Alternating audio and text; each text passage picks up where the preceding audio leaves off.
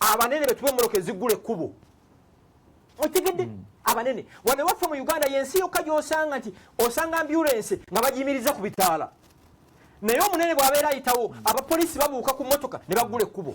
Nali njogerako ne minisita omu mu gavumenti eno nambuuza nti naye gwe mivule oliyogerako ddi ekirungi mu ggwanga lino ne mugamba kindage ekiri wano ku bye mukoze ekitalimu bulumi kindage bwe bazimba essomero biriko obulumi ebizimbe tembera seminti ne bigwa otegera bwe bakola oluguudo nga lupya kabakafuna bwe kati loole bwejja olina kuyimirira ne muga nti gwe bindage bye mukoze bitaliko obulumi otegera so oli kyeyagamba mautumu nti tukole ebintu nga enguudo si zaabo abalina obugombe omanyi obugombe Franco mu ggwanga bakubulire nze nkyogera nga ntya Katonda olumu nali nva awaka ensambya ntuuse ensambya ku Clock Tower ne batuyimiriza okumala eddakiika nga 45 ng'omukulembeze w'eggwanga agenda kuyitawo nga mu mabbali wano waliwo ambulance yakaaba paka ne baswitching off ebireekaani owa traffic n'atugamba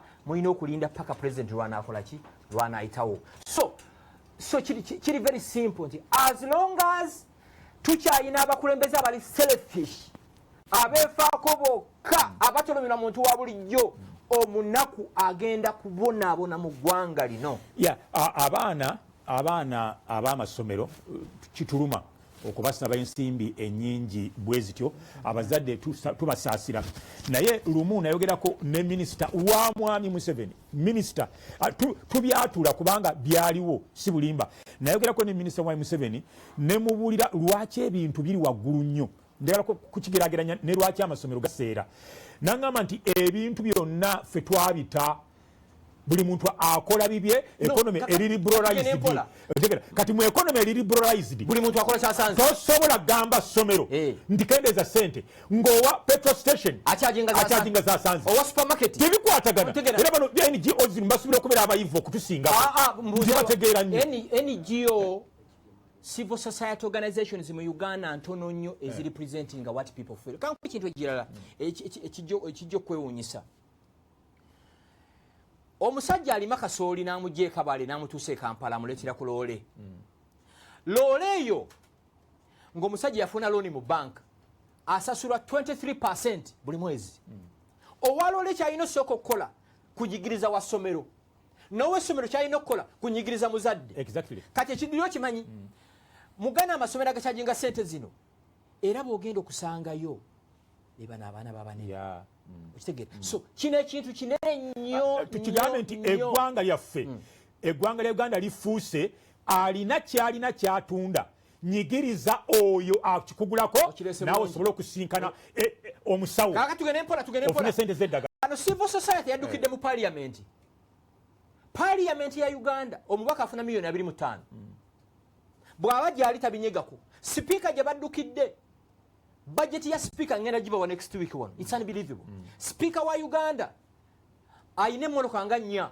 aina Mercedes Benz aina Land Cruiser aina neza police ezigule kubo naye nga the same speaker yawewa $1,010,000 ezogule ki emmotoka ontegedde so bwe kito bwe kiri line gwanga lyafa kigenda tutwalira am quoting Nuwe Amanya Mushega yangambye kigenda tutwalira generations 5 okuzaawo Uganda 86 buli muntu yefaako yekka bamaze ebiseera olinga bamalamu amaanyi kumala kati kugende wa speaker kumala biseera kati kambuzi teri buddukiro anaakola ki wanji anaakola ki amasomero bonna bagenda gayita here some schools bagenda kujja budgetifying naye tubuuze bagenda bayita go gabaani webale nnyo kati tugende mpola nkima kyeneesala ogwekibira wano tulina baminisita abamanyiddwa abalina amasomero kakati n'abaka ba parliament bennyini bazimya amasomero gamanyi obungi otegera nkima kyeneesala ogw'ekibira so gwalaba NBS kiri simple solution eriemu mukola buli mulimo gwonna oguleeta akasente owerera abaana naye nga bonoonya akasente tulina okuteekawo strong pressure groups nakibagamba teri gavumenti ikolera ku saala gavumenti zikolera ku pressure lina kwankwekeza mwabagambye nti nno babasabye $1.5 million oba $500,000 timwazisasudde bayisasudde zigize bazirina mwazisasudde bakitisa kisobola kati kino kifaanagana mikwano gyange abeFDC abagamba defiance ne mugenda ne mulayira mu parliament bw'oba wasasudde school fees ezo totwononera na buseera byo bw'oba wasasudde bandikoze defiance nebagano isasula abana ne batuula ne tugamba nti mu ggwanga lya Uganda muguddemu nnabi abazadde b'ekyanzi bw'oba wasasudde school fees ate n'ekirala gino emitwalo 5 gye mukayanira omusomesa headmaster ajja kugamba simple ffe uniform zaffe bazikolera Germany material oli ku NBS television tuli mu sawa yaffe the eagle empungu basajja mivule bwade n'ensolo nkambwe gange ne Frank Gashumba Frank obutemu obuli mu ggwanga lya Uganda era kyannaku nti buli lunaku mu Uganda okujjako gwandaba nga totula ku TV yo buli lunaku waliwo atemulwa emubende oba emukono oba emitiyana oba mu kibuga oba ebugerere buli lunaku ekyebuzibwa Uganda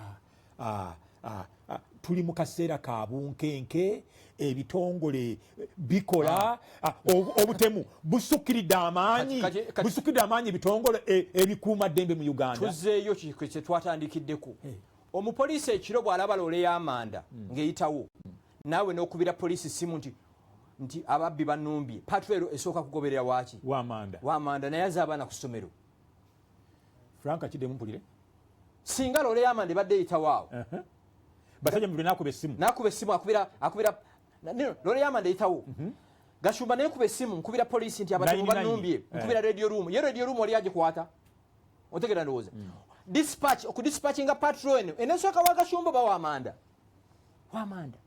kubanga n'omupoliisi naye ayagala okuzaayo omwana kuki eddukiro ow'ensawo y'amanda nga abadde kyato w'amanda anti bajja muwayo ebiri mikwano gyange bonna abapoliisi naye gwe atabeerayo ekiro ku nguudo birabirawa nze ntambula omuntu ansinga okutambula mu ggwanga muno ndowooza Saabagaba nze ntambula kankwogera ekirala okunoonyeza kulaga nti 97% ku badetectives b'e Uganda abanoonyereza ku misango airtime gye bakozesa okunoonyeza ku misango ebeera yaabwe nga sente zijje mu nsawo ine eggwanga tonafuya nnyo bitongole bwotufu ate binafuya ki poliisi terina sente omanyi Kayihura sente zasaba n'asaba ne supplementary buli mwaka poliisi ya Uganda esaba ne supplementary Kayihura eziweebwa Kayihura ziri zimu ku making sure nti General Museveni astayinga mu buyinza that's it walabye abachina bebase babiri ne mulaba nga adduka agendayo kubanga beeru naye abantu battibwa ekirala IGP w'eggwanga lino obubbi bw'emmotoka abantu babbibwako emmotoka every day nyina mukwano gwange bamubyeko emmotoka weekend ewedde naye ava kunga nti munnange mpeerezayo kasente tizaaki abasirikale abali ku musango guno gunoonyeza beetagayo facilitation kamuyambeko ne mukulu afande Kayihura nze neeyama eri eggwanga lino okuyamba poliisi kankole statement nga njja kubayambako okutuukiriza okukakasa bye mbagamba tewaliwo poliisi ya Uganda wonna weeri n'owaaba omusango ne batandika okugunoonyerezaako nga tobawadde ssente tekiriyo era ekyo n'olwaliro butumala programu eno poliisi nennona nja kukola akabadi wali ku poliisi mbagambe nti mwefuule nga abali nange ababeera mu maka gange nteekeyo omusango wali mbagambe nti mugende mukwate balabe abasirikale balabe kikiribwa kiti poliisi ya Uganda efuna over 500 billion a year naye singa bagambe nti beesije oba Lukwago akubye olukuŋŋaana kaleerwe buli patron eziri mu warehouse zivaayo kubanga ki ku making sure nti Lukwago ne Besigye teba accessinga power so ekisooka ku mutwe gwa Kayihura si kukuuma bantu ku making sure nti Saabagaba abeera mu buyinza afande Kayihura na kino kanki mugambe tunoonyereza nnyo era njagala namwe abatulaba buli kigambo kimuwulira ku programu eno tewali kifuluma mu kamwa kaffe nga tetulina bwino waakyo nga tetusoma kusoma empapula z'amawulire tutuuka ku ground bwino ne tumufuna tewaliyo mu nsi yonna eri wansi w'enjuba obubbi obutemu ne bubeera mu kibuga mwaka 5 myaka 10 ng'ebitongole bikuma eddembe tewaliwo abamu kubo abakirimu. Kati kankongere n'ekirala awantu wokka woolabira nti eggwanga liri abantu tebawukuumiddwa genda mu maka g'abaloodi mu Kampala muno. Omuntu aba n'ekikomera nga kikoma mu ggulu ayinako sengenge waggulu ayinako embwa mu compound ayina ne baasikaali ne kamera otegedde kabonero akalaga nti all is not well in this country. Mu Uganda muno nsibawo omukono gwange muno kyangu owa Uber ozimanyi special ziri mu Kampala muno Uber erekoetinga ennyumba yo within 3 minutes than the police. Njagala kube simu kakati okube 99 ojja kutya. Hello, who is this one? Now why are you? Are they armed? Linda ko which guns? Now which part of Kampala? Ekibuuzo ekirala. Ekirala mujazi. No. Line gwanga. Fabali mali line gwanga kijja tutwalira emyaka 10 okuza Uganda. Namasuba najja nankumbi. Njagala bana Uganda abalabe ni BSS awa zino. Mumbulire sababu emu nga si kololo nakaselo mbuya jolagira police netuka wakawo. Buli sababu ezimerusewe ziri disorganized najera muyenga munyonyo buziga zona zize after 1986. Omulego guno kuliko ekizibu. Njagala abatulaba muteeke dino dembe lyammwe muteeke akazito kubakuuma eggwanga lino kubanga balayira afande Kayihura oyo alayira okuweereza eggwanga lino okutukuuma n'ebintu byaffe naye nga tufa bwe tuti ne musirika obusirisi ne tulaba afande Kayihura ng'agenda awali abazungu abattiddwa emirambo egigwe Luweero emirambo egigwe Mubende egigwe Mitiyana egigwe Mukono Embaale tetumulabayo n'agenda kubanga bali beeru. That's very very wrong. Tubasaba tuteeke buno bulamu bwaffe n'ensi yaffe si abali bokka era maliriza na kino ku nsonga eyo afande Kayihura oyo gwe mulaba ku TV ku screen zamwawo tewaliwo ngeri yonna bakifeesi ne babeera mu Kampala wakati nga tekisoboka kubeerawo ng'abamu ku bantu boka afande Kayihura abali mu byokwerinda nga tebali mu bubbi. Wano mu Uganda wosanga omupoliisi omukulu ng'agamba enamboole wagenda kubeerayo emikolo naye mujje nga mumanyi waliyo kifeesi. The moment recognize nti waliwo ekibiina ky'aba thugs nenze ngamba bwente ebintu biri kimulina okukola mu abatulaba mwekolemu kye bayita community policing oba mwekolemu emirimu obeera najjeera obeera ntinda obeera buziga mwekolemu mayumba 10 yedda kati for example mu area yaffe nze osiwaawo nyine enamba y'essimu era ojja kubeera shock tinga eri personal ojja mukubira simu nti allo Kasumba they transferred me to Lila I'm not going to Kampala ompulira nozi otegedde police post yonna yali badde n'ennamba nga tevaawo omutane kuva omutane guli ku bapoliisi guli waggulu. Gavumenti ya Uganda amaanyi geegula ng'egula tiya gas ebintu ebimoloka ebiri amad singa ebimalanga ekirala abapoliisi embeera mwe balimu omanyi omupoliisi ezasasulwa $307.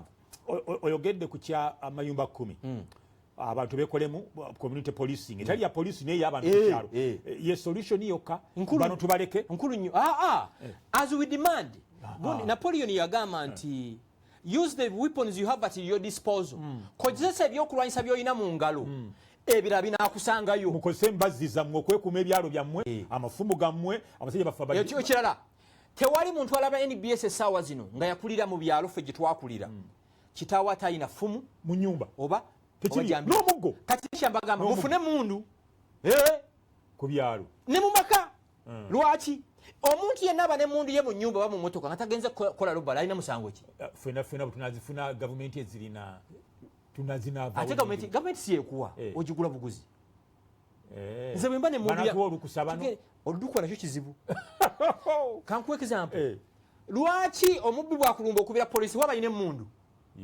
beera n'emundu yo mu nnyumba emundu yo yejjambiya y'omulembe guno yefumu lyaki ly'omulembe guno bwogawulira ate bagamba buliemu abaloodi abalinamu kasente towuliranga omubbi mu kompawundi n'ofa naye muleka bba ebiri muki naye bwowulira nga alinnya amadaala aba ayagala gwe okyo oyogedde ku kyababbi abantu ababbi basumulula emmoloka z'abantu mu Kampala muno ne weewuunya. Gwemizanyo gukyasinze. So kiri very simple nti abapoliisi abalina ku investigatinga cases ezino are they motivated? Zero. Okay, kakati abatulaba ekyo tukibalekedde obuvunaanyizibwa si bwa abasajja Mivule ne Gashumba okubataasa mu buli kimu. Tusobola okwogerako bye tusobodde okwogera naye kibakakatako nammwe okulwanirira obulamu bwammwe ebintu byammwe n'ensi yammwe mubeeko kye mukola. Yabagambye Gashumba nti abakulembeze mu nsi zonna tebakolera ku ssaala zokka bakolera ku pressure. Mubateekeko akazito nga tufa ng'embuzi ng'enkoko tuteekwa okubateekako akazito nti tetutuuka kufa bwe tutyo. Otegera babeereko kye bakola. Tugenda ku mulamu katono program da Eagle basajja Mivule ne Frank Gashumba twogera ku nsonga ezibaddewo mu wiiki. Tukomawo omulamwa gwa leero tugenda kwogera ku mbeera eri mu makanisa. Kituufu ya kugaba mikisa oba bunyuunyuunsi gwe mulamwa. Tukomawo.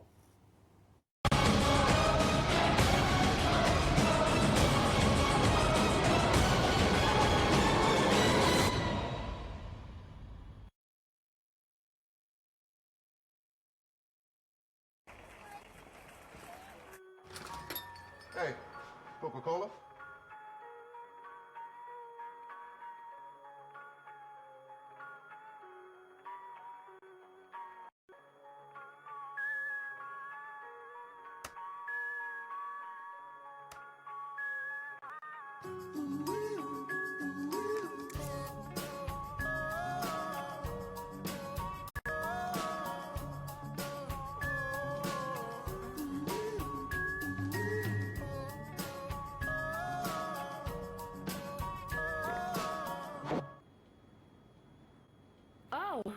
You're in luck. It's happy hour. So, you want a free Coca-Cola, but you have to drink it here.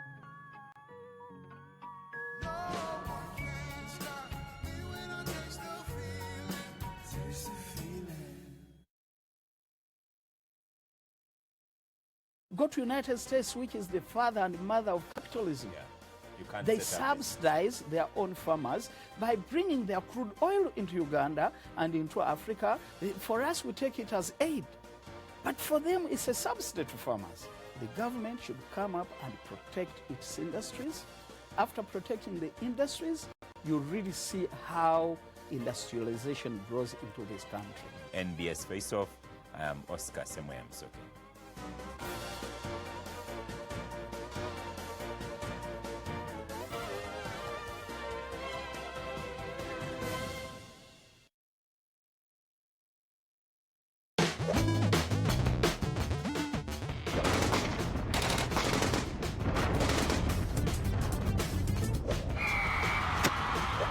Unlimited games on your phone anytime, anywhere for as low as 270 shillings a day. Visit games.mtn.co.ug and get your game on.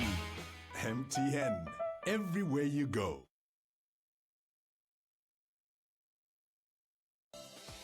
Wesunga amawulire ag'amazima, amawulire agatali mu kyekubiira, amawulire amasengejje. Nze Joyce Baagala, nze MBS Always.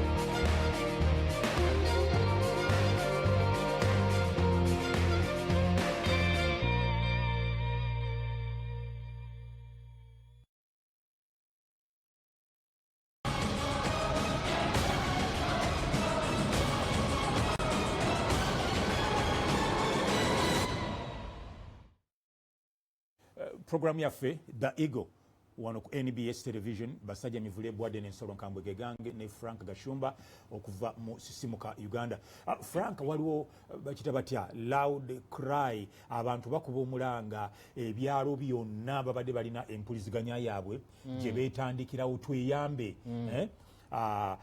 nkoba za mbogo zejja zokka mu bunya. Frank waliwo omusomo gwe nategeka ogw'ebyenkulaakulana okugaggawala okuyita mu bintu ebyangu by'okukolera awaka ne ngenda ku ADM wano mu Buganda ne bansaba emitwalo 15 akalango omulundi gwe guti kati abantu bayitandikirawo enkola zaabwe omutaka gundi yafudde abange mujje tulime omwala gwaffe gwazibikidde banange enkyakula okutano tugenda gogola oluzi communication enyangu byawereddwa.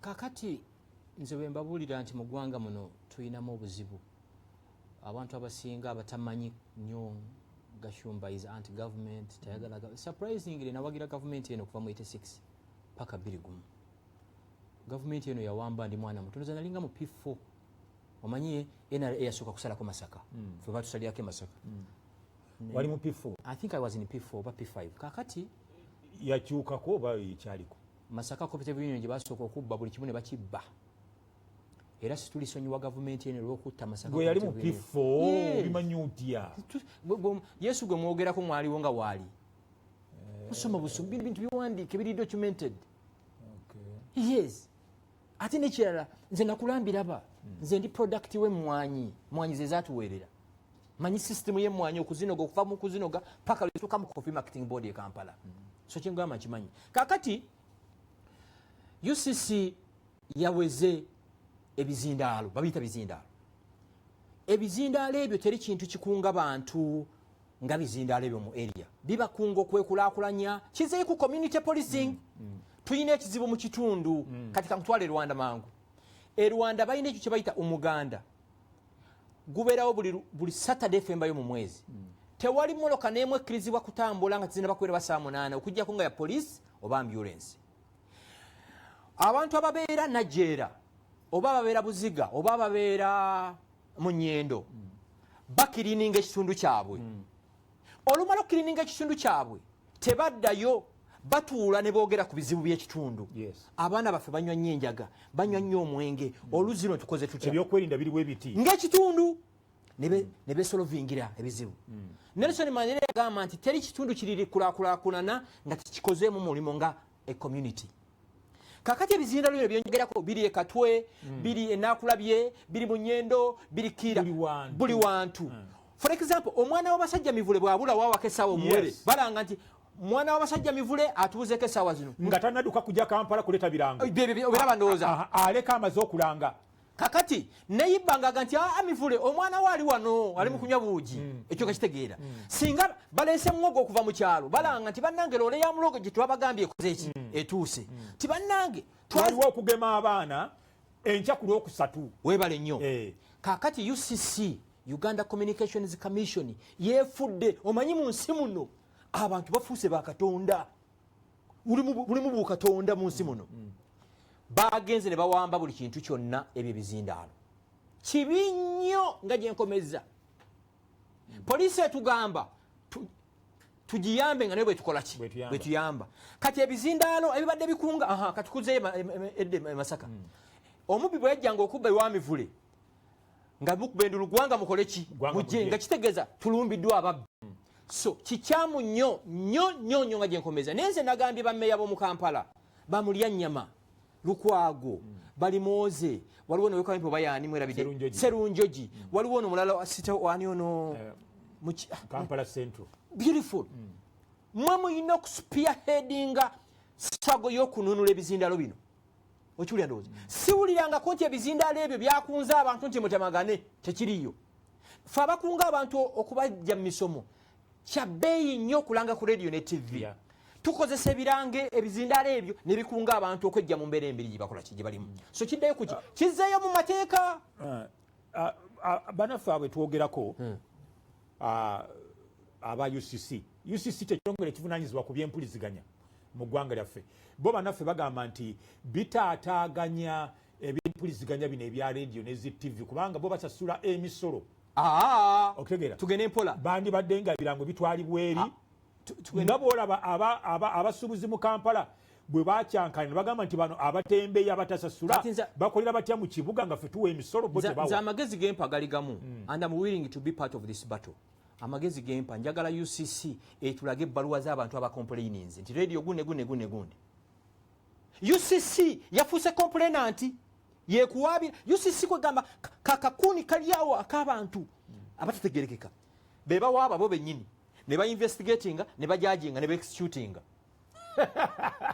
kakati njagala meya Lukwago mulya nyama muganda wange bali mozo ne wenakawa mwenna mwekulemu omulimu mu petitioning kooti ye pronouncing okitegeera nga tuva ku nsonga eyo Franka olunaku lumu wagenda n'osungula n'obanga ennumba nti bakuwera okwogera ku TV naye njagala obuulirira abatuwuliriza babimbuuza olwokuba ndi mukwano gwo balusubira mbimanyi naye bakuwera ku TV kati ng'ate oli wano oyogera eri eggwanga kabadi ki ke wali ozannya ekisooka UCC ddala yakuwera waliwo omwana omu yagenda ku crusade zino z'aba ababulizi b'enjiri n'alokoka bwe yalokoka pasita n'amugamba pronouncing Yesu emirundi 10 yatula erinnya lya Yesu omwana n'amugamba nga sinaba kupronouncing Yesu nyina okusooka ne pronouncing Satani ankuumye paka tudde wangi singa si Satani oli gw'ogamba tewali ndabi so nga sinaba ku hypinga Yesu nyina okwebaza noona antusizzawo wano yali Satani kakati nakolanga program ku NTV ku saawa emu NTV akawungezi nga bampita okuanalyzing etubadde mu ggwanga. It was a brilliant show. NTV kati bwe nsiima NBS essaawa zino ennyo ne neerabira NTV Franka Walusimbi tuwaye kato NTV akawungezi kati nakolako show zalinganga nnya Mutabazi ne musayego bayita otunu ne bawandikira NTV ne babagamba nti no tufunye complaints nyingi nti Gashumba ali abusive ngani ya complaininga anti nzija ne baga tebaddamu okunhostinga ku TV NTV nti be bali kikola bajja kola license ani akugamba ebyo ebbaluwa njinako copy ya UCC nga wanike NTV kweni TV yoko kuliko abatitizi basaba titizi ne batya kuliko n'abasajja abagumu ennyo kakati ne bambaninga ne batya ne bagamba munnange tujja kuzza wano lwakuba batutiisizza nze nange ne ngenda mu balooya bange ne bagamba ekyo nti kisoboka ne bawandikira UCC nti mutulage programu zonna Gashumba mwe yavumira abantu mutulage complainant UCC tebina yatuzemu ebola negamba mbwa ffe tugobangako Gashumba ku TV twali twadvisinga UCC kanjiwolereze UCC egamba bweti mukujjukiza omukutu gw'empuliziganya okugondera amateeka n'ebiragiro tuba tubajjukiza kutuukiriza lubimbi lwabwe tetulinnyirira ddembe lya Gashumba tetumugaana kwennyonnyolako wadde okwogera kubanga eyo fundamental right ze kati mu bbaluwa gwe gy'otayina era tugenda mu kooti njagala kooti pronouncing bino tolosirwa Gashumba na UCC no nze ne bwefe I can die anytime njagala kibeera on record nti tewali kibiina kyonna kiina maanyi ago kugaana muntu kujja ku TV. Kaliisa wawano NBS bwe yampita ne mugamba gwe Kaliisa saagala kuleetera bizibu nze bango badda ku NTV nangamba Gashumba tewa UCC tayina buyinza kugoba kuki buli lwoyogera ekintu obanga kivvula abantu bajja kunonanga gwe oba waliwo no option yekukoshoninga noku apologizinga so kakati to me it's a victory kati kizza ku balamuzi gye tugenda kakati twagala balamuzi be pronouncing ate obanga ofunye obuwanguzi olunayo ati buno sibu kino kiri beyond this nze radio manyezi mpita nenga sijja kujja lwaki Gashumba jangu tubeere nawe n'ekyo tokyogera kunaga sijja nze tewali asensalinga kyenjogera ndi musajja mukulu manye ekigambo ekivoola ekisooka siri personal so kiri bwe kiti tukyatuuka ne UCC kakati bano bammeya b'e Kampala ne bannalina bizindalo balina kujoyininga ffe TV ero gyaba NBS a wonderful TV sisobola kujja wano nganzize kwonoona reputation yaki NBS nina family otegera ndowooza buli lwenvoola abantu ku TV maama wange yankuza kimukola bubi nekitange ne Eklezia mwenva n'abantu abambirivinga muso tewali muntu yenna ayina buyinza ate kyenjagala ku makooti ago galaba tewali muntu ayina buyinza nga mulamuzi Kayihura yakwata Besigye n'amutwala mu Moloto omulamuzi yasinzira nakawa nawandika paragraphs 2 you are hereby ordered to produce bamuteka muri computer otegera ndoza endeka gibakwata mu mbere okumujje kasese omulamuzi yamugambye kukizo ko yimirirwa so kitwagala kati mu abalamuzi baganda banga banda besawa zino namwe oli mu kusengejjebwa bamunakkiriza judiciary yamwe okubeera used buli muntu akaseera kagenda kutuuka nga tekyali muntu awamulamuzi kitiibwa oli ku NBS television munaffe tuli musawa yaffe eya The Eagle tutunulira ensi yaffe obulamu bwaffe ebitukwata ku programu eno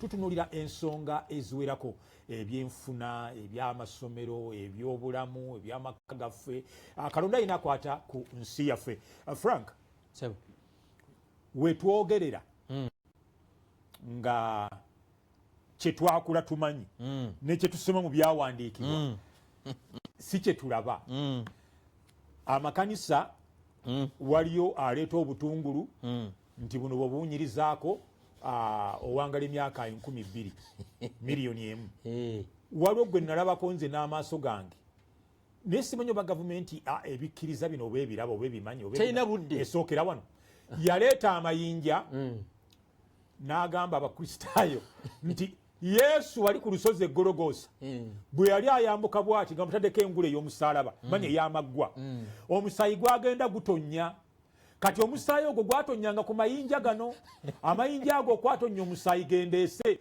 buli aligula n'aliyingiza mu nnyumba ye tewali mizimu tewali bwavu bigenda kuddamu kulumba miliyoni 1 abo ne basimba gagira ku nnyonyi ki onokiddamu budde bu kakati omulala n'avaayo n'agamba nti kakati waliwo wano ebyokulya ndese ebyokulya musimbe layini emitwalo 5 emitwalo toosi y'omugaati omulamba nogugula siringi 13 oba 5 naye toosi ya mitwalo 5 emigaati ne basimba layini kakati twabale tuli awo ne tuwulira ate omulala ng'omulala agamba nti nze naleese ebimuli wali yaleese ebumuli akawuwa akava mu kamuli kali kasita okawunyirizaako bwoti kansa ng'agenda sirimu ng'awona emitwalo 5 twagenze okulaba omulala omulala ng'agamba nti aleese omuceere owulira kakati omuceere nagwo gukola ebyamagero so kakati enjiri ntuufu eno Katonda yayogera n'abantu bano oba bubadi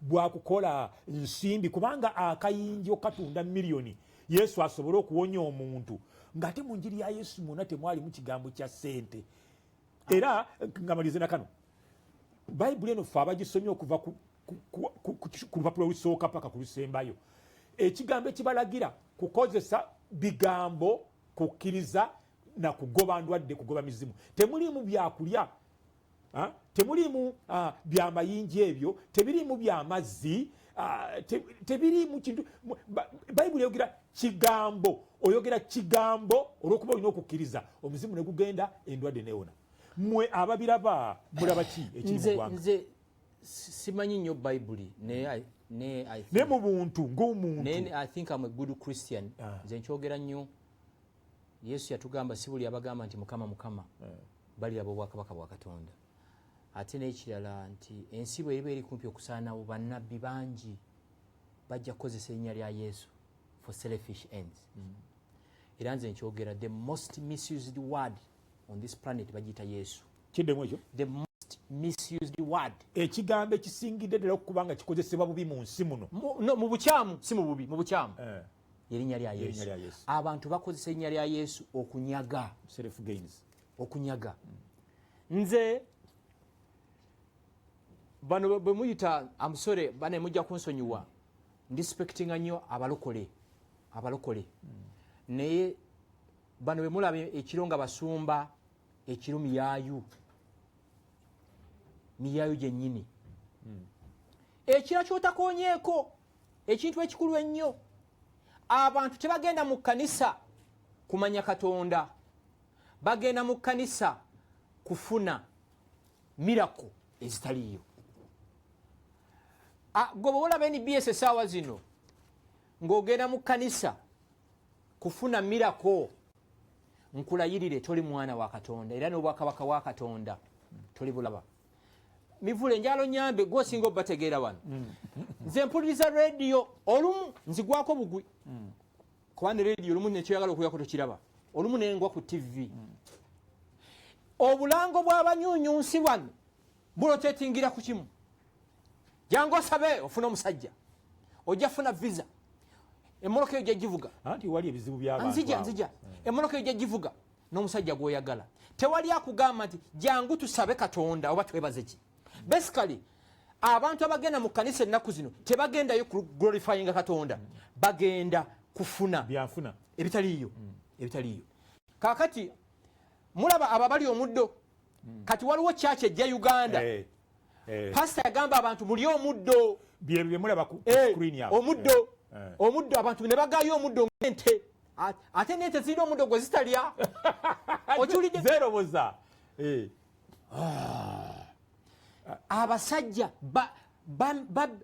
oyo mulaba ye bw'aba asaba tayimirira ku ttaka ayimirira ku abo bantu kwayimirira mbu abalinnya emizimu demoni nezivamu waliwo omuwala munakenya mukwano gwange mulaba munakenya ngambe ekigambo naye Mr. Gashuba mwogera nnyo ku sitaani lwaki olumu situwa ne sitaani opportunity nenatuwa the other side of the story mulaba omujegoyo kati oyo naye pastor alinya ku bantu okusaba alinya ku ttaka bano mu Uganda muno ku 100 mulimu wa pastor nga 5% abasanga Jesus Christ 95 tubuzika example watoto chache ejiwa chache eri genuine nyonze era n'engamba ngenze kusabira mu chache y'abalokole ngenda mu watoto chache tojiwulira mu omuntu yagudde ebigwo bapasita bamwe bagamba mbu no bawonya abalema owulira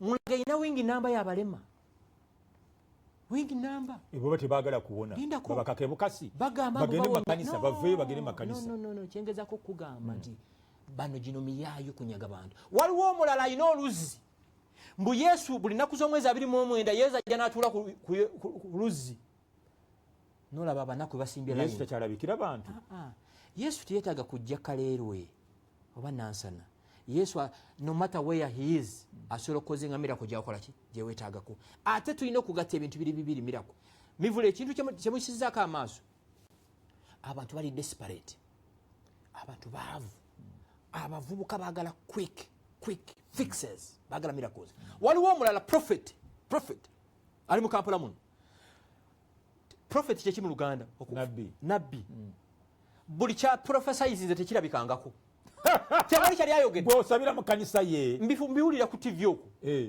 yagamba mbu no Uganda ejja kuwangulwa wa Africa Cup of Nations yagamba mbu Trump lwanaabalayira mbu muyaga ajja kujja mu America naye nkulayirira omuntu abeera wano ekkololo wabbira abantu otekera ndowooza kiri bwe kiti gwalaba NBS essaawa zino relationship yo ebeere na Katonda wo omanyi otya chachi zonna eziri mu Uganda nga tomanyi neighbor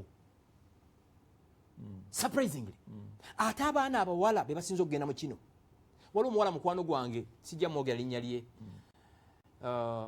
namugamba naye ng'ogenda nnyo mu chachi ezo nagamba Frank omanyi sinnabafuna mulimu ne mugamba omaze ebbanga ki nga tolina mulimu nti sinaana graduate nga nemugamba ufaaki take your time nagamba ekirala famire yange nemeddeko nti nyina ofuna omusajja noonya musajja nemugamba what n'abazadde bafoosiza abaana mu ebyo ebyekigwago ebyo tebiriyo ekimu ku n'entalo ezisinga obungi kakati mu makanisa gaffe mu Uganda gava ku lutalo oba ku kigendererwa ekiruubirirwa kiri kimu kya ssente awali ssente wabeerawo okulwana kyova olaba nti entalo nyingi mu makanisa oba wakati mu basumba baffe naye kanyambe ku bantu abakiraba dembe lyo ogoberera ebyo kubanga bonna ababulira enjiri ababba abantu bakola kitabo kino Bible bakozesa Bible kati siri mu kyamu twagirese bigandi Franka katugitwali kibabulire Franka namba emu kankigamba abantu namba emu tewaliwo mu ngeri yonna musumba lwafuuka masiikiini ne babanga bamuwa buwi ebyawandikibwa tebyogera bwe bityo omusumba ateekeddwa okuba nga buli kyafuna akigabira abantu abakebezi abayimbi abasabi abasiimuula mu kyaki dembe lyokubiwuliriza bino n'osalawo okubanga atalina bwongo ojja kukisanga mu bikolwa by'abatume setugenda kusomayo ebikolwa by'abatume ssuula 2 kati be balina ebyo bye musomba okuba nti babigabanya kyenkanyi basajja kintu kino kikulu nnyo njala nnyo abatuulize ekimu eky'ekkumi kino nze sikiwa nakigaana era nze olunaku lw'oluvannyuma katonda bw'alimbuuza lwaki saakiwani nja mugamba saalaba muntu mutuufu lwakukiwa lwaki sikiwa ate katonda ankoledde ebyewunyisa bingi ekimu eky'ekkumi abantu bano onsazeeko kamalo baluŋŋamya bave mu bulimba abasumba ebikolwa by'abatume essuula 2 olunyiri lwa 3 okutuuka ku lwa 3 abasumba be balina okugaba era awo Pawulo agamba bw'ati nti nakolanga n'emirimu gyange ne sikaluubiriza muntu yenna ne nsobola okwebeezaawo n'abo be naweerezanga nabo be balina okubanga be batugabira nti era omuweereza ateekeddwa okukola n'amaanyi ayambe abanaku abatalina maanyi kati ani ayamba munne musumba kati mu Uganda ani ayamba munne kati kiriko wano kyafa kati wano abantu mwe muyamba abasumba ne Pawulo agamba nti muteekwa okuyamba abatalina maanyi mu kanisa be bakadde be balema be banfuuzi be bannamwandu kati wano ate mwe mukuŋŋanya bukuŋŋaanya ne muwa pasita n'agula ettaka ku mazzi n'azimba kalina okugera n'agula emmotoka ya miliyoni 3 mwe muli mu sapato emu ya bbulu emu ya red agidde ku booda okugera ekyo kikyamu ekyokubiri nakyo kankibawe kati gwe ddembe lyo okusalawo oba ogoberera abo nga ddala bagoberera Katonda ekyokubiri ojja kisanga mu Matayo essuula 10 olunyiri lwa 7 n'olw'omunaana Bible categorically says it clear nti bwe mugendanga okubuulira gye mugenda okubuulira mugobe emizimu muwonye endwadde musumulule abasibiddwa musabire abagenge bawone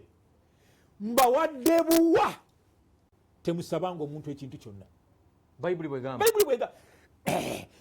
nkugambye twabula tugireeta wano Matayo essuula 10 olunyiri lwa 7 aga nti bwe mugendanga when you set off to go and preach the gospel heal the sick cast out demons cleanse the lepers never ask for any gold or silver because freely you were given freely give kakati katugende mpola njagala ondageyo omusumba omanyi erinnya Yesaya dikozesa linnuma ekigambo ekyo kyamaanyi nnyo buli lwalanga ku TV ekisookako namba ya mobile money kyekisooka ku ani bajja kugamba nti balina okuzimba ekkanisa lindako ekyokuzimba ekkanisa ekyo sikirako mutawaana gwe waŋŋamba wennyini nti ekimu eky'ekkumi kino kiri very clear nti abantu banawanga ekimu eky'ekkumi kijja kwanjulwa eri mu kkanisa nti twafunye miliyoni 2 nga 3 Desemba ozanjulira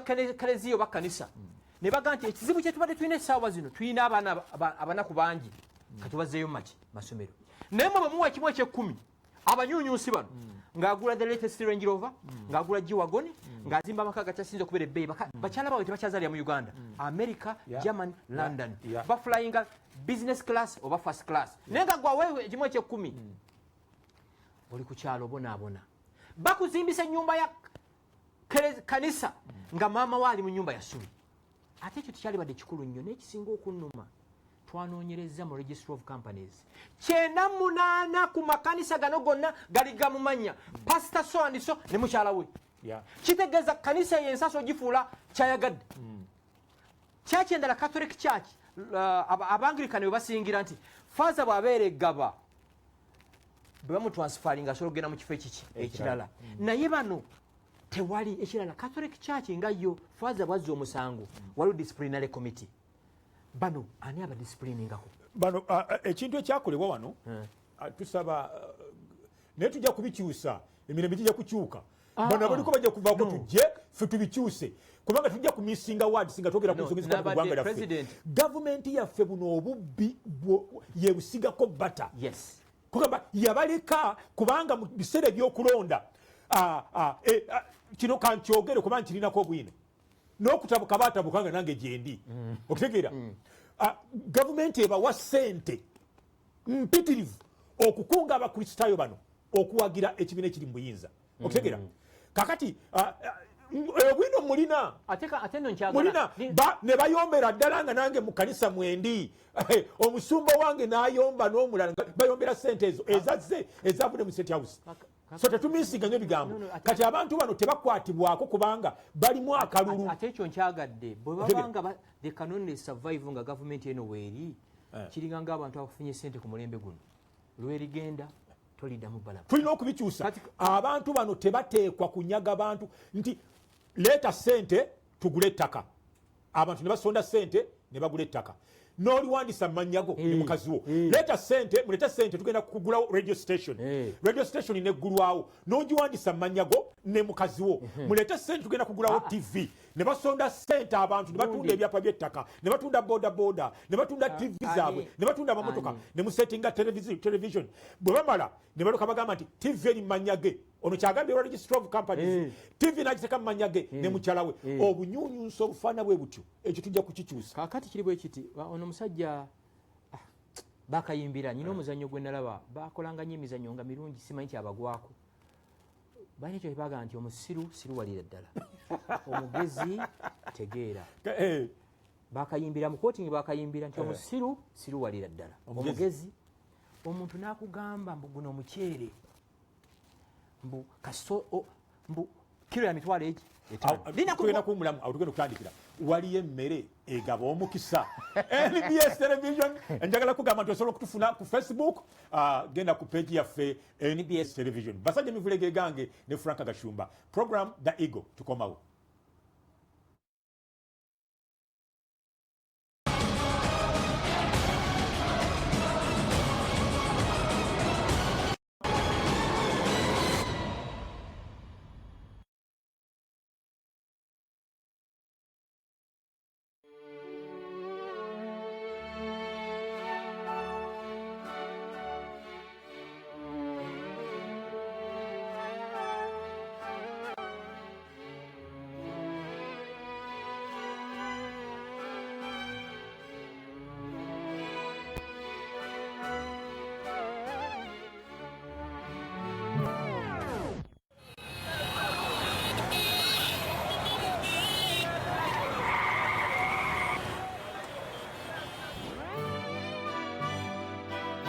Let a good day go on with the new Milkman yogurt. All natural yogurt made to perfection for the whole family. Milkman, it's a good day.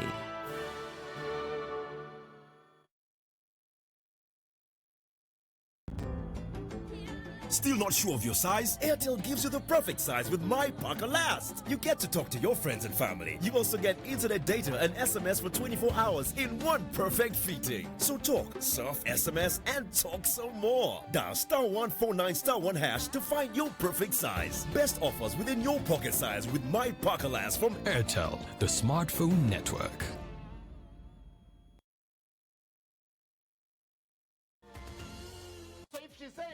The order is stupid.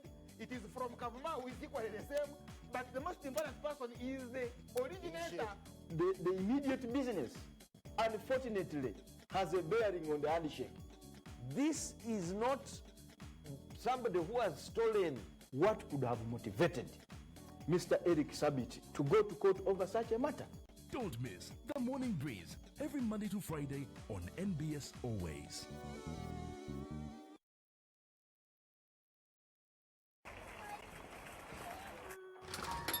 Hey, Coca-Cola?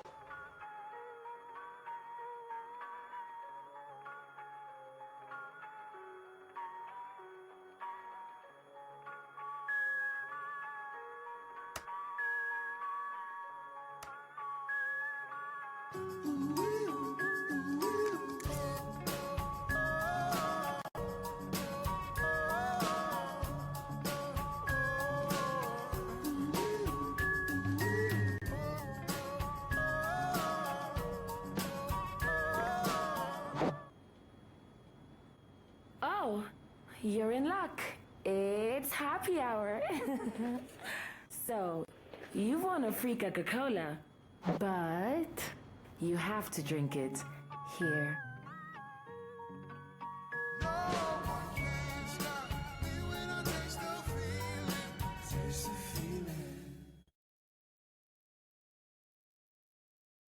Hello, this is Uncle Tony. GoTV introduces easy payment guide for you. Simply put your decoder in the power, choose your package, pay the right amount of money from the menu. To pay, dial *165# for MTN and *185# for all other networks. For any inquiries, WhatsApp on 0776 245 001. GoTV. Live it. Love it. weesunga amawulire ag'amazima amawulire agatali mu kyekubiira amawulire amasengejje nze Joyce Baagala nze NBS Always.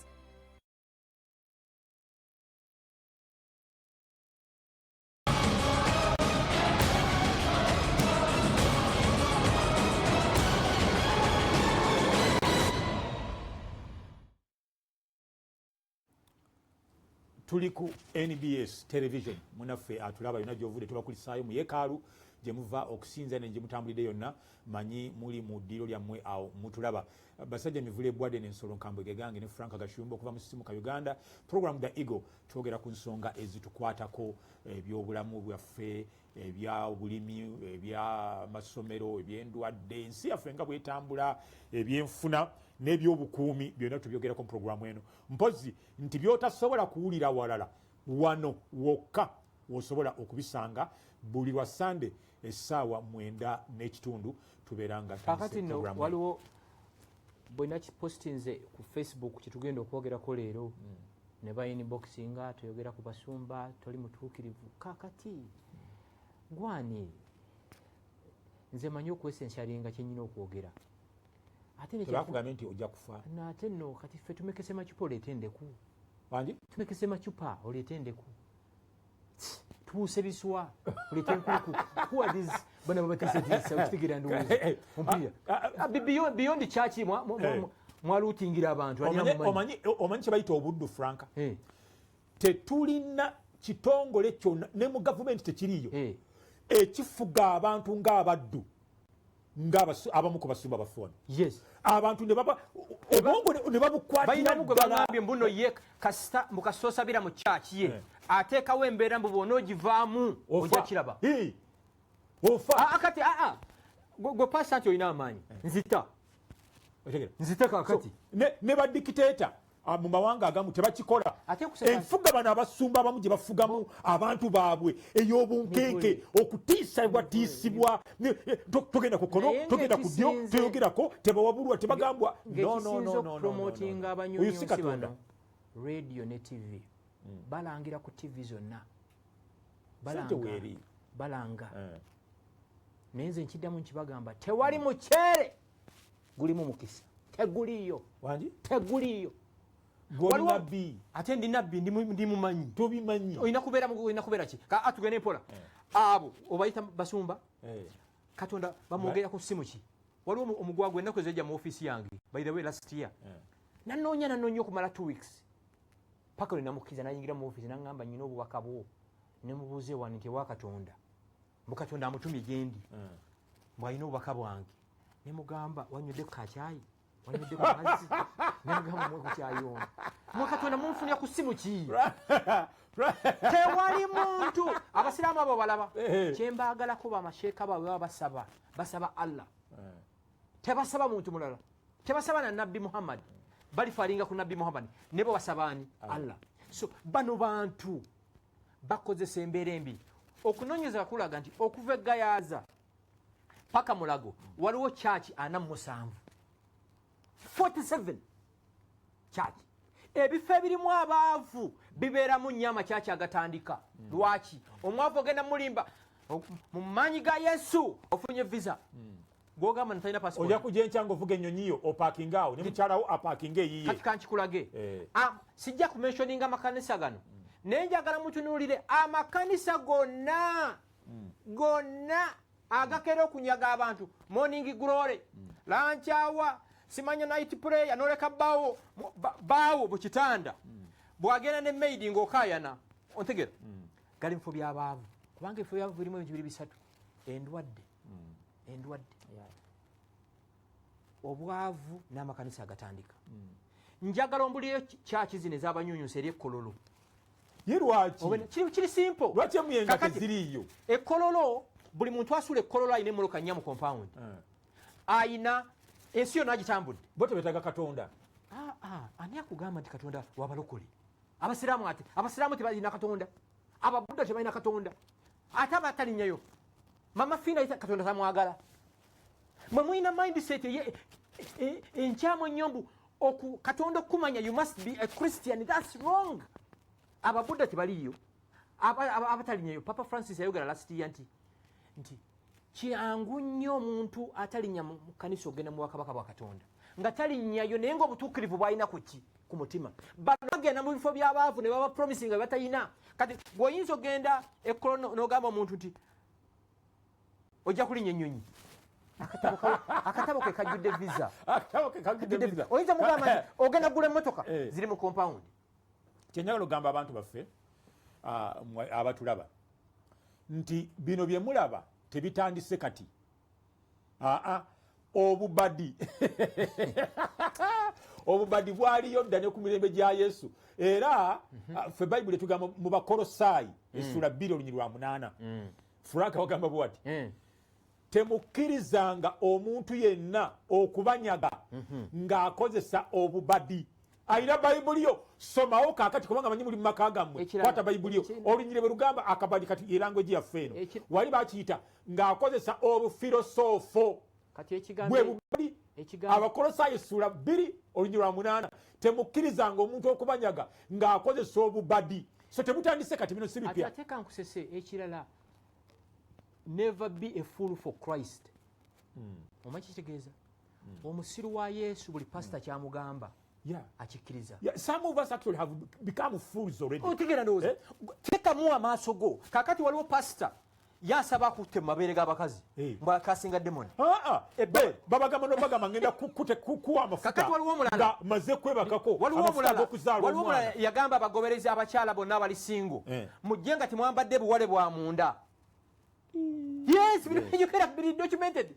Abakyala bambi ne bajja nga tebambadde buwale bwa munda.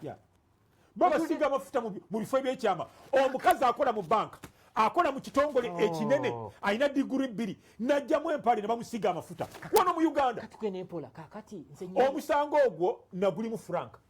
Mu kooti wano Kampala ku Buganda Road. Nagulimu. Omusumba ne tumutwala mu kooti nga omukazi gwe yasiza amafuta akola mu banka n'amugjamu empale n'amusiga amafuta mu mbugo.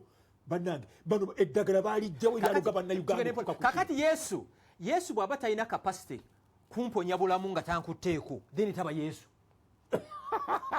Kubanga Yesu ayinanga remote mwogitunuza mwekola ki?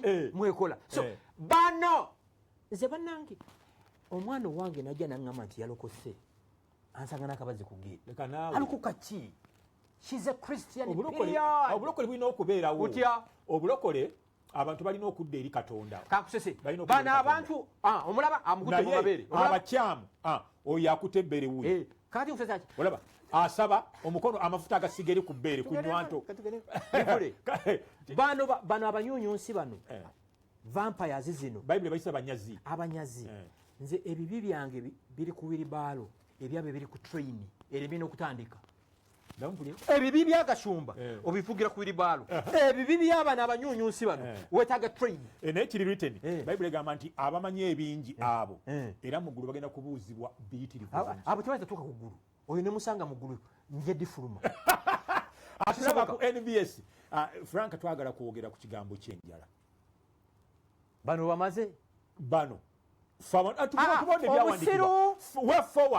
abantu mwesomere ebyawandikibwa muleme kunyagibwa na bubadi mwesomere bayibuli mugitegeere yewe forward Senkubuge ne gundi muganda wange ono yani mwagala nnyo Kibuka Andrew Bell Kibuka bagandi omugezi gezi walira ddala omusiru siru walira ddala kiri very simple teri muntu akola miracle wansi w'enjuba Katonda yakola miracle tusobola okusabira abantu tufuna miracle nze ngamba nnyo abaana bavubuka wake up every morning sabe sala 5 minutes gendo pakasi era nange kusabira byamagero nange nakusabira Kaliisa nakuteka ku TV bali bakugobye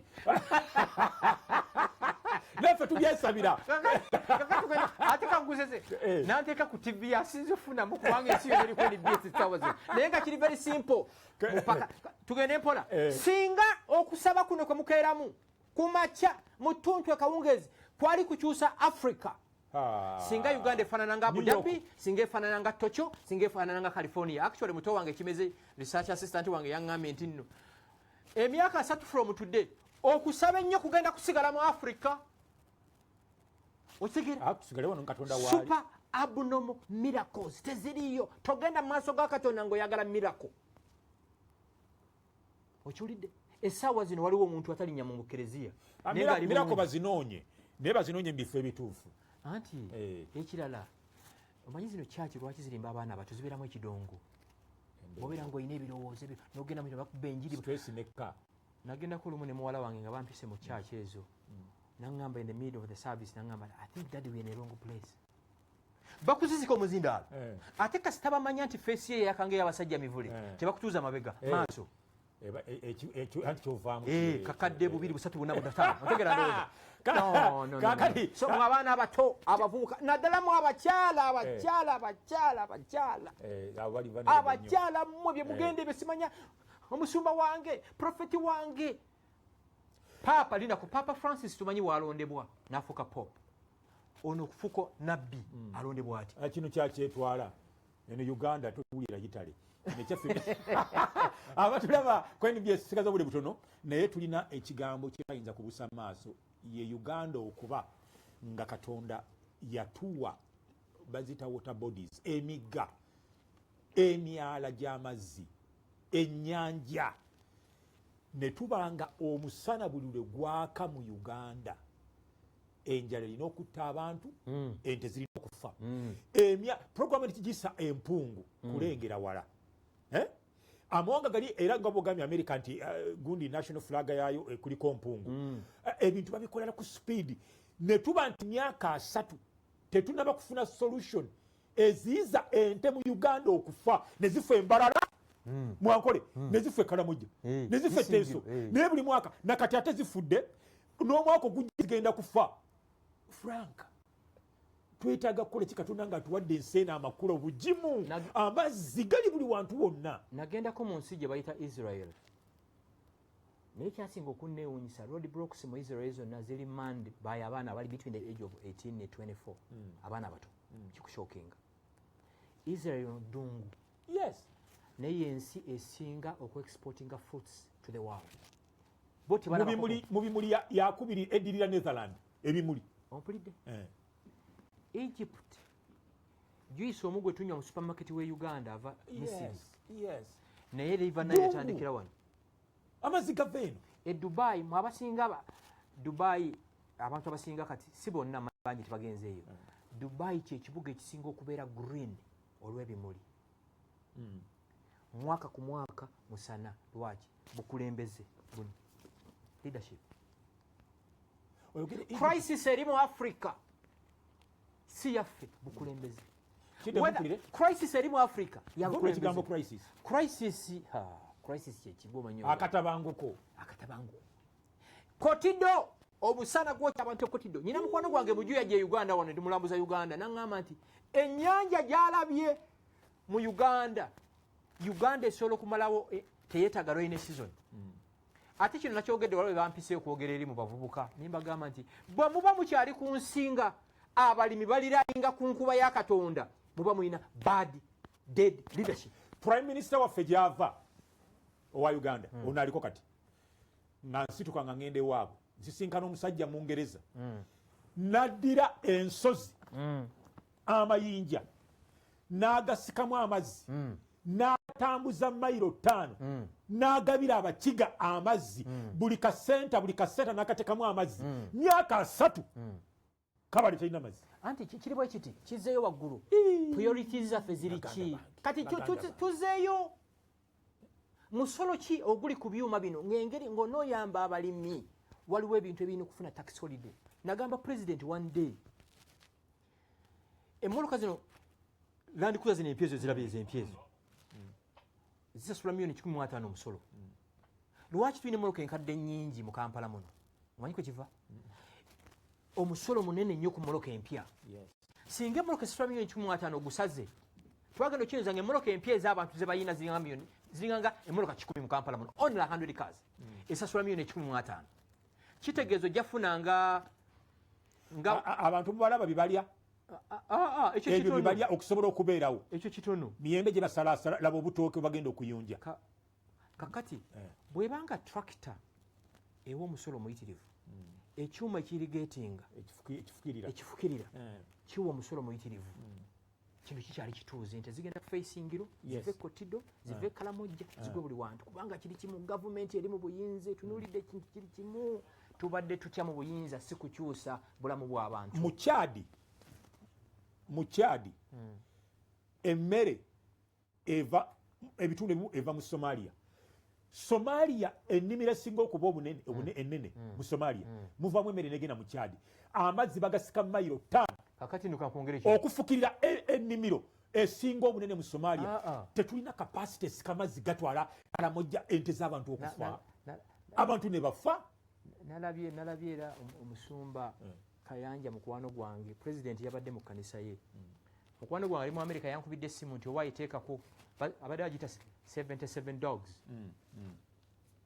n'agamba sebo president lwaki okoma ku kisanja kimu genda ku kyokutaano genda ku kyomukaaga genda ku kyomusanvu yegwe wekka asobole eggwanga lino nganayogera Kayanja yegwe wekka Katonda gwe yawa vision enunula eggwanga ng'agamba president Yoweri Kaguta Museveni Saabalwanyi naye nga ono gwagamba abantu bafa enjala mu buli kitundu nenzijukira Kikwete president wa Tanzania yabaddeko bwe yavaako yakola statement n'agamba nti emyaka 10 gimala kikyoba tasobodde mu myaka 10 toyinza kikola Kikwete ulira ndinako nzija president Yoweri Museveni we yawambira obuyinza wano Tanzania ya president gwe bayita Ali Hassan Mwinyi n'agenda ne wajja Mukapa n'agenda ne wajja Kikwete n'agenda kati waliyo Magufuli si bwe kiri naye ajja genda ekibuzo kiri nti gwalaba anagamba nti Magufuli n'agenda ng'onakyaliwo kati ekyo tujja kyogera olulala gwalaba NBS essaawa zino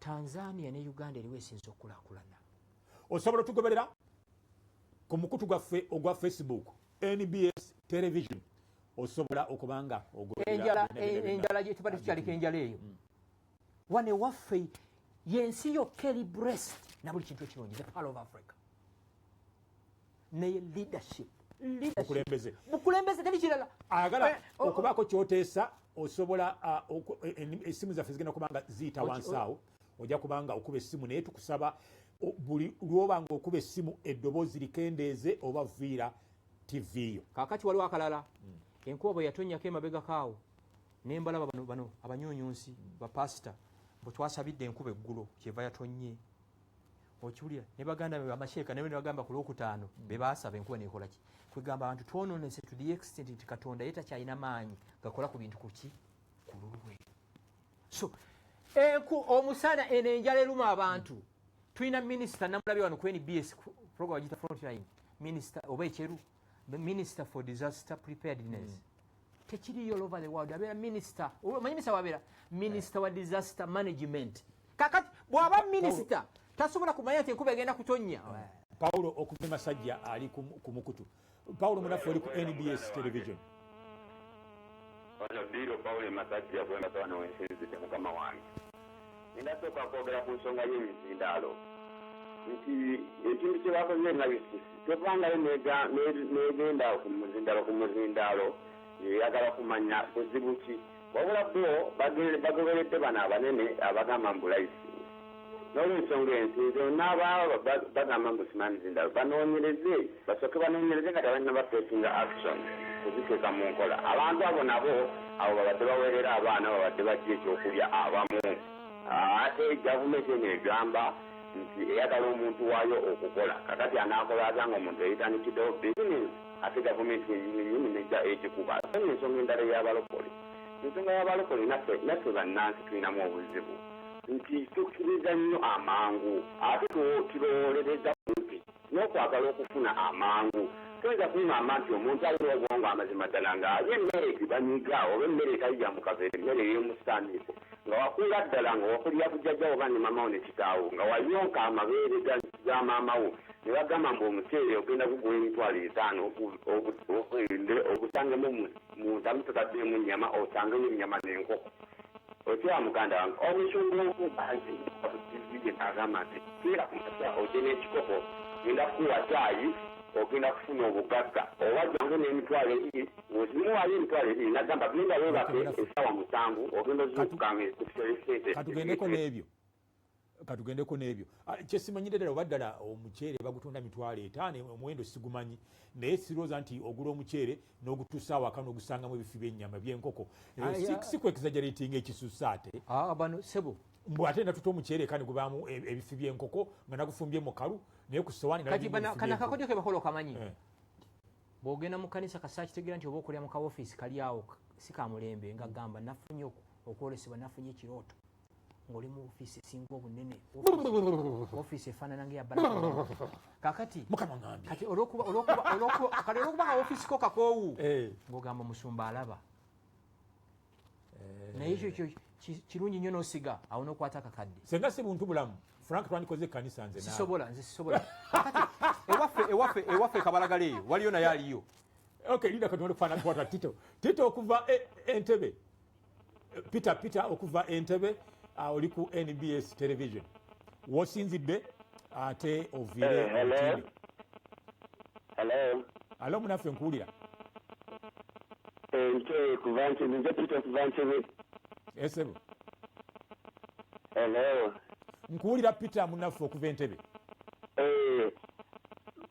tubeeraza nyo omulamu ogwo esebo naye nze kyenjagala okugamba ensonga nyingi zemwogeddeko ekintu kimu kyemwerabidde kitugaanye waliwo ebintu ebikolebwa ebimu nga byabufere ebirala nga naye si byonna nti byabufere ekibi kyekitaagala naddala omwami gasumba kyayinga n'agamba abasolokole bonna oba ekkanisa zonna si buli kanisa nti yabafere tutunuulire baani abafere baani abatwaliwe bafere kusinziira ku mulamwa kya tutunuulire ensonga gyemwogeddeko ne mugamba nti abantu bano bannakyewa bannakyemalira naye katuwa ekyokulabirako omuntu abanga CEO wa kampuni ye kitegeeza naye agenda kulitayalinga agirike oba ani omulala agenda okutwala vision eyo ekirala tutunuulidde ekkanisa n'ebyo munaffe peter okuva entebe peter kamuddemu kakati peter alabika abadde alaba tv ndala ne bamugamba mivule ne gashumba n'akuba naye nagambye nti mu uganda muno kyaki ziringanga 5 eziriregiti okiwulira naye baga nti omuntu waba buli lwosoma akatabo nga tokategedde tekaba kako kaba meant for another person naye waliwo kola yasoose yakonye nti abaana bye bayonka nakyo kikulu abaana okunoonyezebwa all over the world kulaga nti abaana 86 ku 100 ababadde breast fed ne bamaama baabwe bateninga okubeera ne aichu eri waggulu okutegeera naye kakati bamaama baffe bennaku tebakyala kuyonsa bayonsa basajja bayonsa basajja wangi basajja bayonka katonda wange abasajja bennaku zino bayonsa abakazi ne bayitawo ekitegeeraniza mu kifo bamaama babaana okuyonsa abaana babajjadda ku mabeere kati bamaama b'omulembe guno baweta the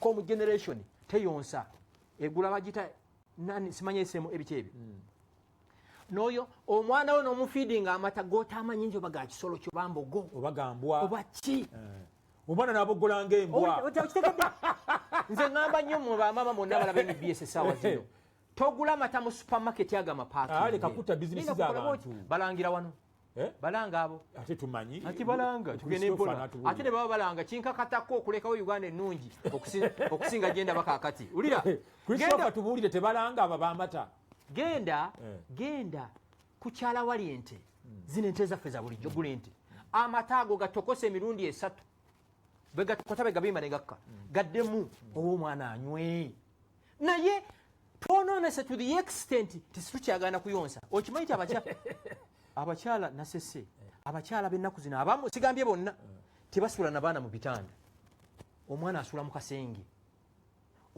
akasenge k'omukozi mwasula omwana nabeera ne bondi n'omukozi okusinga ki omanyi kyafa mbu omwana ajja mu convenience ng'ekiro nga yali okuyonka kyovola tuzadde ebyana ebiringa ng'enkoko tusigaze eddakiika ntono nnyo ziringa 2 Frank mu byonna bye twogedde munnayuganda atulaba entanda gy'omusibirira entanda esooka eno program the Eagle every Sunday ku saa 9:30 eriwo okukyusa mbeera z'abantu ng'oba olaba NBS essaawa zino togwamu maanyi kola buli kintu kyonna every day as long as kikuwa akasente abantu betusinga okwegomba omusajja gwe bayita Albaba omusajja omukyayina oyo story ye njagala nnyo yasabako omulimu okubeera omusomesa n'akola applications 21 ne bamugoba n'agendako mu KFC ne bamumma omulimu n'atwalingako okugenda mu Harvard University ne bamumma omulimu okiwulidde kati ye mugagga namba 22 mu nsi yonna ye mugagga singa sente China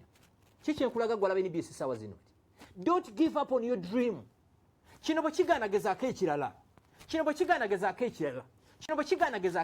ekirala mukwane emikwano egyongera value to your lives mubeere mu WhatsApp groups ezibagasa nze nyina WhatsApp groups ennunga 7 omanyi WhatsApp group lwomanyi abantu bolimu waliwo gye ndimu emala n'ennaku 2 nga teri apositiza yoyo omusajja oyo Albaba oyo gulaba bamugoba mu buli kampani gyasabamu omulimu ne bagumumma bwe yayita banne bakole idea alina kampani bagiyita Albaba etunda bintu online yayita abantu 24 23 be bamugamba nti gwate mu bulaluubu oli ku kirala so nga kitegeeza idea gy'olina today banno bayinza obutagiraba negwe gikole ki giremereku ekirala ekikulu ennyo munoonye emikwano egibagasa WhatsApp group zino eziwera 20 zikugasa ki every second there is a message buli message bwejja data abeera akola ki abeera agenda obeera otya mu WhatsApp group 30 nga tolina mulimu kitegeeza ti asa tuleka kugasa WhatsApp it's about networking ekirala mugende mu bifo bw'oba tolina mulimu nkyogera nnyo soma amawulire omanye amawulire ge Uganda gano galanga emirimu ekyabo bw'oba tolina sente zigagula gapangise siringi 2 akadde katuweddeko naye kakulu akantu kano gapangise to giving up kusaba mulimu one day bajja kuwa omulimu tuli basanyufu nti mubadde wonna mubadde nga mulaba NBS television program yaffe the Eagle njagala kubagamba nti kino mukisalizeemu ddala kenjagala okusembyayo nako musazeemu ekigambo ekigamba nti gavumenti etuyambe twakikyusizza tukiyita gavumenti etukwatireko ekukwatirako ng'olina kyokola etuyambe tejja kukuyamba okutusaba olisinkana bajjajjaabe magombe gye babaziika programu eno yabali mu gavumenti obayita otya bwe bakuyambe ebeerawo ate nabo ffe tubayamba sente zibejjala byamu ffe tuzibawa ate bakuyambe batya programu eno ebaawo buli basande essaawa 9:30 wano ku NBS television kokka osobola okutugoberera ku mukutu gwaffe gwa Facebook NBS television era nga programu yaffe eddako yeya face off ne munaffe Oscar Semweya Musoki twebaza nnyo mwebale nnyo mwenna support team ya NBS mwebale mwenna abadde abali ku NBS buli lwa Sunday kikakatako okulaba NBS mwebale nnyo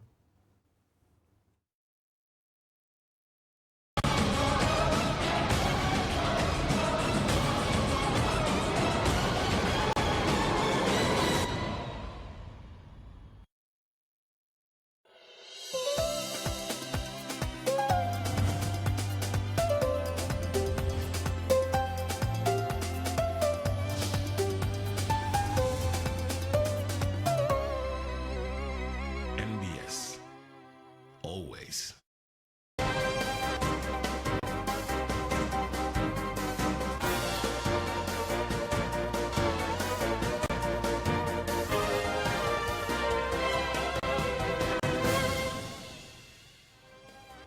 Uganda is the only sub-Saharan African country that is authorized to manufacture triple combination antiretroviral drugs. Cipla Quality Chemical Industries Limited is a Ugandan private pharmaceutical industry founded in 2005 with 400 employees and total assets of $120 million in 2012. In addition to ARVs, they manufacture anti-malarial drugs as well as anti-hepatitis drugs. My guest this evening is one of those rare Ugandan species, a statistician, an economist, businessman, entrepreneur, industrialist who is also a Rotarian and a philanthropist. He is the founder and executive chairman of Cipla Quality Chemical Industries based in Luzira.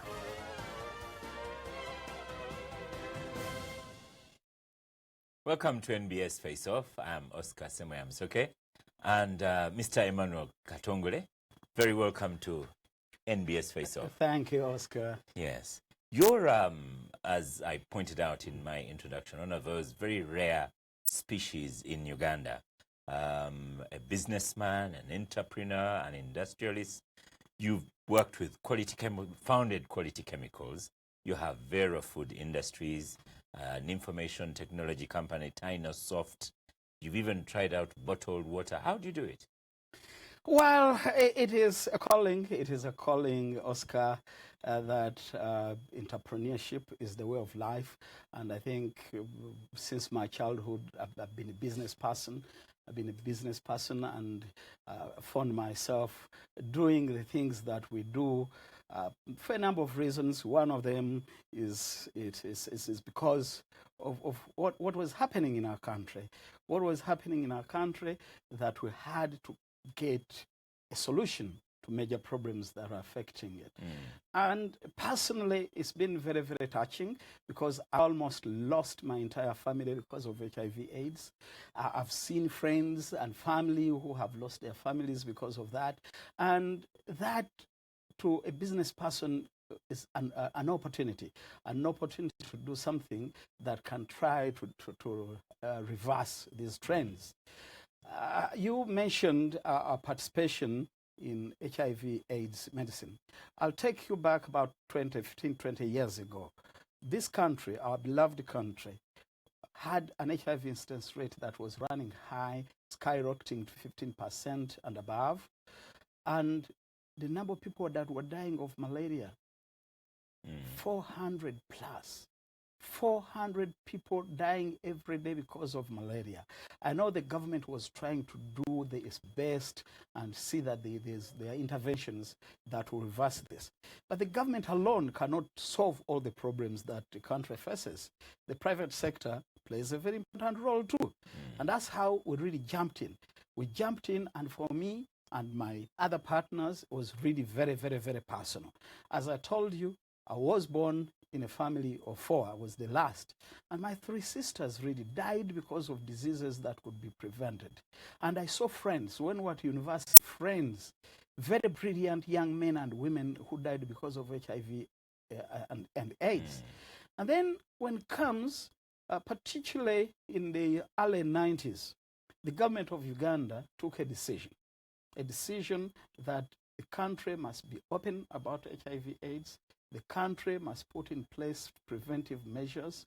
If you'd recall, actually it went so far that it was inculcated from childhood. Children will be taught how HIV/AIDS is transmitted. In the whole world, Uganda was the first country that started a system that is acclaimed worldwide, the ABC system. ABC, abstinence from sex, which is the biggest means of transmitting HIV/AIDS. If you cannot abstain, be faithful to your partners. Be faithful, or if you can't do the two, use a condom. This is something that really pushed this country and brought Uganda to the map of knowing what it is with HIV/AIDS. And then come in the private sector. In the late 90s, that is when the world was really struggling and saying most medicines and retroviral therapy that was coming into the country was from India, China, and those countries.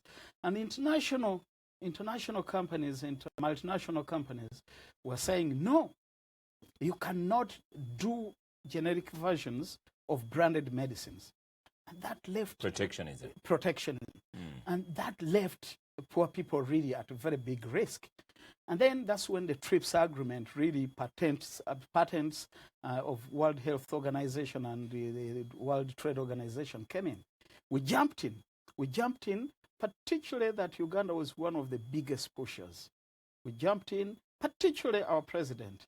Our president must be congratulated on this, because when it comes to HIV/AIDS, I think fighting that, he's been a superstar. He's been a superstar. But for you, how did you get in? So because I've known you many years, and you were not a scientist earlier. You were an economist into statistics, and then overnight an industrialist, a manufacturer. Absolutely, that's how. Because when we left university, we had few years of starting of life, and then we started business of importing and distributing medicine. And one of the companies that were representing Cipla Limited is a global leader, based in India. So we're the suppliers of ARVs in this country. And then this agreement that I was trying to develop on TRIPS came in and gave flexibilities to the poorest of the poor who could access technology. And that was the greatest moment of my life. That was the greatest moment of our business, because we took up the opportunity. We approached the government of Uganda. The government of Uganda was very, very welcoming. We signed an agreement, what's called an offtake purchase agreement, that so long as we're able to access technology, manufacture medicines that meet world standards, and at the same time be competitive as per WHO recommended prices, the government would buy. And then deal was done. Deal was done. We did our study, feasibility study, which was positive. We ran down to banks. Barclays Bank was kind enough. They gave us a loan of $18 million. We borrowed a little bit here and there until we marshaled together an investment of about $38 million. And we started manufacturing. A year later, we are qualified by the World Health Organization, becoming the first company in sub-Saharan Africa to get World Health Organization certification as a good manufacturing practice organization. So this has been moved on. 16 million from the bank, plus another 20-something. Yes. And it started out with 38. Yes. I've heard you giving a talk. At some point, you were able to get it to $80 million. I mean, how does one do that in Uganda? Well, the business is like that. It all takes a lot of dedication. It takes a lot of determination. It takes a lot of discipline that you must do it. For us... No, the bigger question is, where do you find the money? By 2012, if you have an investment portfolio of 120 million, yes, and still looking for more, that's big. Yeah, well, it's big, but you see, in Africa, we used to doing small businesses. But the opportunities are there. The opportunities are there. Take an example of what we're doing. The business has grown over the last 10 years. It's quite among the biggest businesses that you can define in East Africa. But then we're still tiny. We're still tiny. When you talk of 300, 400 million, it appears big. But this is still because the market is so huge. If you see HIV, AIDS, and malaria, which is really key line of business. The killer diseases. Killer diseases. Africa alone is home to 65% of all HIV cases. 65% of global HIV cases are in Africa, yet we manufacture about 2% of the medicines, which basically means that actually we manufacture the diseases and others manufacture medicines for us. And once you are so determined and say, I'll do it, and you see, believe it is possible, you really go out, all that is a market. It's a big market. And the business difficulties.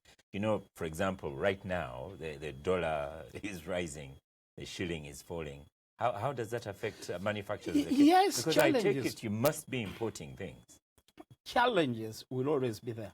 In anything, Oscar, including our own homes, there will be challenges. If you look at challenges and really think we are finished, then you can't go far in business. I think what you have got to do, and what I've tried to do and my colleagues have tried to do over the years, is try to turn challenges into opportunities. And once you do that, you're really able to jump over it. You talked about interest rates. Can you believe? As well as falling shilling. Yes. Can you believe that interest rates in this country, Uganda, based on Uganda shillings, range between 22 and 26% in most banks? And when it comes to foreign exchange, interest rate in dollars is about 10%. But because we've really pushed the business and we put to a level that is internationally competitive, we are able to access 4% above LIBOR. And LIBOR is below 1%, is below 1. Significant, and yes. therefore you are able to access funding at between 4 and 5%. That does not come. But then again, you don't earn in dollars, so that can be a problem. Well, that can be a dollar, but the advantage with Uganda is we've got a free-floating exchange rate mechanism. I travel a lot. I travel a lot, including Europe, United States, in Africa.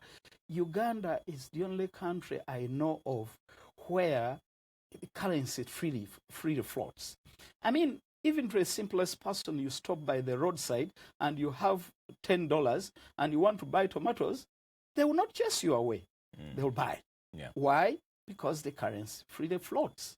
Freely floats that one is able, so long as you are able to gauge what the exchange rate is, then you are able to. So I think the idea that we don't earn in dollars and yet it shouldn't be a very big problem. Shouldn't be a very big problem because of the free float of the exchange. I'd like us to stop for a break, and after the break I'll ask you about bailouts and why Quality Chemicals has not gone to the bailout front. Maybe your bailout is simpler, and whether we can have more companies that are at MTN level in Uganda.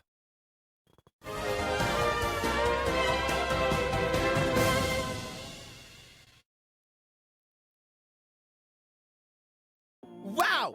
Fanta Fruit Blast with honey. The great tasting fruit blast flavor. The honey, the bubbles. What could possibly get in our way? Drink your Fanta Fruit Blast before somebody else does. Enjoy your Fanta Fruit Blast today with yummy, yummy honey. This is that cup where playing grounds are leveled, where anyone can be a champion. This is the FA Cup, a cup for all. For the first time ever, we're bringing you the FA Cup on GoTV. The Emirates FA Cup, live on SuperSport Select 2. GoTV, live it, love it.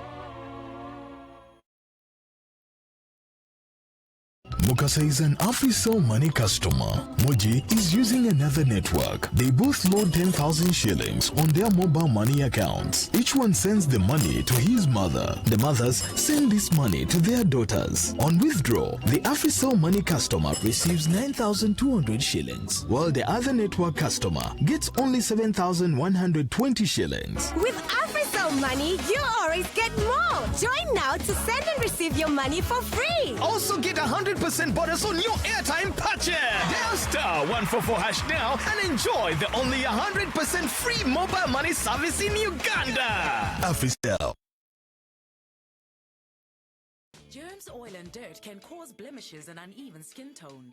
New Dettol Even Tone removes 99.9% of germs and is formulated to remove excess oil and dirt, helping reduce the appearance of blemishes.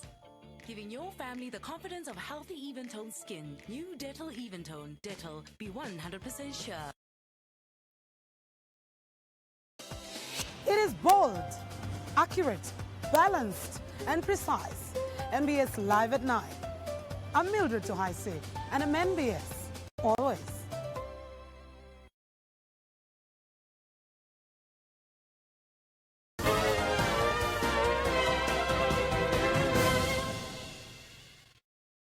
Welcome back to NBS Face Off. I am Oscar Semoyams. Okay, my guest this evening is Mr. Katongole, who is an entrepreneur, an industrialist. In our last section, I did ask you how come Quality Chemicals has not applied for bailout. Was CIPLA your bailout? Do you think we shall have large companies, even though you say that in context, in comparison to other big companies, it's not that big. But do we see CIPLA Quality Chemicals becoming an MTN? Can we have more MTN quality investments in Uganda? Well, Oscar, about bailout, first of all, I'm not even so sure that that ever happened anyway. This has been in the press. I don't know, and I cannot speak on behalf of those companies that were alleged to have been there. But assuming it was there, yes, there are the challenges that no one has said that they've been bailed out. Well, but what has happened is they requested for the bailout. Well, I'm not even so sure of that, Yeah. and I wouldn't want to take that direction. But let me tell you, Oscar, that when you're doing business, there are a number of challenges that one meets. I'll really concentrate on what we do as manufacturer of pharmaceutical products for HIV, AIDS, and malaria. Take an example. We get challenges with dumped products. Many companies in India and China just dump their products here, and it becomes extremely difficult. Dumping into the Ugandan market. Into the Ugandan market. And the problem then would be lowering prices. Lowering prices. And poor quality medicine. And well, National Drug Authority regulates that. Okay. That's some more on pricing. There is aid. You know, aid is good, but aid should only be good if it is structured in such a way that it makes future aid unnecessary. Because you get in the morning and you manufacture medicines, then all of a sudden someone comes and says, okay, I'm giving you free medicine for $50 million. That renders the business really inactive. And you've experienced that? Oh yes, every day. That's part of my major work. And yet, for us in the public, we think you're protected. We think Quality Chemicals, since they have a government contract, you have government contracts, the government is your first buyer, we actually think you're in a good place. We're able to survive because of that protection. Without that protection, nothing would happen. But even then, with that protection, it should really be enforced. Because in our agreement with the government, no other manufacturer should bring in antiretroviral medicines and antimalarial medicines when they are available locally. But unfortunately, it's not the case. Would Quality Chemicals supply to the whole of Uganda? Yes. Not only. We're now exporting to 10 countries. We're now exporting to 10 countries. What we sell in Uganda is about 50% of what we sell, of what we produce. And in any case, once the business really grows and grows and grows with the intra-African trade, that basically means we can invest more and cover the whole world will be our market. But if I could relate what happens to us, to the other businesses, take an example of steel. You know, you borrow so much to manufacture steel for the country. Then you allow Chinese imports, which are so cheap, at times not even meeting the quality of steel. How do you expect local industries to grow? I think the relationship between the public sector and private sector should be really regulated such that the public sector protects. You know, I have Vero Food Industries, and I have two lovely plants. One is for making rice. The other one is for bottling water. I've got one of the most modern rice processing plants, which was commissioned by His Excellency the President.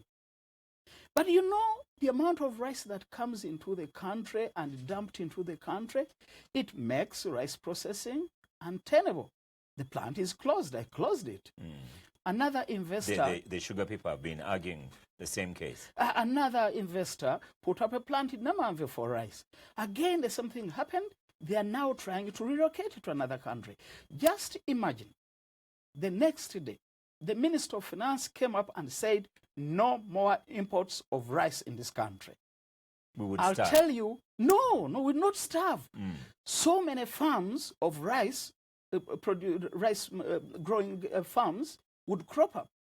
Oscar, you'd make rice growing as part of your business. factories would crop up. But right now, it's very difficult. I mean, when you start talking the way I'm talking, you'll be told, oh, you must be competitive. It's an open world. Where else do you have open competition like that? Nowhere. Go to and United States. Infrastructure costs in Uganda are very high. High. Go to United States, which is the father and mother of capitalism. Yeah. You can't They set up subsidize their own farmers by bringing their crude oil into Uganda and into Africa, and a law called PL 480, Public Law number 480. For us, we take it as aid. But for them, it's a subsidy to farmers. It's a subsidy to farmers. Protectionism cannot end in any economy. The government should come up and protect its industries. After protecting the industries, you really see how industrialization grows into this country. So really, if there are any of these bailouts, I think many of these business people face such challenges. You find yourself with unperforming loans, and you find yourself with products which are getting difficult in competition because of dumping, because of subsidies. Countries like India and China give subsidies of up to 80%. How would you ever imagine they would operate in that way? But that said, Oscar, yes, I also know that there's mismanagement in a number of private companies. Before we go to mismanagement, I'm interested in that idea. For example, in the rice, are we going to hit middle economy if we have manufacturers like you who have big infrastructural costs, and then you have to close down your equipment or factory because of dumping that you've listed? So the people that would be working cannot work to grow rice to give to you. What happens to all of them? And yet the debt level, both for the country and the non-performing loans and all of that, is rising. Yes, Uganda has got an opportunity to rise to the middle income status in a very short time. You think so? Yes, we are gifted by nature. But I think the relationship between the public sector and the private sector has got to be synchronized so that the public sector sees the private sector as partners. As partners, the Uganda Revenue Authority should come and you work hand in hand with them and really be partners so that actually the tax base is broadened.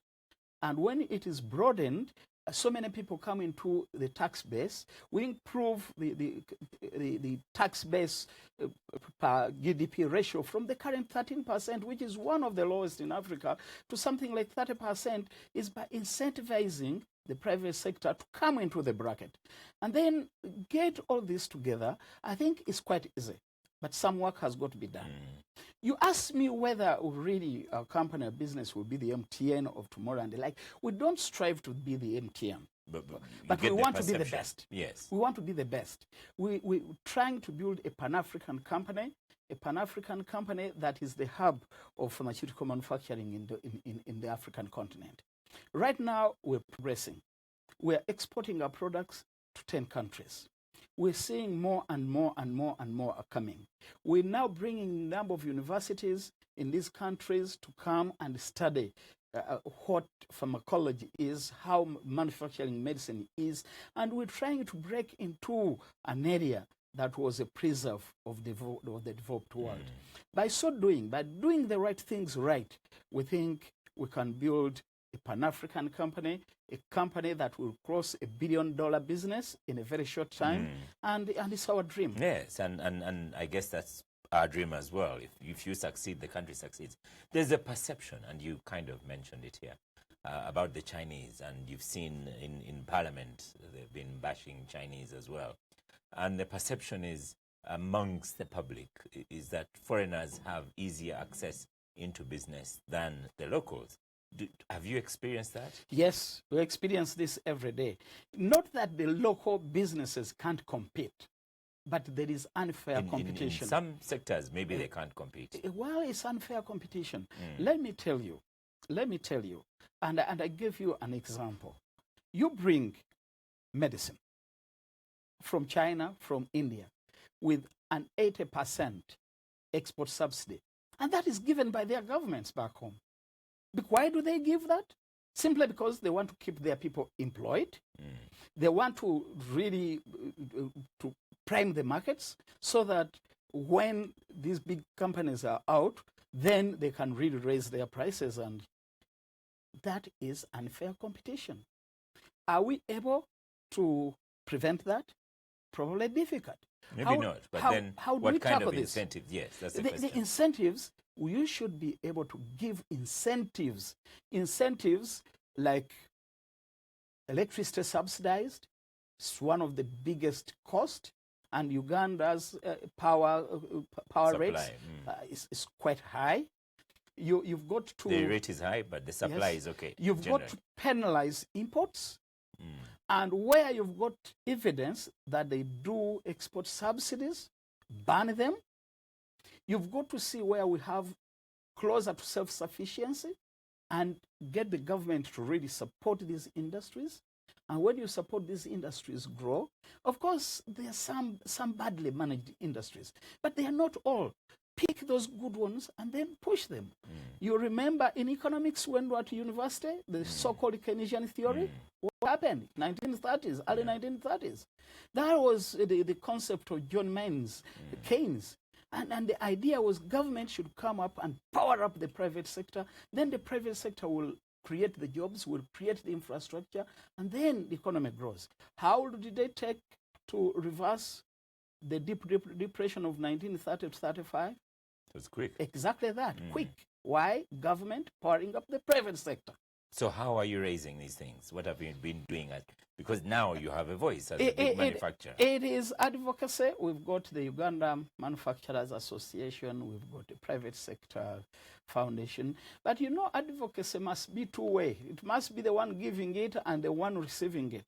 So I really call upon the leadership to really reevaluate the relationship between the private sector and public sector, support industries that can come up, support SMEs, small and medium enterprises.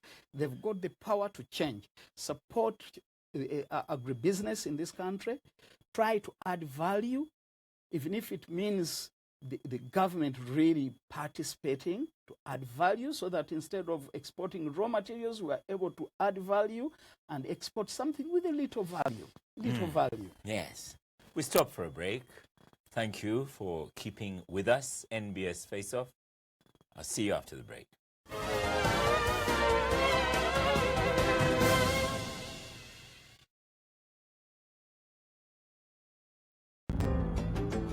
Still not sure of your size? Airtel gives you the perfect size with My Parker Last. You get to talk to your friends and family. You also get internet data and SMS for 24 hours in one perfect fitting. So talk, surf, SMS, and talk some more. Dial *149*1# to find your perfect size. Best offers within your pocket size with My Parker Last from Airtel, the smartphone network.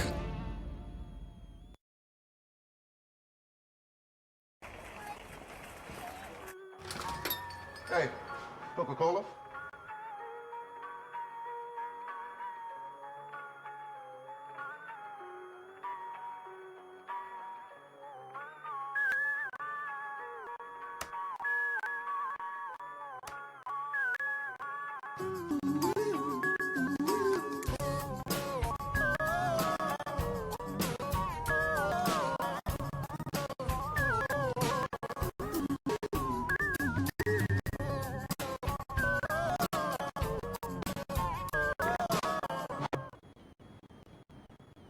Oh, you're in luck. It's happy hour. So, you want a free Coca-Cola, but you have to drink it here.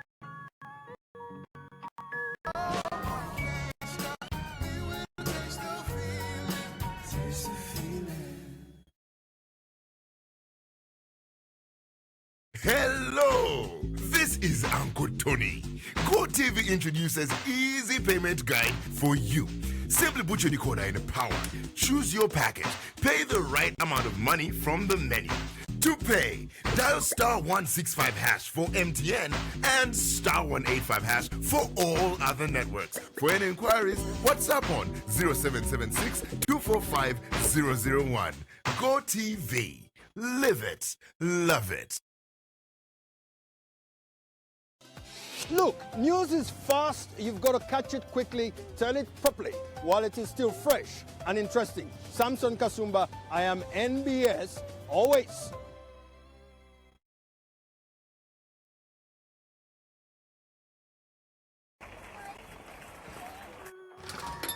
Hey, Coca-Cola?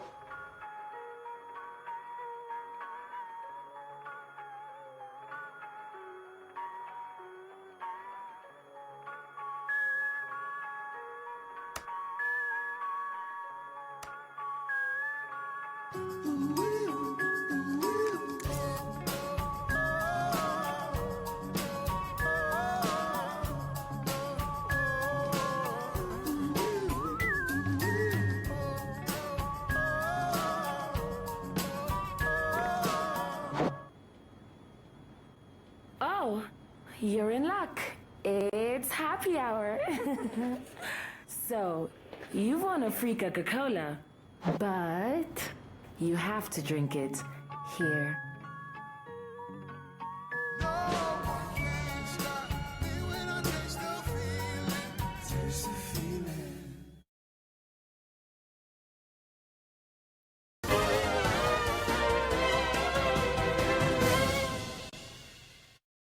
Welcome back from the break. This is NBS Face Off with Oscar Semoyamsoke.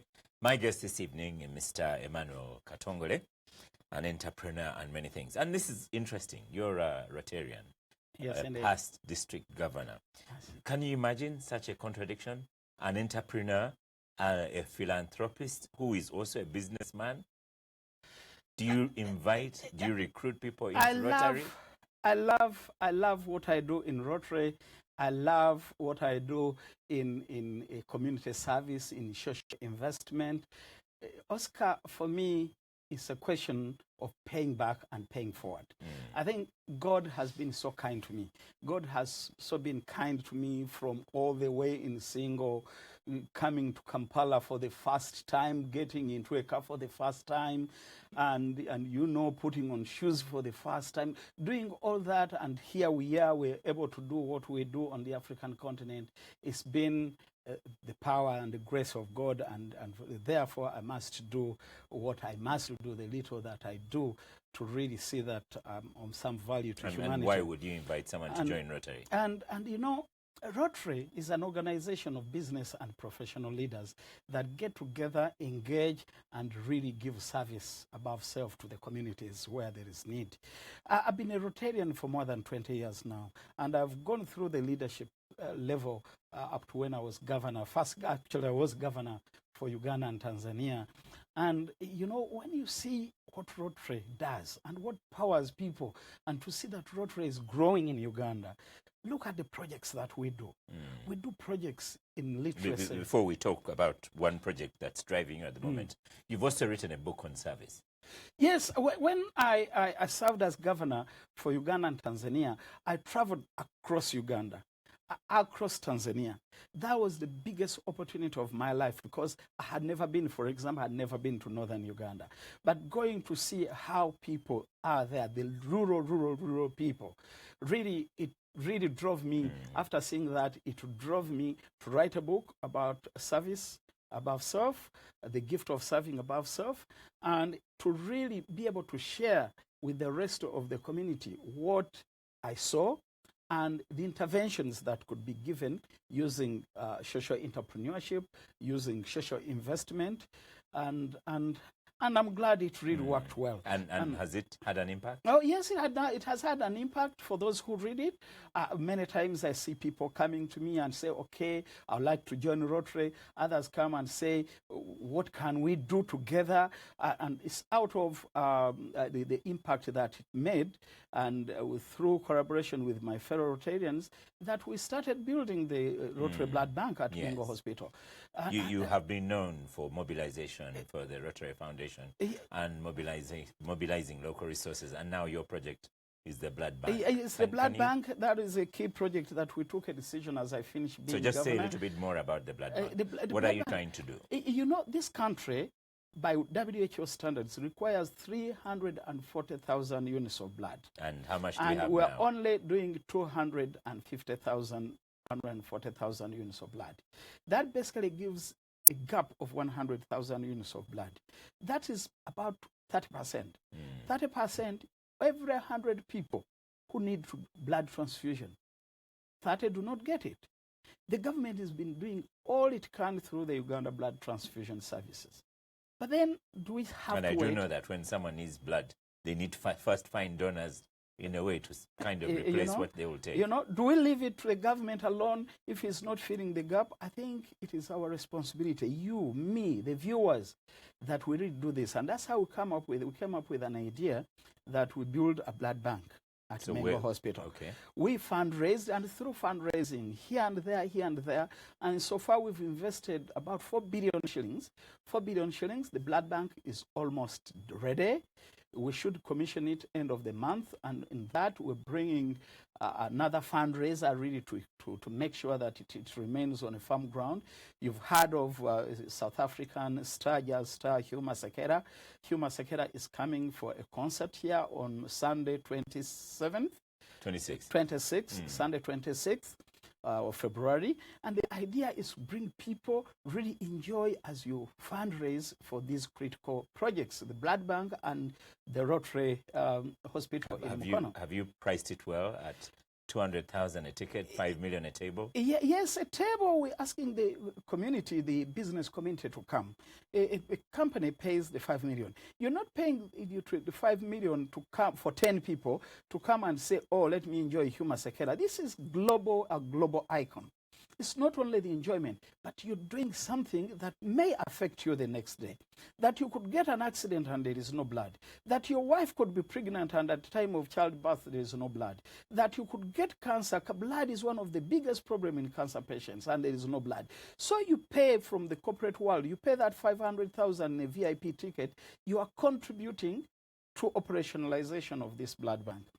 Then for the general public, you're contributing 200,000. You enjoy a world star jazz icon, but at the same time contributing. That is the best that a human being can do.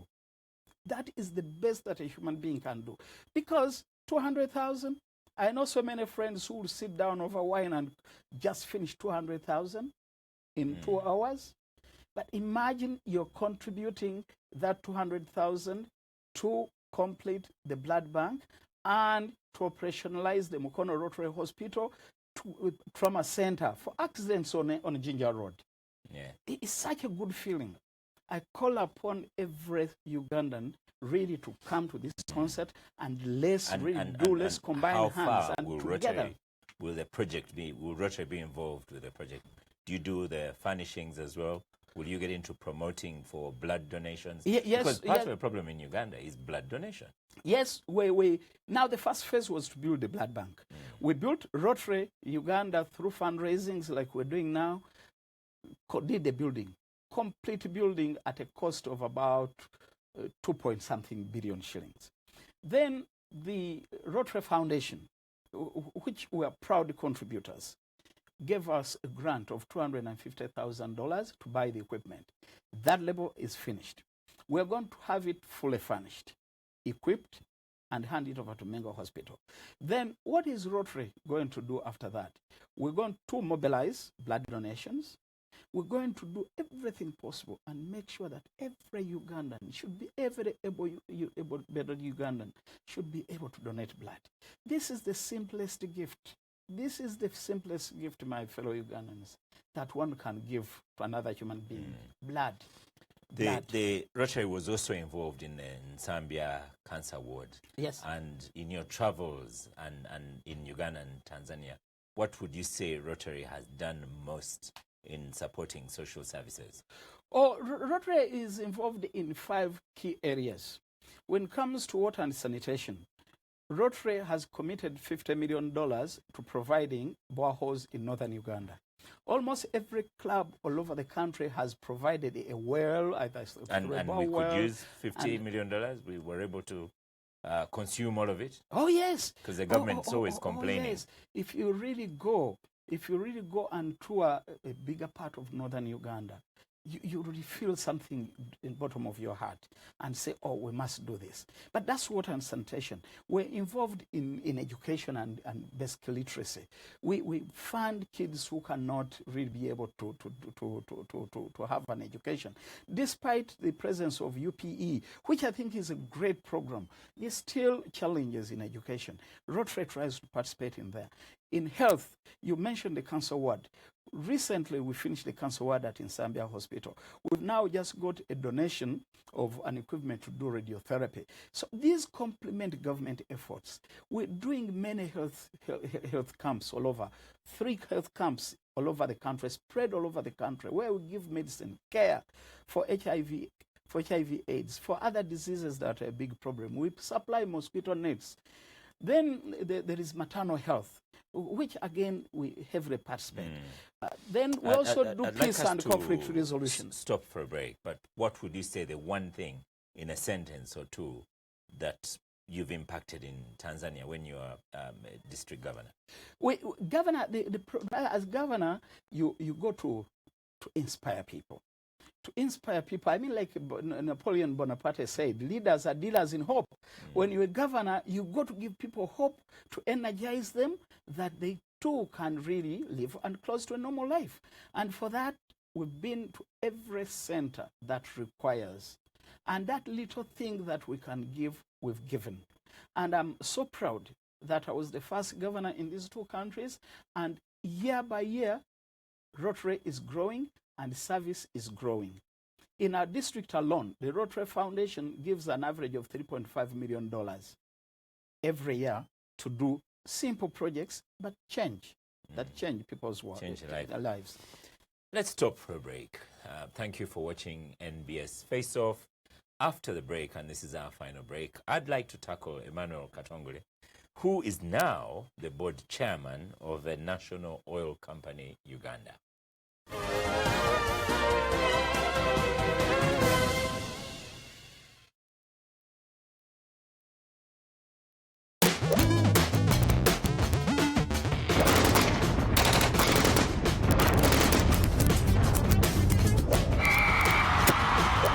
Unlimited games on your phone anytime, anywhere for as low as 270 shillings a day.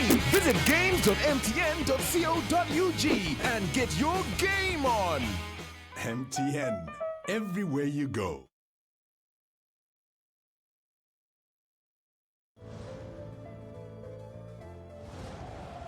This could be a sensational start. Silly challenge. This is proper FA Cup football. The Emirates FA Cup will be available to all DSTV customers from DSTV Premium through to DSTV Access on the 18th of February. Catch it live on SuperSport 3, 5 and SuperSport Select 2. Only on DSTV.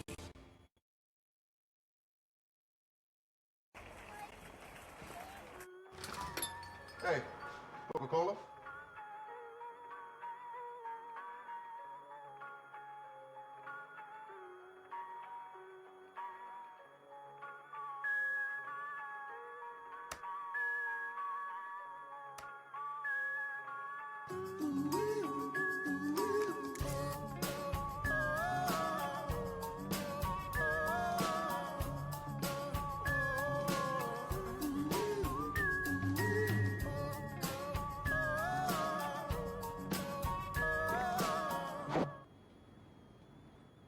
Oh, you're in luck.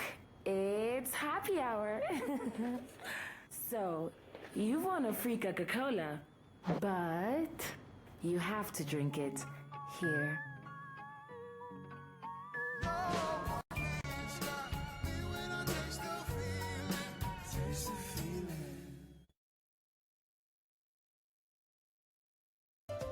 Sports is a fast-paced industry, and we bring you all the news. My name is Aisha Nasanga, and I am NBS always.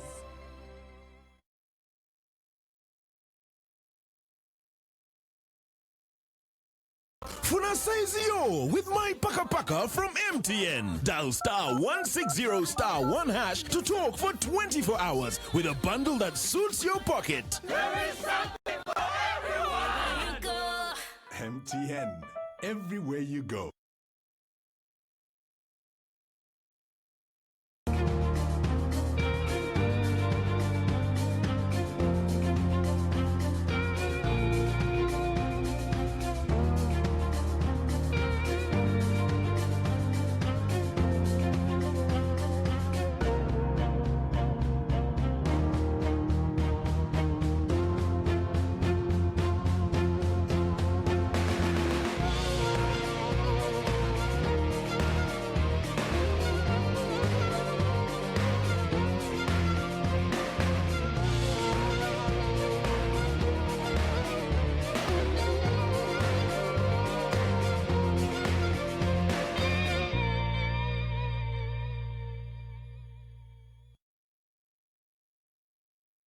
Brought to you by Funa Saizio with my Paka Paka from MTN. Dial *160*1# to talk for 24 hours with a bundle that suits your pocket. There is something for everyone. MTN, everywhere you go.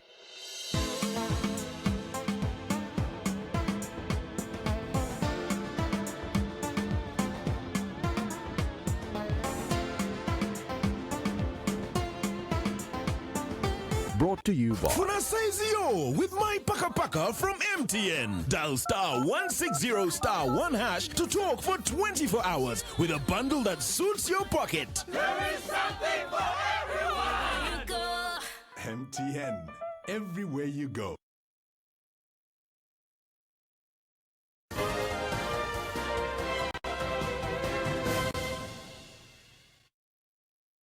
Welcome back from the break. I am Oscar Semweyamsoke, and our guest this evening is Mr. Emmanuel Katongole. You are the new chairman of a new board, the National Oil Company of Uganda. Just to ask, before I even ask before I get into what you're supposed to do, if you see yourself as a retiring person from Quality Chemicals, from Velo, and now at an oil board, what do you have to offer? I think my appointment by His Excellency the President of Uganda to chair the board of the Uganda National Oil Company, to me, was a way of national service. A way of national service. First of all, it was a very hard decision for me to take up. I thought that I should not go into this. But then seeing the opportunities that it brings to this country. And I wondered why me, and the idea was you've been able to start a business, we've been able to see it grow, we want you to help by really bringing the best practices into a public sector organization, the National Oil Board, and I thank His Excellency the President for that confidence he put in me. But then I see that as a national service. I see that as an opportunity to serve my country beyond the private sector. If you look at oil and gas in this country, our country is gifted by nature. You cannot believe that so far the oil that has been seen, that has been discovered, you're talking of 6.5 billion barrels of oil. 6.5 billion barrels of oil with the recovery of about 2-3 billion barrels of oil. That's a huge opportunity for this country. It's a huge opportunity for this country, and that's why His Excellency the President decided to put completely new people. If you look at the board of the National Oil Company, we're either from private sector or professionals. The majority are young people who are really... And I'm going to ask about that in a few minutes, because that's significant. But your acceptance countrywide was fine, and people welcomed the choice of a president in appointing you as board chair. However, the setup of a company is what caused some contestations, because it's supposed to be technically a parastatal, and then it's registered as a company. So who do you report to? That's a bit of a problem, because if it's government, it should report to parliament. But if it's private, there are two laws that govern the oil sector. It's the Petroleum Act, which is very important, that really manages the petroleum, gas and oil resource. And then there is the Company Act that guides that. The idea that members of parliament, the government really decided that this should be registered under the Companies Act, was trying to make it flexible to run it and compete like other international companies. Which is it's private, but then it's owned by two government institutions. The Ministry of Energy, the Minister of Energy holds 51% of the shares, and the Minister of Finance holds 49%. It remains, but it's the operations that they envisaged that should really be flexible, should be able to move, should not be bound by the usual public sector. And you don't foresee challenges with that? For the time being, it's running good. It's running good. The start so far is so good. I've been very energized when it came to recruitment of the senior leaders. We said as a board, it must be pure purely competitive, get some of the best brains that you can get to run this facility, and I challenge you to come to the Uganda National Oil Company. Look at the managers that we've recruited, starting from the chief executive officer. You'll say, yes, this is it. Because people spoil organizations. And this is where, it's in your section where the only place we've had a contradiction, because it is alleged that in Uganda we've had a big patronage, especially from politicians and the president himself. But the patronage that's been exercised in the energy industry, in the oil industry, it has not been a problem because it has been used to appoint the correct people. So will this continue? Should it continue? I really have all reasons to believe that the intentions of His Excellency the President are very good. The intentions of cabinet is very good. The intentions of parliament is very good. And these are the aspirations of all Ugandans. These are the dreams of all Ugandans, that we can set up a purely professional business in the oil and gas industry, make profits, this be plowed into the economy, and then every Ugandan really gets a share of this cake. Let's look at strategy. And I have no reason.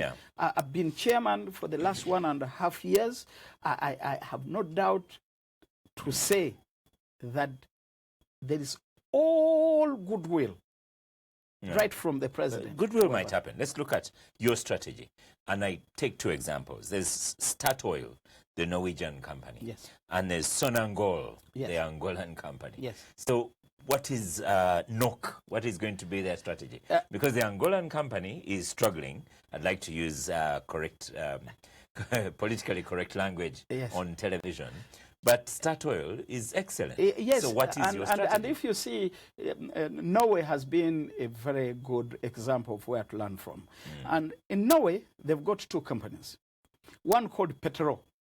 Petro is the state enterprise like the one of Angola. And then we've got Statoil that is structured along the Uganda National Oil Company. Of course, we are structured along the Statoil, that it operates in a very independent manner. It operates in a way that is driven by the market, and in the process gives Norway an opportunity that even if oil and gas was no more, because it's a finite resource, if it's no more, it's to still continue working and working. And the example of Shell and BP, Shell in Netherlands started when there was a lot of oil. Today there is not even a single drop of oil in Netherlands. But Shell contributes probably one of the biggest contributions to the GDP of Holland, of the Netherlands. This is what we want to do. We want to structure the Uganda National Oil Company in such a way that it's got a firm foundation in management, in financing. We want to start doing things that other oil companies, successful oil companies Where do you get your financing from? The initial seed capital is provided by the government of Uganda. The government of Uganda provides through the Ministry of Finance, but then it's capitalization. You know, there are 2 ways of raising finance for any business. One is through shareholders' equity, and 2 through debt. We're really looking at shareholders' equity, which will be the government. We'll have to capitalize it. We do know all the organizations that depend on government for equity are struggling. And we're not going to depend on government alone. We're going to have that portion of government. Then we're going to look at debt as an instrument of financing. But also, we want to go into exploration. There is no reason. I mean, look at this company, Heritage. Came here, invested about $150 million and left with $1.5 billion. Why can't we do that as National Oil Company? You look into exploration? Oh, yes, we should be able to put up teams and joint ventureship that would really enable us to explore, and then our fields could be utilized. But then if you do that, how do you manage the supervision role? We are not a supervision. You are not a supervisor. No, there is the Petroleum Authority of Uganda. There's Petroleum Authority of Uganda. We are purely a business arm of the oil and gas industry. A competitor, so to speak. Well, when it comes to competition, that's why. That's why we must set up. We must be ready to grace with the competition. And will you have influence? Will you have any role in the say of the pipeline, of the refinery? Yes. Because you being a local company. The Uganda National Oil Company is it holds the government share of the gas. Currently, in the current fields, we hold 15% of those shares. Then the pipeline, we're going to be a key. In fact, we could be the people actually running it to make sure that it really works. And we've just recruited one Ugandan who's been in the United States, very, very, very well experienced in refineries, PhD in this. And it's going taking lead of this together with the entire board. And we should be able to get a good percentage of the refinery. We also under negotiation that the Uganda National Oil Company holds a percentage of the pipeline. And by so doing and by running this using business principles, tested business principles, and with really the goodwill that the leadership of the country has shown, I have no doubt in my mind that the National Oil Company will grow to become a very, very viable company, and Ugandans will be proud of this company. And you do not think you'll be sidelined at all? You do not think you'll lose influence? I do not. It's not a question of influence, Oscar. Influence in doing what? It's a question of service. It's a question of really working. It's a question of commitment to your country. It's a commission. If it was really a question of influence, a question of money, why would I take it up? I think I've got enough influence in whatever I'm doing in the private sector. But this is, and this is true to all my colleagues, members of the board. It's what can we do together as a country? What can we do to develop our country? The responsibility should not only be left to the president alone, to the government alone. Every Ugandan should really put in something to develop this country. We should all do that. Let's not be negative. Let's look at that, oh, this is blindfolding you. Why? Why should I believe that? On that note, Emmanuel Katongole, thank you very much for your contribution and appearance on NBS Face Off. Thank you, my brother Oscar. Thank you very much for what you're doing to develop our country. Thank you.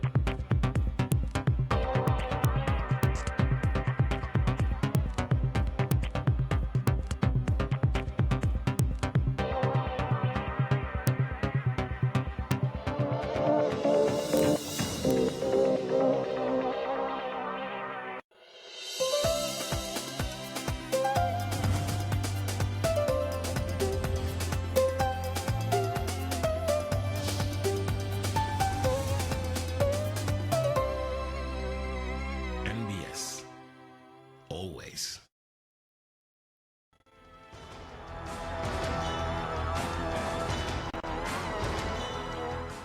Buterevu atulaba ku NBS Always nkwaniriza wonna wosinzira okubanga otugoberera webale kubanga olinaffe nate bwe budde buno bwe tukusuubiza bulijjo era ne tubanga tukutukako mu program Ensi nebyayo nze Kazibwe Bashir Mbazira okubanga njikutuusako era nga wano bwe tusinzira okwetegereza n'okutunula ensonga ez'enjawulo eziba zikuttaaka kati mu ggwanga sabbiiti eno gye tuwunzika ebaddemu ebintu bingi ebizitowa okkirako bw'oyinza okubanga okirowoozaako twatandika n'amawulire g'eggwanga erya North Korea bwe lyatongoza oba n'okulonkinga ebyokulwanyisa binnamusa ebya nuclear.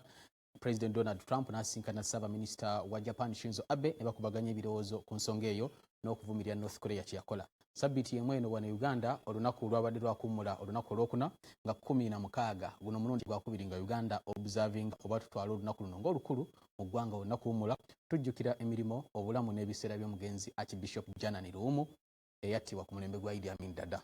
Tugenda kubanga tutunulira ebyo n'ebirala bingi. Of course mu ggwanga erya America Donald Trump akyakaliko yafiiriddwa mu ngeri y'okuvibwako omuntu omulala mu byobufuzi omukulu Michael Flynn abadde advisor w'amagezi ku byokwerinda yalekulidde oba yagobeddwa ne gwabadde alonze naye omulimu agugaanye bingi ebiri side yawo songa mu ggwanga erya Iraq e Baghdad abantu bafa bomu zitegebwa n'embeera tennabakulabika nti neetereera.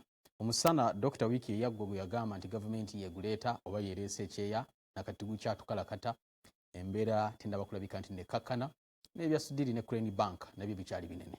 Nze Kazibwe Bashir Mbazira akwaniriza mu program Ensi nebyayo. Dr. Anas Abdul Kaliisa okuva mu Institute of Research and Training nkwaniriza. Assalamu alaikum wa rahmatullahi wa barakatuh. Wa alaikum salam wa rahmatullahi wa barakatuh. Agafa eyo. Yetuli. Watonye ekiro. Investment weyagenze wala nnyo. Yatonye batuge futi za millimeter zabadde ntono ezayingidde mu ttaka. Therefore it was not deep. Enkale tunatambulirawo. Weewaawo.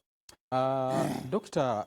ensonga enkulu gye twaba kubanga tutandikirako ensonga y'ennaku z'omwezi 16 omwezi ogwokubiri mu 1974 omugenzi Archbishop Janan Lumu lwe yattibwa ku mulembe gwa Idi Amin Dada 1974 mu 70s okuva 1971 Amin wakwata obuyinza paka 79 episode eyo bagiyita Henry Chamber yawandika ekitabo The State of Blood yali minister wa Amin n'agamba gwanga lya musaayi State of Blood kitegeeza nti emyaka mwenda ku bukulembezi bwa Amin it was characterized by nothing like bloodshed era abantu bangi ne bafa ne babuzibwawo prominent and eminent amongst them is Archbishop Janan Lumu yali akulembera church ya Uganda Congo Boga Zaire bwe bagiyitanga Rwanda ne Burundi he was a giant of a leader in the region Amin n'amutta oba nattibwa ku biragiro bya Idi Amin Dada wayita emyaka 38 nga amaze okuttibwa Yoweri Museveni Kaguta mu mwaka ogwaggwa gw'inagabulira naku samwezi 16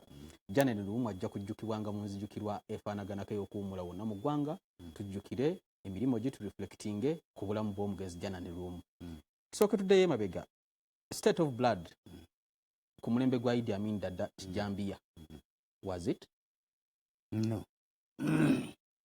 State of Blood book ya Henry Chamber is a fraud. Kitabo si kituufu. Kituufu kijweteke ya bulimba. First of all, oyo bamugamba yali member of Freemasons. Chamber. Yes. Era yensonga lwaki yali private secretary wa president wonna. Okuva ku Obote. When you Freemasons protects you. Masons be one of the secret societies is exactly. Yes.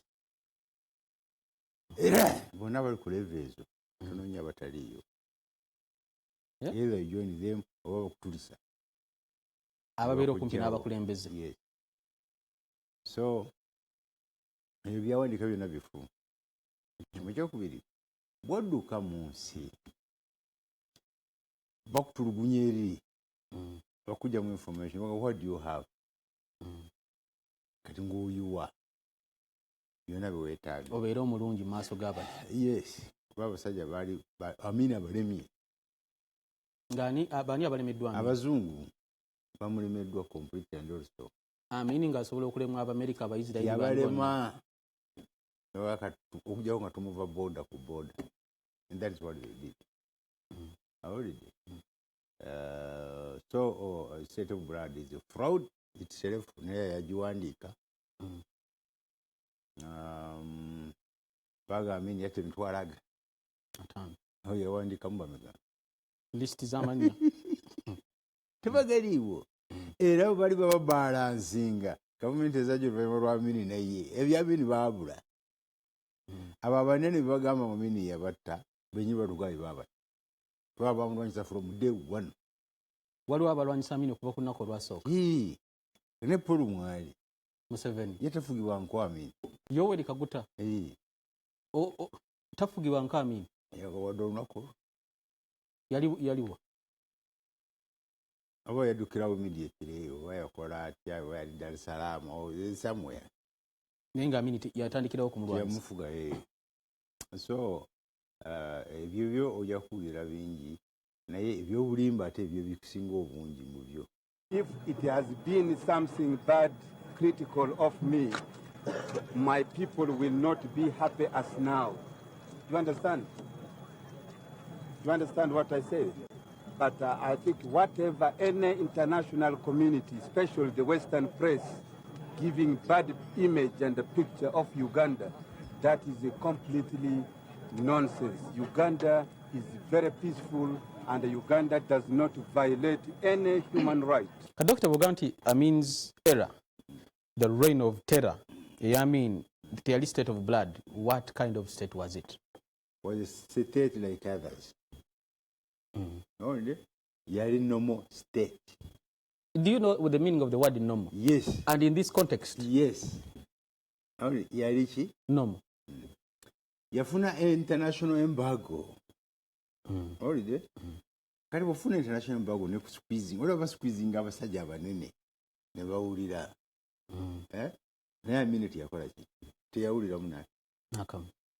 Problem ye kwagala kubeera independent. Scotland for Scottish, Wales for Welsh. Well, Uganda for and, Ugandans, Uganda but for you are Uganda, asking... not for the white minority regime. And South Africa and Southwest Africa for the black majority. Kadugala. Again, we went in Uganda. Nekyo yakikola. Yayogera Oluganda nga tamanyi Luzungu oba nga ye ayagala ku promoting his culture. Lwaki boogera Russia n'Oluchina n'Oluwarabu? N'Oluchina. I mean, yali nationalist yayagala nnyo ensi eno. Awulidde? Kakati erikodi yagikola gyeri. Yayogera Oluganda nga mumuyina okufuna ababavunulira mu Luzungu. Tali brainwashed. Tuyagala kulabika nga Muzungu. Haramu tosobola. Ne bw'ona olabika nga ye. Era ojja kuteera ng'oliki. Oli kyoli. So, ebyokola binene nnyo. Kyova olaba ye yennyini yali spokesperson wa defense, spokesperson wa state houses, wa president, yeekola amawulire. Buli kimu. Okufuga Uganda, obulamu bwe bwonna yagambye. Same people have requested me to be the life president of Uganda for what I have done for the country, economically, and all development which are now taking place in Uganda, but not my intention. And therefore, it is now my intention to work in close cooperation with everybody. Ngera tigaba mawulire nga takola. Atalimu. Naye abo bonna abaafu bana abayeekera olwajja wano ng'obudde Tanzania. Abakombozi bajja n'abakombozi. Nibo byogera byonna muli okuba mwerabira. Nsanvu mwena nga mini amaze okugenda. Bajja n'oluga be battanga abantu bebazanga sukaali be bayonoonanga bino sabotage. Sabotage kwe kwagala okutabula gavumenti ya Amini eri mu buyinza erabike ng'embi. Yes. And they did it. Era baakikola.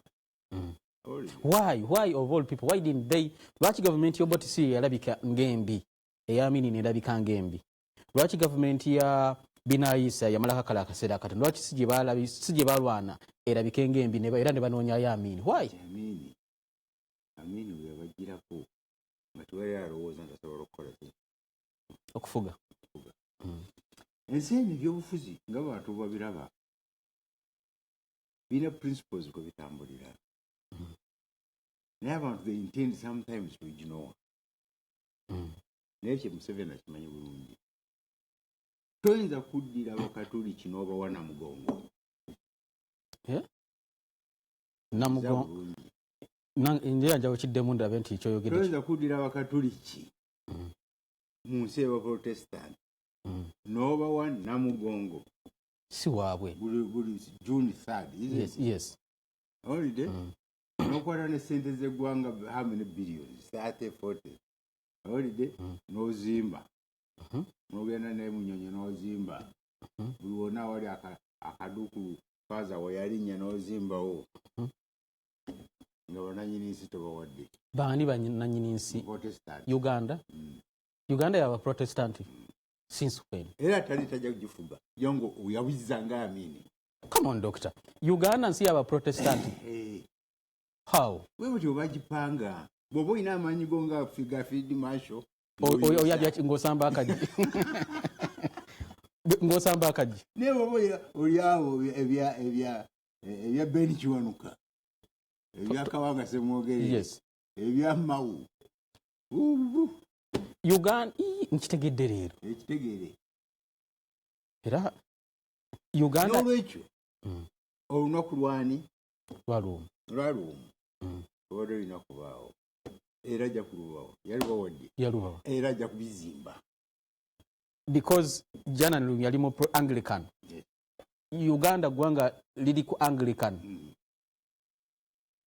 Church of Uganda. Be bannannyini nsi eno Uganda. During Amini's time, Friday, lunaku lwakuwummula. Nga baluwummula.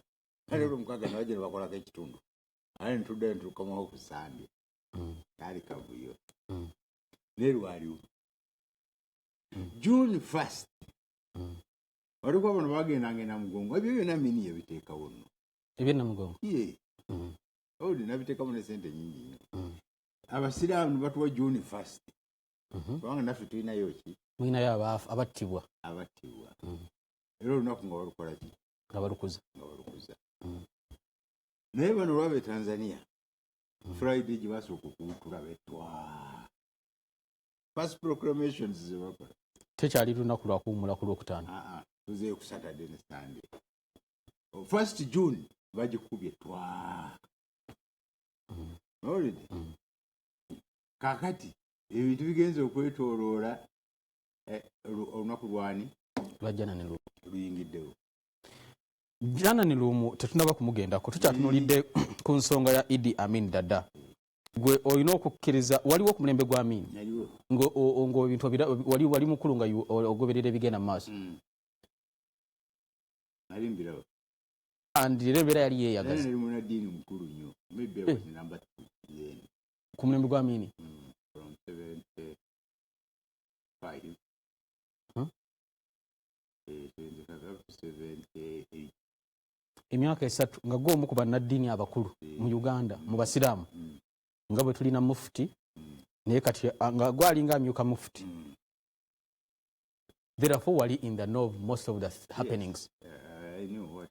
Amini bamulwana lwakuba yali musiraamu oba lwakuba because of his character. Amawanga ageebweru. Musiraamu kikulu nnyo. Olina okuddayo tunule. Oluusi weerabira. Nakugamba Southern Sudan. Abazungu bagiteekawo ebeere buffer wakati wa northern Muslim countries ez'Abawarabu ne southern eteeka okubeera ki Christian South. Geopolitics. Ebyobufuzi ebitemeddwa okusinziira ku nzikiriza ku ddiini. South Sudan nga yeringa buffer zone eyawula. Wali tulengerayo Sudan, tulengerayo ne tugenda Chad, Cameroon ne wali abasiraamu bangi, eno Djibouti ne wali abasiraamu bangi, Eritrea. Yo West Africa yabalema naye Serengeta wano. Wano okuvewa South Africa. Yes, okuvewa fe Uganda, Tanzania, Zambia, Zimbabwe, Lesotho amawanga gonna agali awo. Era bagiyitanga blue line. Things okubeera mu ba community. Oba ekintu kyonna ekiri contrary to the West. Islam inclusive. It is West inclusive. Naye eno omusudan okuveera okujja South Sea kumpi mwetaaga kusaba passport bakubina byokutulako juzi. Ekiraba kakati baba bakyali awo ng'ekisaya kitulisiza wano Uganda. Amini awaguzza sanvu mugumu. What do we do? Abagamba Nyerere, you have to reverse the victory. Nobody myaka 8 bali reversing bigani. Amini bwe yawaguza omusiraamu ne bamanya nti kati ekigendererwa kyabwe ekyabusiraamu obutabira mu kitundu kino kifudde. Amini agenda kugaziya. Ngali naye mu instrument. Amini gatanawamba yali instrument nkulu nnyo ekyokubeeza Southern Sudan. Niwe amalo kwabya wano. Olide abora n'omwete guli ku kibi bino ne bimulaga. Ebitabimanyi. Era Nyerere yawalana Amini from day one. West Africa efwe. And that is why bagenda mufuula saint. Nyerere. Ngeri gyofuula Nyerere. Asa abantu abo bonna. Adobonkanye ensi. Ayakola saint. Katoba saint ne amakulu gajja kukola ki? Ganafu. Si kunafuwa bunafuye. Kinene kireke ekyo. Tukyali fenna ku NBS Oris Ensi nebyayo ni Dr. Anas Abdul Kaliisa. Tunulira ebyafa bya Uganda nga bitambula. Idi Amin Dada obukulembeze bwe ekitulesaawo kyekyo kuza olunaku lw'omugenzi jana ne lumu olunaku lwe yattibwa. Dr. inako yagala okugattako kwa Amini tuveewo tugende ku lumu in particular. Amini bageza kujawo legacy ye. Mu bino ebyo tulaba. Byonna. Does he have any legacy positive to be talked about? Kijja kusoboka. Ne bwe yalikoze zero. Niye ebigambo byayogeranga byokka ku Africa n'ona Uganda naki. Olabijjawo. Kiyinza kuba ekizibu. Kiyinza kuba kizibu ddala. Ate kakati na bino engeri gye tutambulamu kijja kuba kikambwe. Dr. Amini ensi yonna temulaba bulungi. Ye teriyo ebagambe 10 tericha naye 10 lyonna liringa eryamukyawa.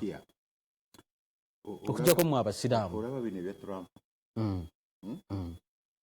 amini n'olwaleero mu Amerika kyajjudde abazungu mu mitima gyabwe mu Bulaaya ajjudde mu Far East ajjudde everywhere ne tuli myaka 4 kasookedde akola ki agenda kitegeeza ki Dokita bwe boogera ku Amini bamwogera ku ba Benito Mussolini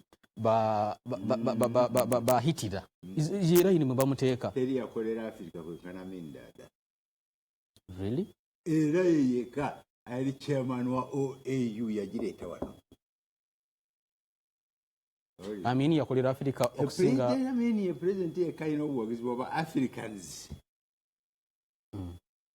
across including Nelson Mandela yawagira Amini ati walwa yawagira Amini n'okwanguya okugira ekisi ekyo nga dada ayagezangamu n'ennyonyi ze n'agenda wali Cape Town Villa n'agenda mwafuule myaka Cape Town tukimanyi nga Cape Town Villa n'agaa wano ngenda kukuba era emitala ya Cape Town tugenda gikuba era nezigenda aradwa naye ng'ali wano gaba yes Amin was all round yagala bana Uganda nabo bamwagala n'abalabe ne bakola ki ne beeyongera kyovulaba baamukola ebinene nendera ebyokutta abantu ebyo abanene Dokita kino okyogera nga oyimiridde wakati kuba oluusi tulemwa okwawula nze njawula nze omumanyi oyinza okuba ekyogeddwa kuba Dr. Anas Kaliisa Abdunul nze njawula eyali deputy mufti ku mulembe gwa Amini mbeera ntya ku TV nenga nti Amini yakola ensobi ensobi yazikola nyingi naye nze sisirimu okulaba nsobi nakituufu nguwa ebintu bibiri abageza kusangulawo ekisoboka is impossible in fact ebitabo bigenda okufuluma kati byonna bijja kujja kwa Amini nga bamupima na movement kati Amini nga bamugeragera Museveni bamuwandika ebitabo mwenda Amini bibi ate kasolwana Abaisirairi bebafuga media bebafuga naki what do you expect kati bajja geragiranya Amini ne Museveni Museveni nga bamugeragiranyiriza n'omuntu omubi Dokita Museveni nga bamugeraganyiriza n'omuntu omubi ate obeera omubi ekitegeeza nawe either oli mubi oba mwena muli balungi katumale okuwumulamu katono nnyo tudda ku NBS Always Ensi nebyayo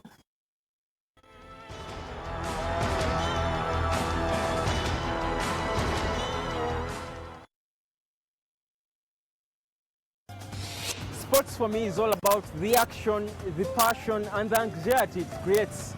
I'm Web Daniel Sabatije, and I'm NBS Always.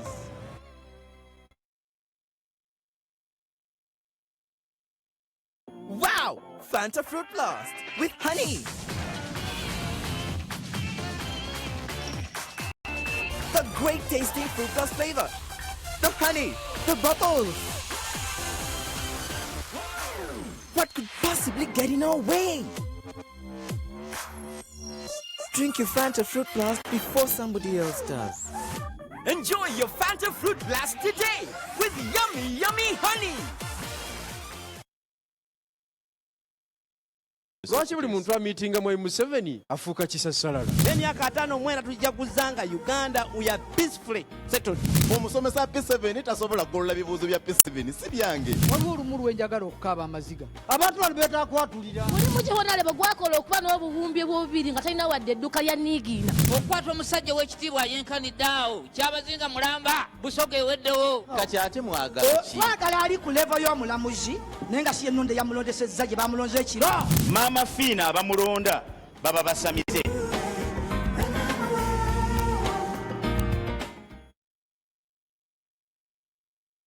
Hello, this is Uncle Tony.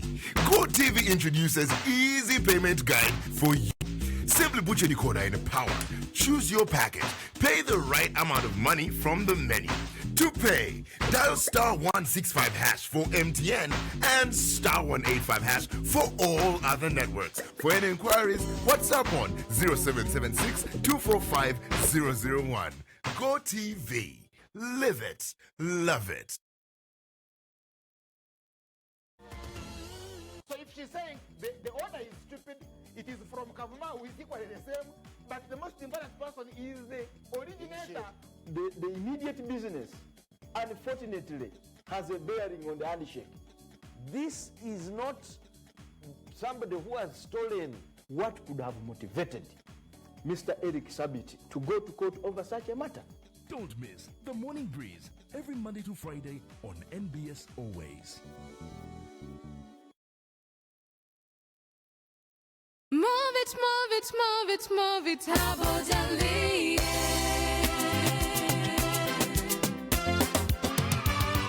Tunidira tulabika bulungi kuba twesiga. Move it, habojali, anyiriza twesiuka. Nabahe, move it, habozo. Nenesiga move it, habojali, amazeke biguno bwere nebyayo. Yamala kokwe gula yagula. Noxiuka olususu moviti haboteli yansingira amabwana kubatuka wasiga moviti esenyo lyabana fenanga tasize move it haboteli okwekakasa kw'olunaku lwonna. Wow! Fanta Fruit Blast with honey. The great tasting Fruit Blast flavor. The honey, the bubbles. What could possibly get in our way? Drink your Fanta Fruit Blast before somebody else does. Enjoy your Fanta Fruit Blast today with yummy, yummy honey.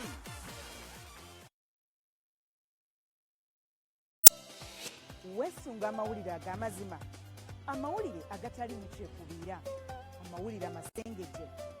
Nze Joyce Baagala, nze NBS Always.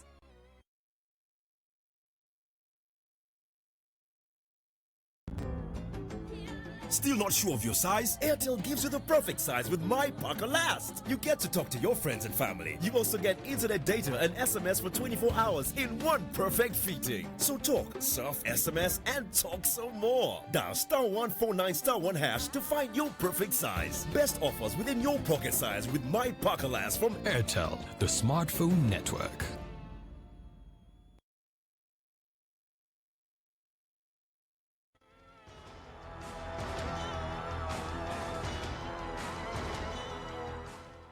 Webali kubanga okyali naffe.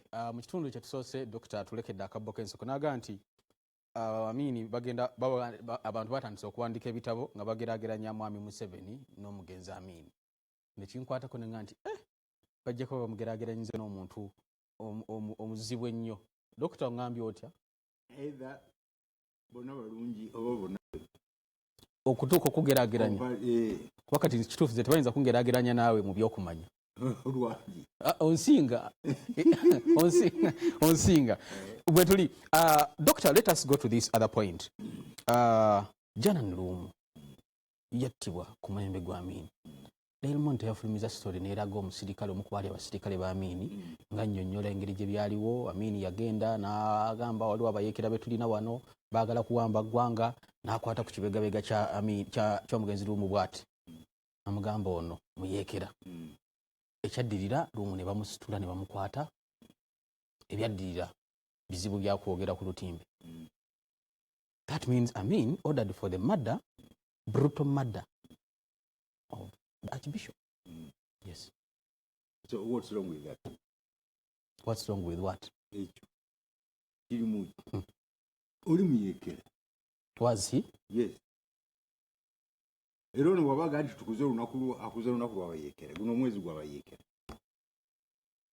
I don't want to hear this. 26 February, kati bongeddeko nno waabwe n'abayeekera. I want to be cut off from this. Mbenga sirimu mu show. Nkikulekemu Doctor. Gwe ndeka mune yegere binjagala. Kanga guchakalanya. Please, you have the show. What happened? Sijja kumalirayo. Now I can assure you. Nti Obote. What you call maroon, or one something like that. Bawe is the one of your rights. For the first time, by state research of Yaji Itako. Not it again. Babitwala mu nyumba yani Archbishop.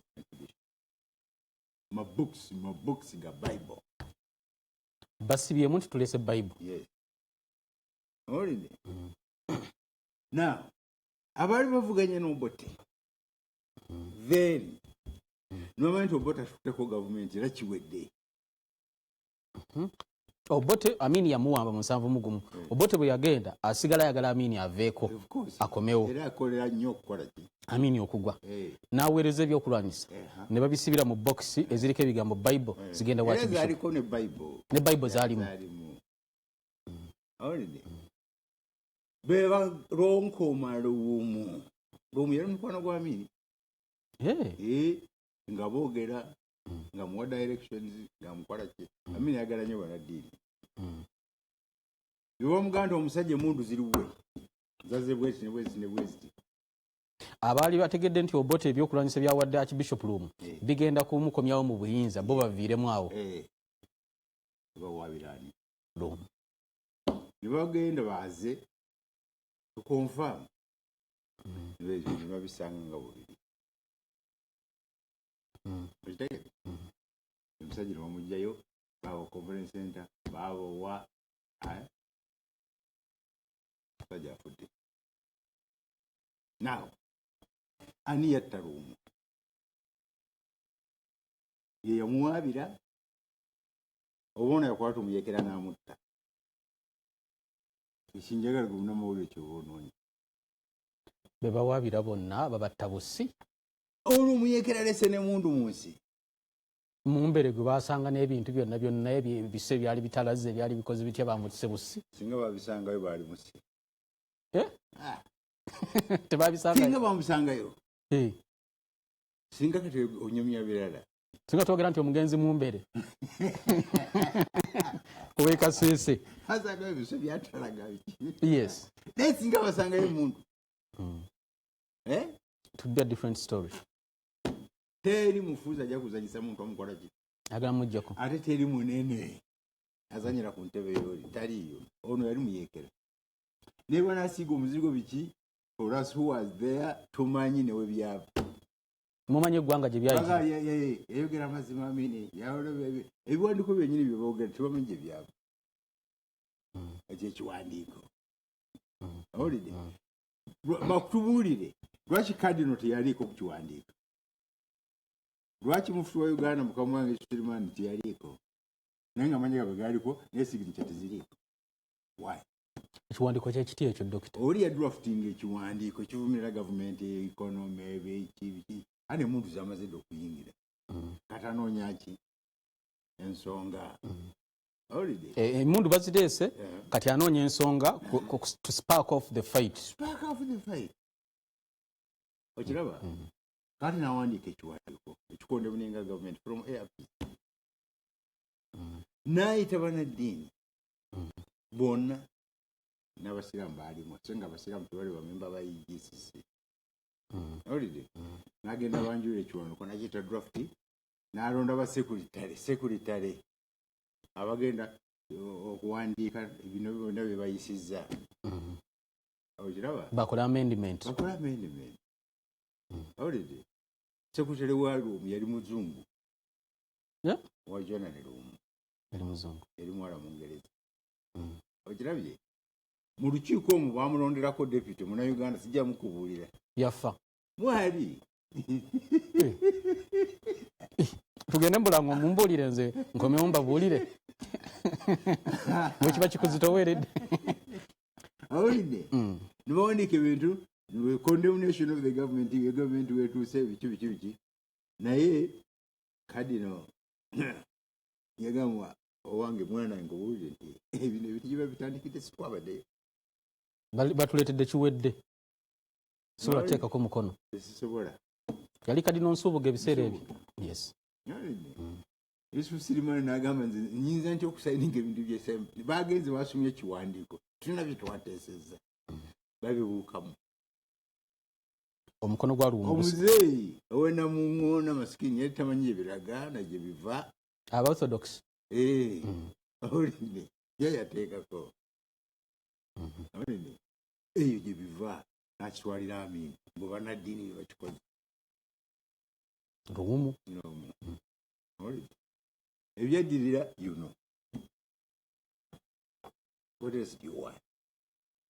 Bino byonna by'okusiga omuzigo biki bazibiddeko human right yali muzira yali kikalamufadhili mavi faija temuli muyekera yali muyekera omuyekera nga ayambadde eggandula abayekera the government of the day naye bo bayekera kale bamuwa ekitiibwa ekyo naye ekikulu kyakuba Protestant baagala olunaku lwabwe baagala kubabereka kukana mugongo baagala nabo babeere olunaku olwabwe oluzito ekikulu ekiri mu bino byonna gavumenti emanyi bulungi ekyoyogedde ku luwumu by'omwogeddeko abakulu mu gavumenti babimanyi naye obululu wammwe ebyo nze nagamba Paul yanoonya wali obululu ebisigadde ezimba kiriyo anoonya kalulu akyakeetaaga wano wetuli saawa eno season si yakalulu abawa okutula ne mwoloma tuli ffenna ku NBS Always program Ensi n'ebyayo Dr. okoze revelation ennene mbadde nyina kyengenda okubuuza kankireke ku lumu tuli ffenna ku Ensi n'ebyayo Dr. Anas Abdul Kaliisa ensonga ya lumu Dr. perspective ye lwaki olowooza kino kyekigoberera kyendeseeyo okubuuza lwaki olowooza gwe byomanyi abalala tebabimanyi oba bwe baba babimanyi olowooza lwaki tebabyogera tebajja byogera kati bamusitudde ne bamuwa ebitiibwa ebyo byonna kale bakati kye bagenda byogera kawaga byonna bajja bifulumya lwakuba mu Anglikani staye eraisinze batuuza ku mutwe why bajja bifulumya bajja byogera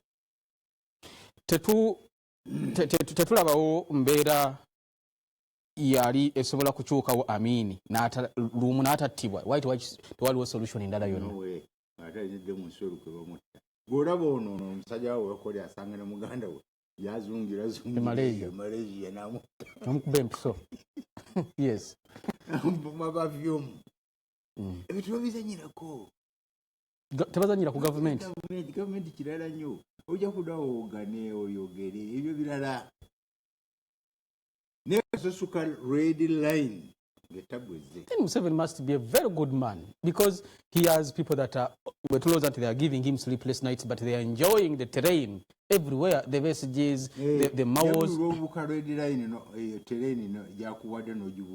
does he do? Who's obsajja bwali bwekalakasa bwebugerere? What happened? Oyina wotayina kubuuka. Buuza abakonjo. Babuuka red line. What happened? Olira nti balina ne bebayokya. Abali mu container tebaliyo. Towulirako. Olwo ine emyaka oba 10 oba 3. Entebe tebagisaagirako. Ati besi jeta. Tunyefuza zingako north. Nebanga etali Uganda. Ne yagizingako ki? Yalekayo abamole batubulire byakola munda aba byakola ki? Kitwamanya. Gutwamanya. wanzigiridde so besi gye tannaba kubuuka red line bambabazi tebannabuuka red line bakyali mu lujja tebannatuuka mu kisenge ebyo binyini bimwongera ki Dr. kyolowooza Museveni asobola okukola byogamba Amini ebyakolebwa ku mulembe gwa Amini nasukkawo nogamba omujasi okuva olw'omutraining okuva byasookera emyezi 9 bafuuka general bakatumba 4-star general ebigundi bimyufu enkofiira bimyufu ebiwe bityo byakusoma busumi kintu kumaggwanga kutta muntu being who misbehaves tuli kirala si kukuma kosi zonna ne outline ne silivasi ne zisisi ne kisisi zebakola ne research tukiru tuli kirala Dr. wasoma kamaje ngasoma nawe obimanye ebyo mbisoma ate nali bijewa tugenda kuwumulamu katono tuli ffenna ku NBS Always program Ensi ne bakutendeko bosoma busomi bitabo gwe togenda eri nze ebintu byonna ebikulusanya ate mbibeeramu okoma bisoma busomi I want to know what they are doing and you are aware of what they are doing. Yeah. All right. Katumala kumula mukatono nnyo bwe tudda awuliriza era tulaba ku NBS Always tugenda kumaona ensonga enene gwanga lya America Donald Trump ebintu birabikanga bitabuse North Korea Dr. nga bakikonyekawo katono President w'eggwanga lya North Korea muganda we ayitibwa Kim Jong Nam yattiddwa e Malaysia mu kisaawe kiyitibwa Kuala Lumpur omukulu yattiddwa mu nzitibwa bwetu just bayadde perfume oba bamukubye empiso n'ebirala bingi tugenda kubanga tubifuna na kiki ebitegeeza webale kubanga oli ku NBS Always.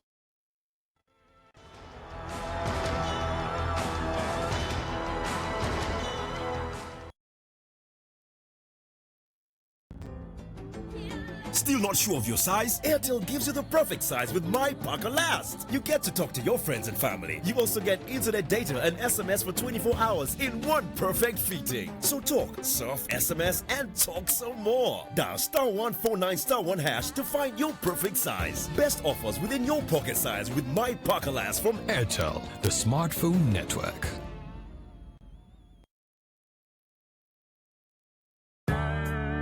Welcome to Life Care Wellness Spa, dealers in all body care services and products. We have a variety of cosmetics from all over the world. Manicure and pedicure by a team of experts, a hair salon with the best technology, plus many other services. Facials, body wraps, GA therapy, massage, toning tables, and weight loss programs. Lose your weight in 15 days. We are open Monday to Friday, 6:30 a.m. to 10:30 p.m. Sundays and public holidays, 10:30 a.m. to 8:30 p.m. Visit us at our different branches, Oasis Mall, Basement, and Ntinda. For more information, call.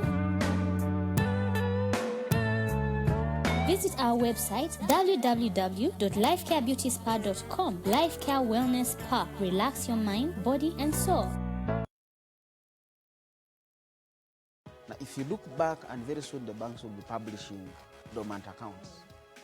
Historically, you'll find almost up to 100 to 200 bank accounts are written off as dormant. These are bank accounts where there has been no transaction. Now he's under pressure from Felipe Massa as well. It's Ferrari 1 and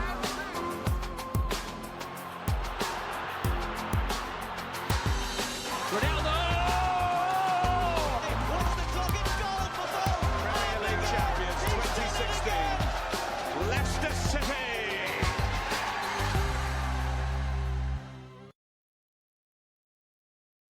This is that cup where playing grounds are leveled, where anyone can be a champion. This is the FA Cup, a cup for all. For the first time ever, we're bringing you the FA Cup on GoTV.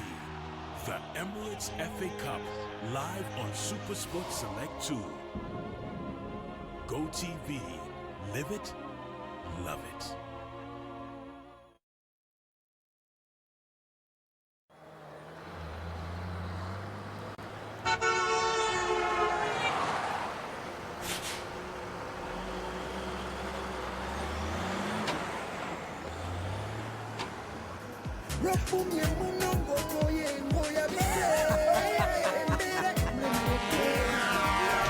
Room Energy Drink. Feel the positive energy. Sports is a fast-paced industry, and we bring you all the news. My name is Aisha Nasanga, and I am NBS always.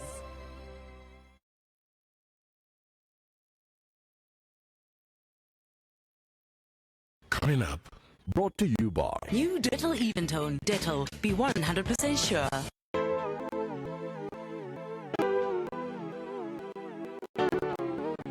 Giving your family the confidence of healthy even tone skin. New Dettol Even Tone. Dettol, be 100% sure.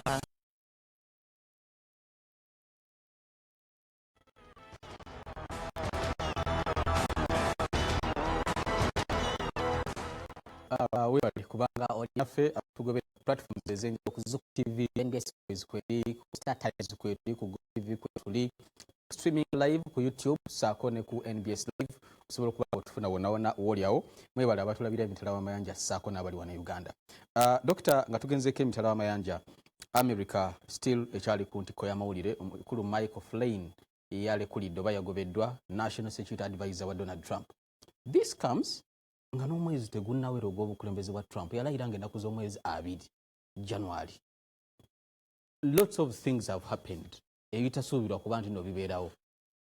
General Flynn is a wonderful man. I think he's been treated very, very unfairly by the media. As I call it, the fake media in many cases. And I think it's really a sad thing that he was treated so badly. What is wrong with the Trump's problem?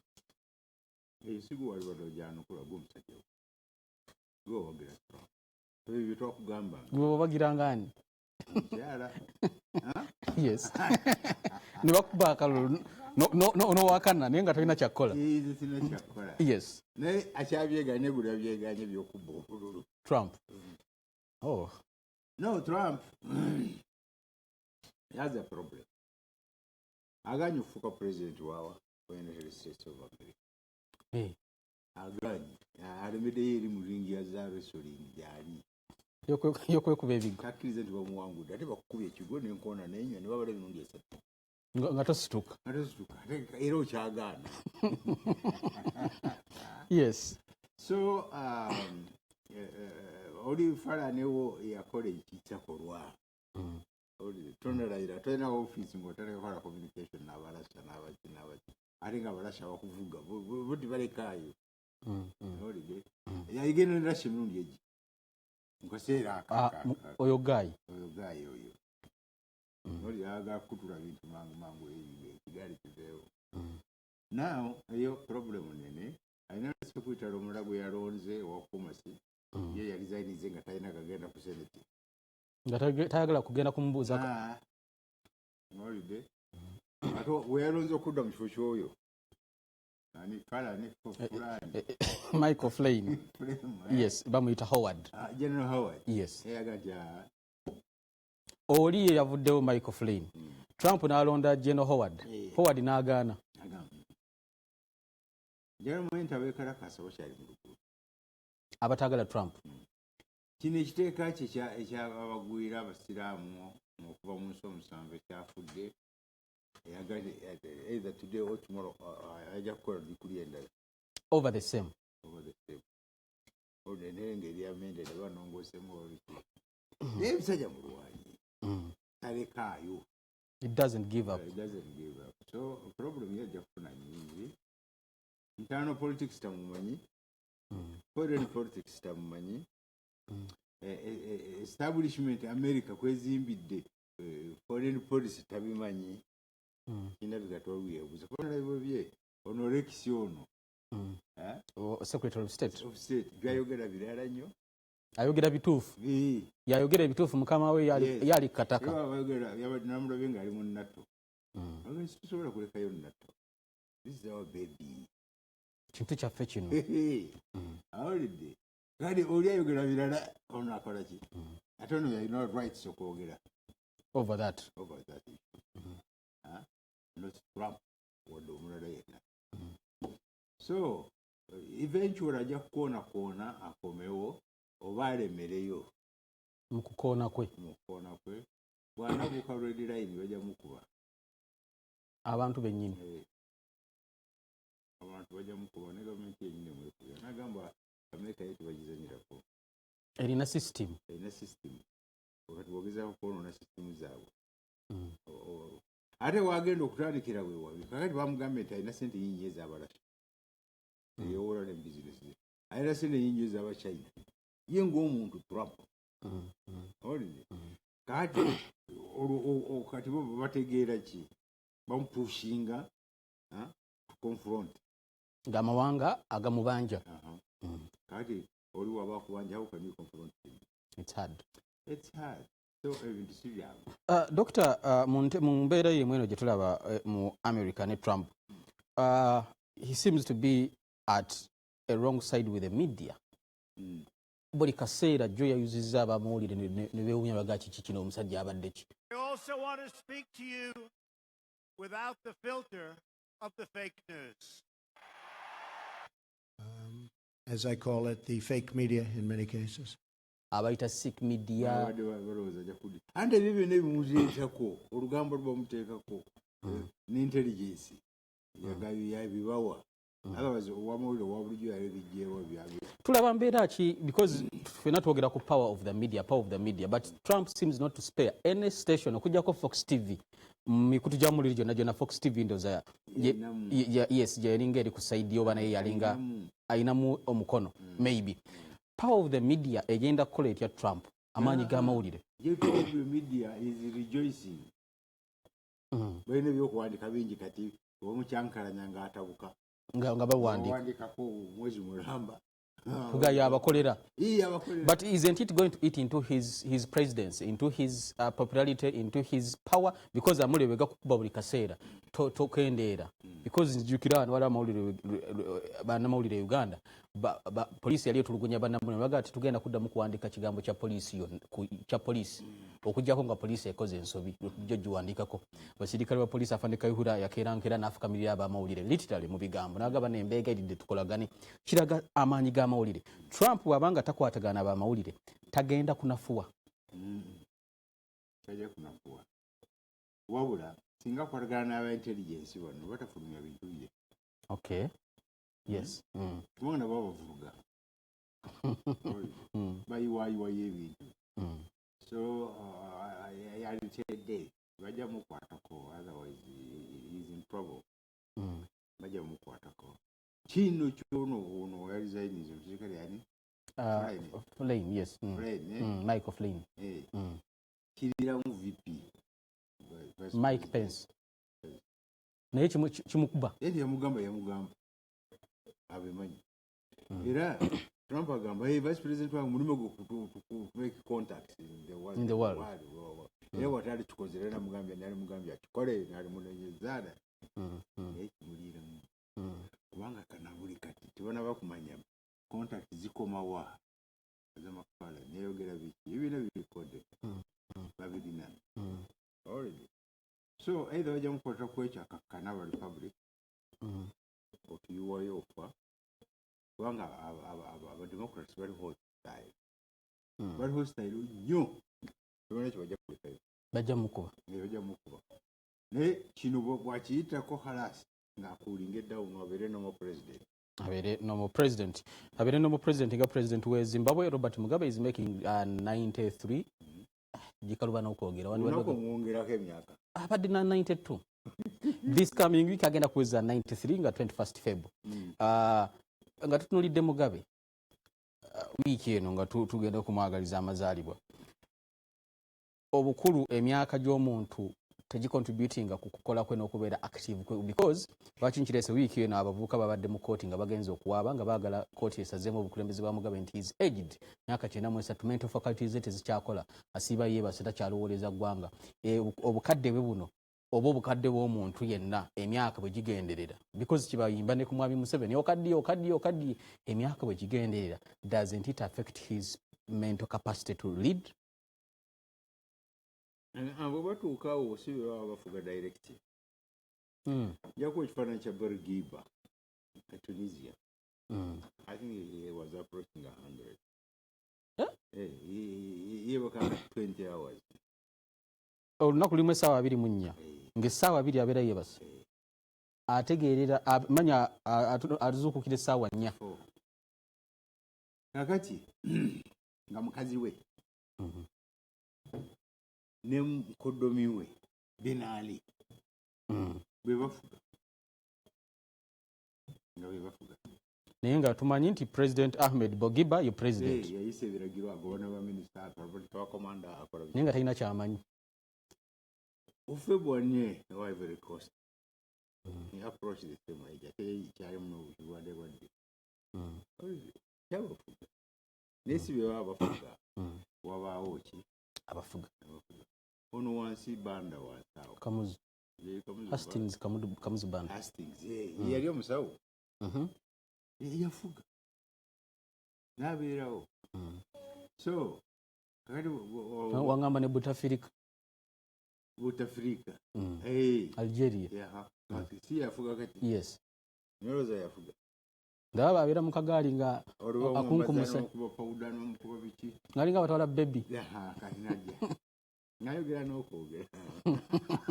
Yes. So ezo bala ebyo Abafirika tujja bigumira. Tunabakula kutuuka abazungu. Era kiba kikyamu kwekompyalinga naki n'abazungu. Tetufudde mu bakabaka. Kabaka akuga otuuza lwapwa. Kati nakugamba democracy nga wano teriiwo. Mu Africa owe Uganda. Uganda tewo democracy. Matukera ne tulonda. Opposition Museveni yamubateerawo naye takoze eki. Museveni yateekawo opposition. Ebibiina kuva UPC yadda ODP kibiina kisinga obukulu mu Uganda 1960 toyinzaga nti Museveni yateeka. Ate biriwa. UPC ku Uganda House. Yajja proclamation number 1 yakola kijebijjo. Kwamini byali liddawa. Tebyaliwo. Kati wamala kubijjawo after 10 years or 15. Nalyo bakola ki? Abizaawo. Nebiganye. Okukola kibiteekeddwa okukola. N'olwaliro bakyagamba otulemesezza okufuga, otulemesezza okukola ki? Bonna bagenda ndi bakiika, balwala abawa ssente ne bagenda babajanjaba. Ebyo balimu. Kitegeeza they are his subordinates. Exactly. Bano baali badde nga abamuvuganya aba FDC. Abo reserve. Abakooye ki? Abakooye mu NRM. Nga bawumulirako mu kati ka FDC. Yes. Reserve force ya NRM. Dr. Yuziza banno. FDC je eriwumudde NRM. Naye nga likyali lya NRM. You want to tell me that even Besigye? Ono Museveni NRM. Organization. Yes. Nebo uleta NRM bonna mwebali. Ne Besigye. Bonna. Kutobyawula. Manye NRM ere NRM yene yabano bani. Bakasule Lumumba. Naye NRM bona bamatembe Besigye. Anti eri yavaawo. Yaderagawa. It is ceased to exist. Okutuusa ng'ogijje wano n'osigaza n'ono gijjeewo. Naye otherwise bali mu reserve. Basobola okuddayo. Tudde okulonda kuno kwa movement FDC. Bagamba oba berekera Mugisha bajja mujjako. Message must go back. To what? N'ekyo kiri movement. Enkola eyo empisa za NRM. Enkola ya NRM. Ogambye nti okulonda omukulembeze we FDC. Wekisanja kya Mugisha muntu kiggwako mu November. Bagamba Mugisha muntu bwe bamuzza ku kibiina. Bagenda kivaamu. Bagenda gimutwalako batali bona movement. That is the debate, the movement. Yes. Butugirekera Mugisha is too good. Kati baagala Besigye. Okubeera ki?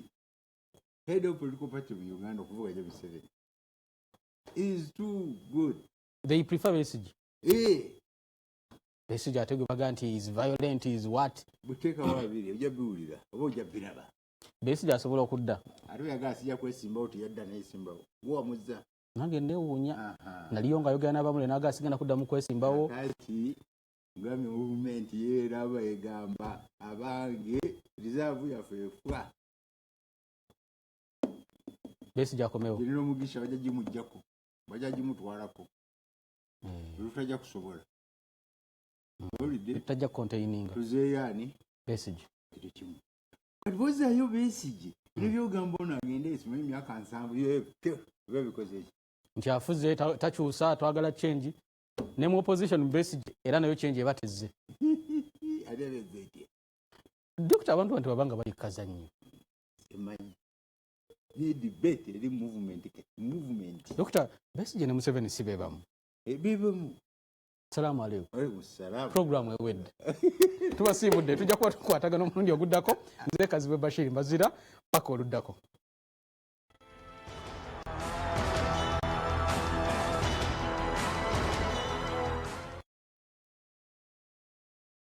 lwaki buli muntu amiitinga mu Museveni afuuka kisassalala? Emyaka 5 mwena tujja kuzanga Uganda we are peacefully settled. Omusomesa P7 tasobola kugolola bibuuzo bya P7 si byange. Waliwo olumu lwenjagala okukaaba amaziga. Abantu bano beetaaga kwatulira. Muli mu kihonale bwe gwakola okuba n'obuwumbi bubiri nga talina wadde edduka lya Niigiina. Okwata omusajja w'ekitiibwa ayenkanidde awo kyabazinga mulamba busoga eweddewo. Kati ate mwagala ki? Twagala ali ku levo y'omulamuzi naye nga si ennonde yamulondesezza gye bamulonze ekiro. Maama Fiina abamulonda baba basamize.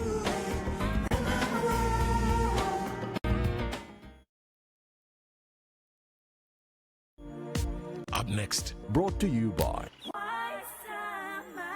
All Day Fresh Clean.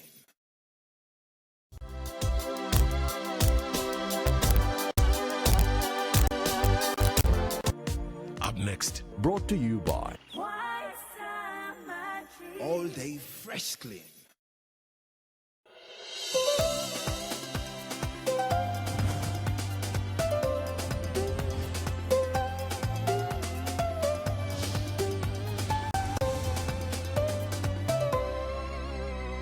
NBS. Always.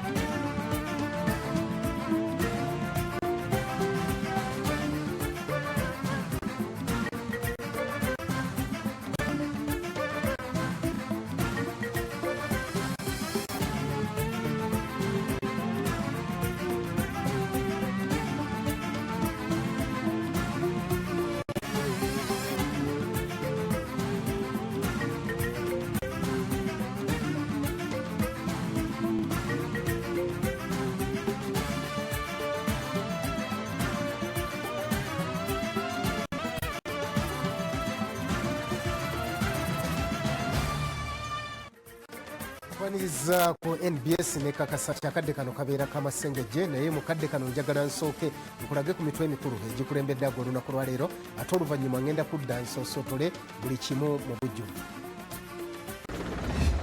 Bakulembedde aga leero Todwongo katono yeerese emmere. Omumyuka wa ssaabawandiisi wa NRM ajjiddwa eggulu ajjanjabibwa ku International Hospital. Twogedde naye namutamanyi we lyavudde.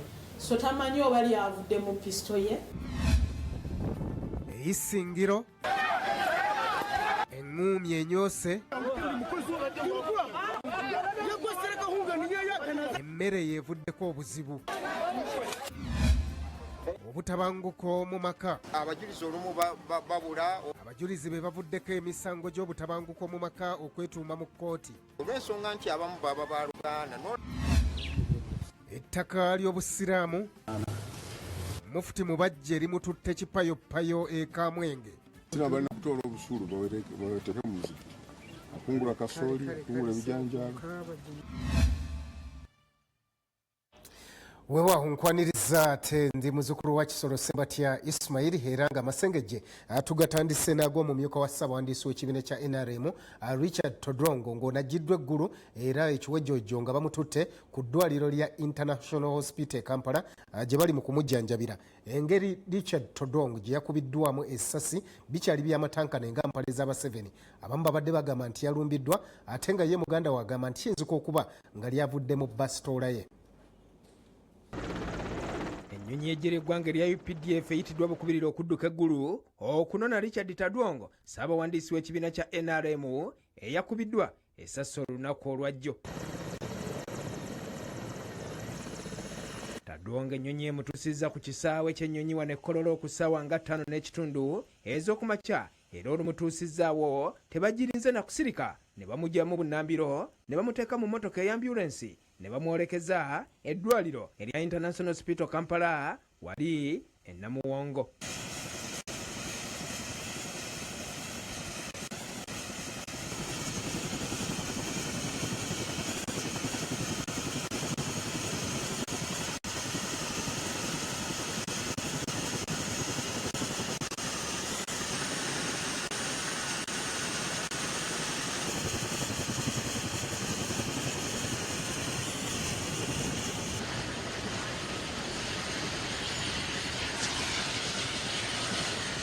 Muganda wa Richard Tadwongo Major Charles Otema twogeddeko naye n'atutegeeza ku ebyo ebyabaddewo. Ono mu kunnyonnyola agambye nti muganda we mu kwogerako naye yamugambye nti tamanyi ssasi wawe eryavudde. Ono agambye nti essasi eryakubye Tadong lyayingiridde mu vivi ate ne lifulumira waggulu mu kisambi. Meeja Otema ayongeddeko nti Tadong okukubwa essasi kyaddiridde ekimotoka kirukululana okutomera owa bodaboda ne kidduka n'agezaako okukigoba nga bw'akuba amasasi waggulu. Kyokka mu kavuvuŋŋana akazzeeko n'ababadde mu kimotoka kirukululana teyategedde wa ssasi we lyavudde okuggyako okulaba omusaayi. Eventually the truck stopped because they knocked the cyclists dead.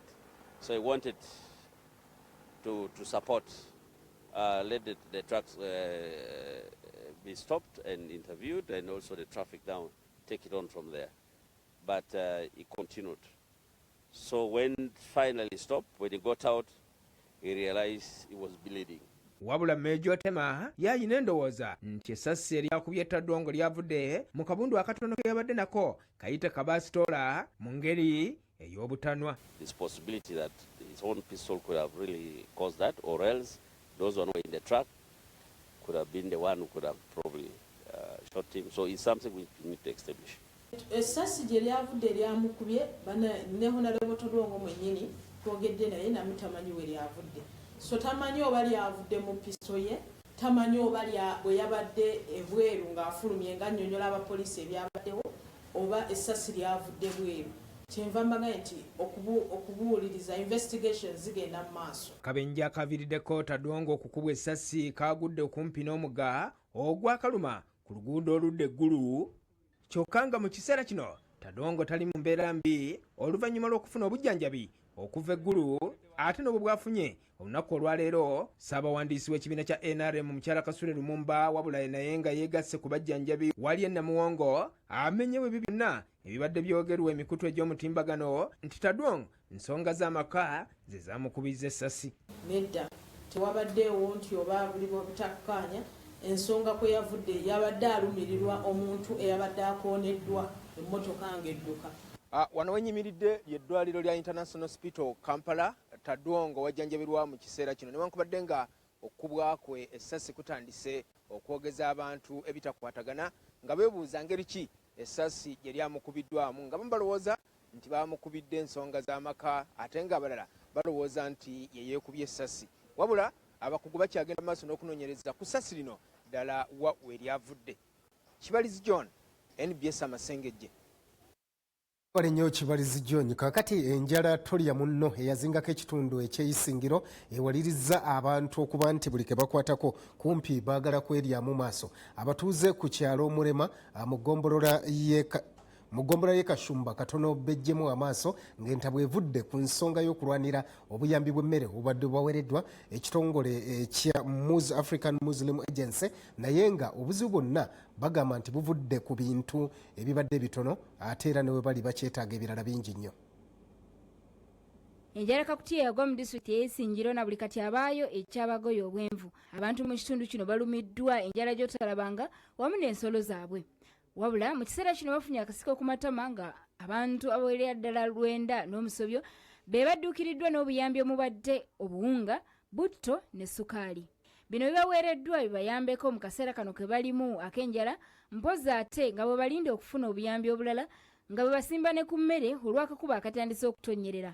Ekibiina ky'obwannakyewa ekya Direct Aid Muslim Agency kyekidduukiridde bano wabula nga mu kugabana ebintu bino ebibaweereddwa balabiddwako nga bagujubana ng'era abayala bwe babeera. Era poliisi eyitiddwa kubakkakkanya nga buli omu alwana okubaako ky'atwala awaka.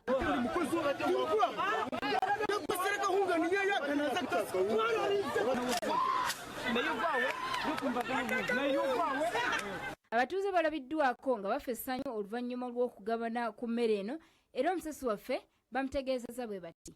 Badde tuluma nnyo mutuufu, abaana basulira mazzi sibalya bulungi nti bakuse embeera mbi, naye olwaleero ndowooza lwali tujja kusula bulungi. Kuba omulanga eri ebitongole byonna ebisobola okuyamba nti enjala muyisingire ekyaliyo kubanga enkuba ekyali ntono. Inshallah sawa yenna alina obuyambi ajja ayambe abantu baffe. Akulira ekibiina ky'obwannakyewa kino ekya African Muslim Agency Elwalid Bakid Mohammed bw'abadde ayogerako n'omusasi waffe amutegeezezza nti obuzibu ekika kino bwakwongera okukosa Uganda singa terekera okwesigulira ku nkuba mu kifo ky'okuyiiyawo amagezi ag'okufukirira ennimiro kubanga ye enkuba yakeewa olw'embeera y'obudde okukyuka. Disitulikiti ya Isingiro yali emanyiddwamu ezo ezivaamu emmere nnyingi naddala amatooke beye tennalumbibwa kyeya ekyaleka ng'abaayo beerya nkuta za mimwa. Salma Namwanje, Ambrose Muhumza, NBS, Amasengejje. Omuwendo gw'abantu abalina akawuka ka mukenenya gweraliikiriza abavunaanyizibwa ku byobulamu mu disitulikiti ey'e Kalangala era nga bategeezezza nti mukadde kano we bali beetaaga okubongera ku ddagala eriweweeza ku mukenenya kubali bafuna terimala. Abasawo be bamu balabudde abalambuzi abagenda e Kalangala nti tebadda mu kweyibaala ng'omugu w'ensimbu atabaala ne badda mu kutabaaza engabo nga tebeesabise kuba bayinza okwekanga nga bakifuuye bakizza munda. Okusinza ku basawo ku bantu emitwalo 5 abali mu disitulikiti y'e Kalangala abantu 80 be bali ku ddagala eriweweeza obulwadde bwa siriimu ekintu ekibeeraliikiriza nga bagamba nti kirabika waliwo n'abalwadde ababulina wabula nga tebaagala kugenda mu ddwaliro. Embeera y'obulwadde bwa siriimu mu Kalangala katugambe nti bino bizinga tulina embeera z'abantu ez'enjawulo mu bizinga muno era obulwadde bwa siriimu kyekimu ku bizibu ebisinga okubeera eby'amaanyi mu disitulikiti muno. Tugambe ku buli bantu nga 10 b'osanga abantu 18 ku bitundu 3 balina obulwadde bwaki bwa mukenenya. Dr. Ben Masira omu ku bakulembeze b'ebyobulamu mu disitulikiti eno agamba nti nabo ng'abasawo omwendo guno gubayitiriddeko nga kati tebakyebaka. Bitweraliikiriza ffe ng'abasawo kubanga buli obeera n'abantu nga bangi abalina mukenenya balina akawuka ka mukenenya kitegeeza nti abasawo tugenda kubeera nti emirimu gyaffe gyeyongera obungi kyekisooka. Dr. Masira agamba nti embeera eno ekosezza ebyenfuna mu disitulikiti eno nga kati abavubuka abandi badde bakola emirimu kati banafuye olw'obulwadde bwa siriimu okubakwata. Abasawo era balabudde abantu abagenda e Kalangala okukyakala okumanya nti siriimu mungi mu disitulikiti eno. Tulina okwekuuma ennyo ng'oli ewaffe ne Kalangala. Ekyomukisa omulungi kondomu tuzirina mu bungi malwaliro gaffe gonna agali mu kizinga kino kondomu tuzirina. Ye ssentebe wa disitulikiti y'e Kalangala Wire Lugolobi agamba nti kikwasa ennaku abalwadde abamu okutuuka mu ddwaliro ng'eddagala eriweweeza ku bulwadde bwa siriimu teririiyo. Bw'oba otadde omuntu ku ddagala n'otuuka enkya n'ajja n'omugamba nti eddagala teririiwo kiba kizibu nnyo. Tusaba batuyambe abalwadde wali eri bagenda najja ku ddwaliro n'omugamba gula kanyula gula oba nomoselayi n'ayomba n'agamba abasawo babba eddagala naye nga si kubba ddagala. National Medical Stores eddagala etuwa ttono. Sam Ibanda Mugabi, NBS Amasengejje.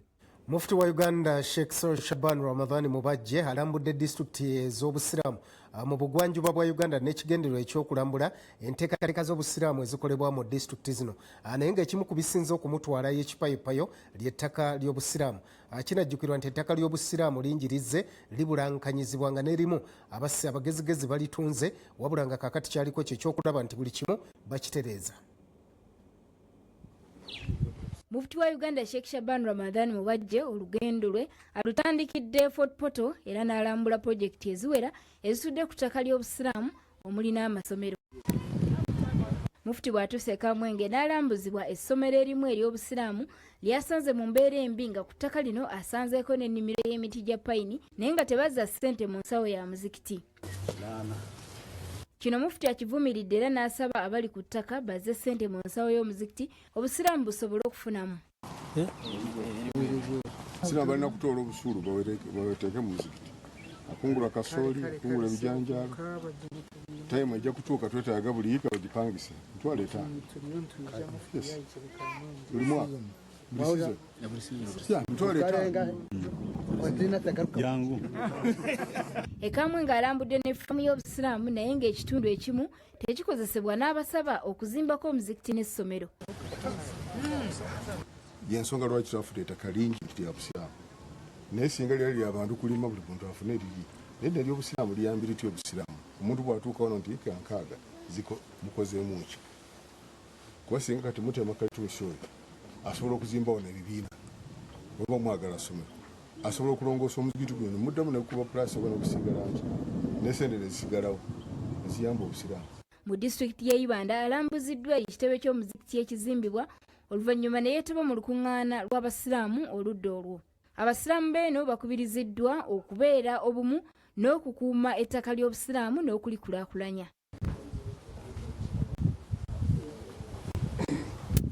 Salma Namwanje, Chene Nuwa, NBS, Amasengejje.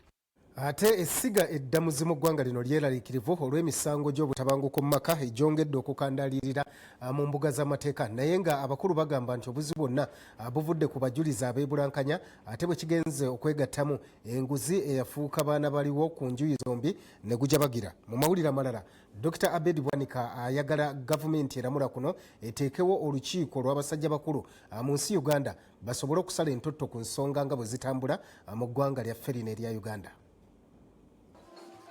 Bw'abadde ayogerako eri abakulembeze b'ebyalo wamu n'abantu ba bulijjo mu kitundu ky'ekyambogo mu divisioni y'e Nakawa mu lukiiko olutegekeddwa ekibiina ki Center for Domestic Violence Prevention CEDVIP mu kaweefube kiriko okwongera okumanyisa abafumba etteeka erikugira obutabanguko mu maka.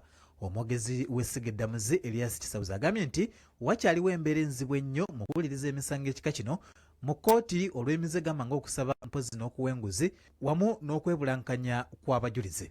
Abajulizi olumu babula oba olumu babeera nga bakyusiddwa engeri n'abeera nga ate tebazijja mu kkooti olw'ensonga nti abamu baba baluganda n'olaba nti olumu bayinza okubeera nga baweereddwa kyoja mu miro.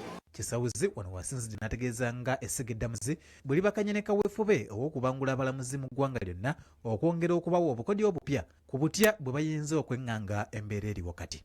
Lwanga Grace okuva mu kitongole kya CEDVIP agambye nti weewaawo etteeka eryo we liri erikugira obutabanguko mu maka era nga lyayisibwa Parliament, naye emisango ekika kino gikyali mingi nnyo olw'okuba nti bangi ku bafumbo tebalimanyi kimala.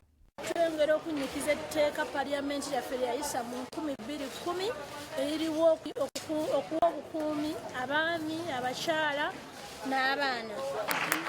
Ate mu mawulire amalala era okuva emukono yavuganya ku bwa pulezidenti bw'eggwanga lino Uganda mu kalwa kakagwa Dr. Beni Bwanika avudde n'awanjagira abakulembeze abaliko olwaleero okutabagana mu lukiiko olwawamu wakati mu kaweefube okulabika nti basala empenda ku butya bayinza okutwala eggwanga lino mu maaso. Pulezidenti w'ekibiina ki PDP Dr. Beni Bwanika eyakavuganya ku bukulembeze bw'eggwanga lino emirundi 3 awanjagidde buli muntu gwekikwatako mu ggwanga lino okulabika nti alaafuubanira tabamiruko ono ng'agamba nti liryoke ekkubo ba Uganda liyinza okukwata bw'eba eyagala okukulaakulana nga abantu baalyo bali wamu. Ne tuddayo ne tusengeka ensi yaffe Uganda nga bannannyiniyo ne tutuula abantu abagezi mu ggwanga muno mwebali beetaaga kuweebwa mwaganya kubawuliriza ate beba ebirowoozo byabwe ne biteekebwa mu nkola. Ono okwogera bino abadde mu kusaba okw'enjawulo okubadde mu kkanisa ebweyogerere mu kkanisa emanyiddwa nga Kingdom Life ngeno gye basiibulidde abaweereza abamaliriza emisomo gyabwe mu buweereza mu ttendekero ly'ekkanisa eno. Omusumba w'ekkanisa eno Sekyanze Tony wano wasinzidde naye ennyamira ennyo olw'abaweereza banne bagambye nti bagujubanidde nnyo ebitiibwa eby'ensi. Walugembe Josephat, Kafko Joel, NBS Amasengeke. Abaganda bagamba nti awali ssente ow'enkata tozinga kubanga ssente yo weebeera egonza mu bulamu. Kakati bo bannasayansi bagamba nti alina ssente ze atuuse okutambulira ddala ng'omuloodi kuba baliko ennyonyi gye bayiyiza ng'ennyonyi eno esobola okusaabaza omuntu omu yekka.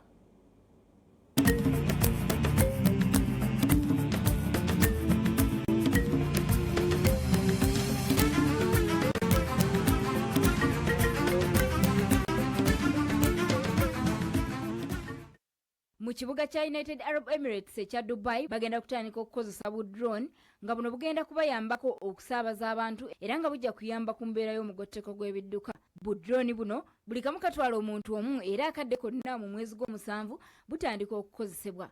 Bu drone buno bukolebwa mu China era nga bwa kika kya Ehang 184 nga buli kamu katwala omuntu omu era nkakoma ku buzito bwa kilo 10 nga kakozesa eryanda limalako eddakiika 3 nga katambula mayiro 30 nga za kilomita 50. Omukungu mu Dubai avunaanyizibwa ku nguudo n'ebyentambula Matal Al-Tayar akakasizza nti mu mwezi gw'omusanvu drone buno butandika okukozesebwa era nga bumaze okugezesebwa nga balina bulungi obukakafu nti bwakukola ekyo kye baagala. budroni buno bubuukira ddala ne bugenda waggulu era nga mu kubugezesa babugezesereza ku kizimbe ekiyitibwa Burj Al Arab nga kino kizimbe kiwanvu nnyo nga kyakuna mu bizimbe ebiwanvu mu nsi yonna. Singa omusaabaze aba atudde mu kadroni kano akawa ebiragiro waawe kamutwala era ne kamubuusa era ng'eri abo abavunaanyizibwako abasigala babugoberera ku kompyuta nga bututta omuntu. Okukozesa budroni buno y'omu ku tekinologiya ey'akasembayo era nga gyebuvuddeko omumyuka wa President wa United Arab Emirates ng'era ye Ssaabaminisita Sheikh Mohammed bin Rashid Al Maktoum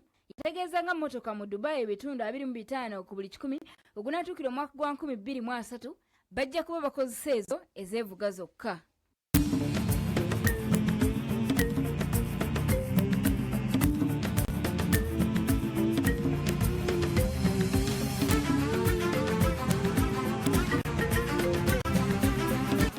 Mpozi n'amawulire aga sayansi era katusuubire nti naffe obuntu obwo tunaabufunaano mu Uganda yetutambuleko ng'abaloodi. Kale mutukirize tugenda kubatuumulamu naye bwe tudda amasengejje tukyayina mangi ddala, sigala nga weekuumidde ku NBS.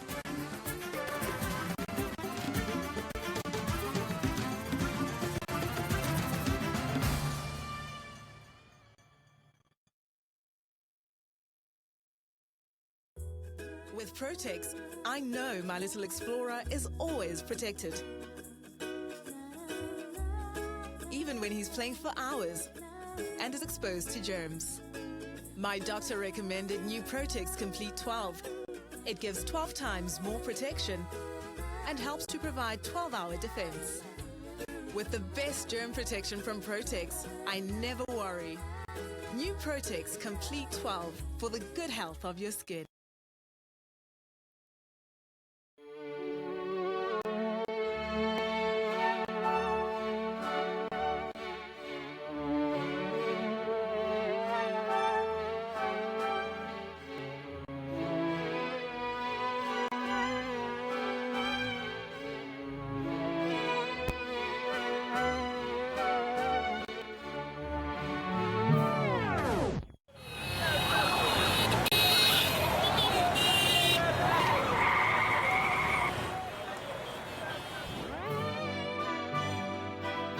Let a good day go on with the new Milkman yogurt.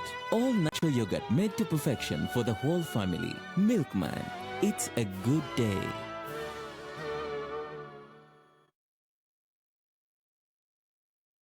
Lwaki buli muntu amiitinga mu Museveni afuuka kisasolala? N'emyaka 5 mwena tujja kuzanga Uganda uya peacefully settled. Omusomesa P7 tasobola kugolola bibuuzo bya P7 si byange. Waliwo olumu lwenjagala okukaaba amaziga. Abantu bano beetaaga kwatulira. Oli mu kihonalebo gwakola okuba n'obuwumbi bubiri nga talina wadde edduuka lya Niigiina. Okukwata omusajja ow'ekitiibwa yenkanidde awo kyabazinga mulamba busoga eweddewo. Kati ate mwagala ki? Twagala ali ku levo y'omulamuzi naye nga si ennonde yamulondesezza gye bamulonze ekiro. Mama Fiina abamulonda baba basamize.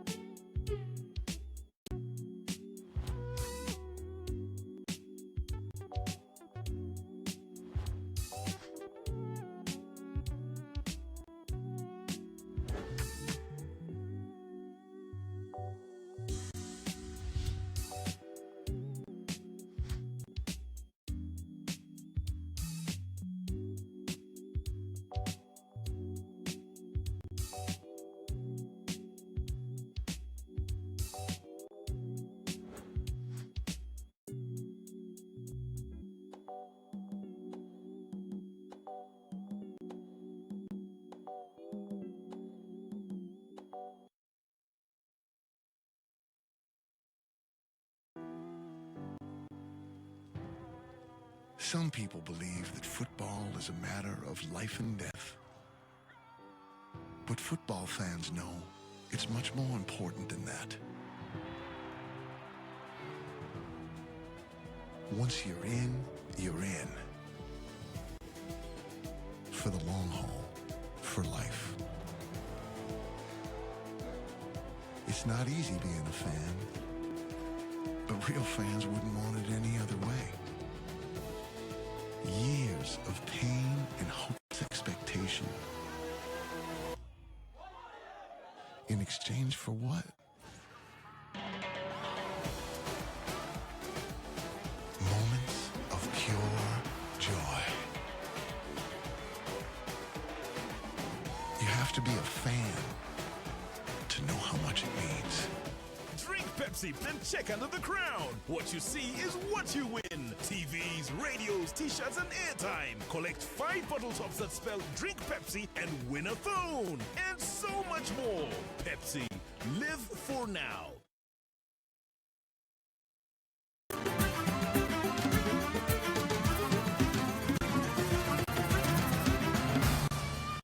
nkwaniriza mu kitundu ekyokubiri ekyamasengejje era tweyongeddeyo bwe tuti ensangi zino abakazi abasinga bagamba nti abasajja basigaza kimu kwewaana ng'abaana baliko ekyebawangudde katugambe ng'emisomo oba nga bali mu bifo eby'amaanyi nti naye ekikwatagana n'obuvunaanyizibwa ku baana ekyo bakiviirako ddala abaffe wano twebuuza omwana waani.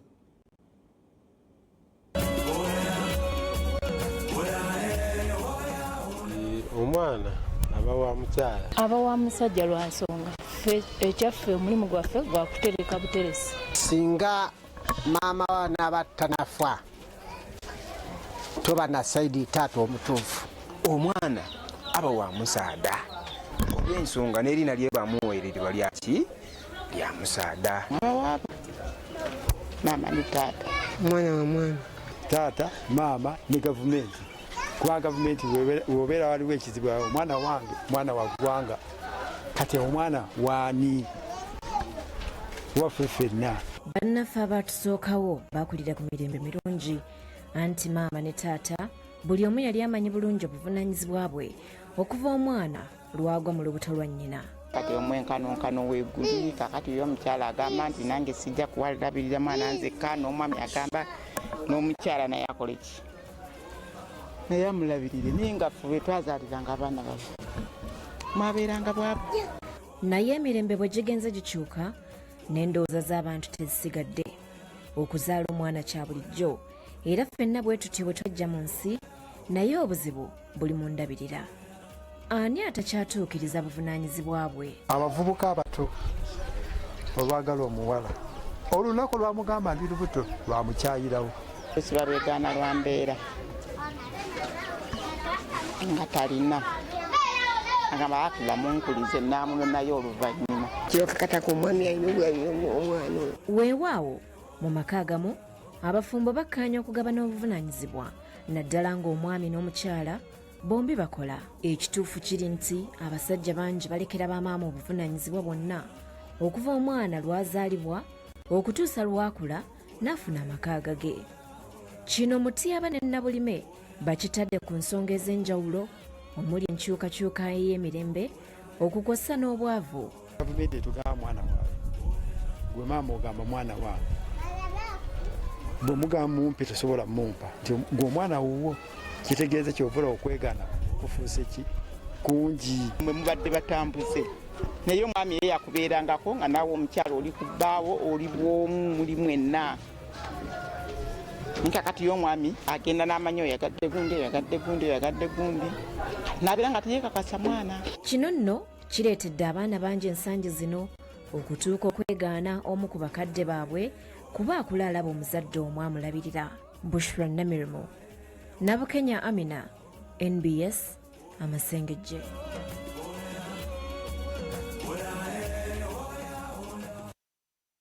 ate eyavuganya ku ky'okukulembera Uganda naye nga mukadde kano yakulira ekibiina ekya People's Supportive Party Elton Joseph Mabirizi ayambalidde gavumenti eramula kuno gyagamba nti tefa ku bannayuganda ebajjukira lumu nga eyagala obululu oba nga baagala emisolo naye nti kakati enjala ebamalawo ate efuddeeyo kubayamba. Mu mawulire amalala omuyimbi Kazibwe Kapo ayitiddwa ku poliisi abitebye wajji yajja emmundu gye yakozesa mu luyimba lwe emmundu twazza ku ggombolola. Elton John Mabirizi bw'abadde makindye ku mukolo okuteekebwawo omubaka w'ekitundu kino ategeeza nga gavumenti bwetafuddeeyo kuyamba abantu bafa njala era nga tewaliiwo nteekateeka yonna esobola bataasa. Abantu nga bafa enjala weebuuza minisita akola ku ebyo waali oba taliiwo era akola mulimu ki nga tebasobola kutuukirira mangu bantu. Bwe kiba nga tewali nteekateeka esobozesa kuteekawo ngeri yakukola wakiri mu regions nnya ne baba nga abantu bayize ennima ey'omulembe erina okufukirira eggwanga ne liba nga libeera mu kyeya abantu ne bafa. Nze ndowooza ti kino ekibiina kyalemererwa dda. Ye omukiise w'ekitundu kino Sempala Kigozi Sajjere Yabene bw'abadde agabira abantu pikipiki saako ne pikapu ey'okweyamba ategeeza nga ebibiina bya bodaboda bwe byayingiramu ababbi wabula nga ye abadde abalwanyisa ekiseera kyonna. Atalina kaadi yabwe bamukwata ne bamuggyako emitwalo 5 ne bagenda ne bamusanga nga alina ekizibu tebagamba na poliisi bakwata bukwasi bajjako ssente nga tibane kye babayamba ne tubagamba no association eteekwa kuyamba abantu bali kulaba nti omulimu gwabwe mulungi n'olw'ensonga eyo mukole ekyammwe kutandika ne bakola ekibiina ekyabwe kati wano wetutuuse. Baka Sempala Kigozi akubidde gavumenti omulanga okukomya okukkiriza okutwala emmere ebweru n'agamba nti kyeyongedde okuvaako enjala. Gavumenti egaanye okulekeraawo okutwala emmere ebweru.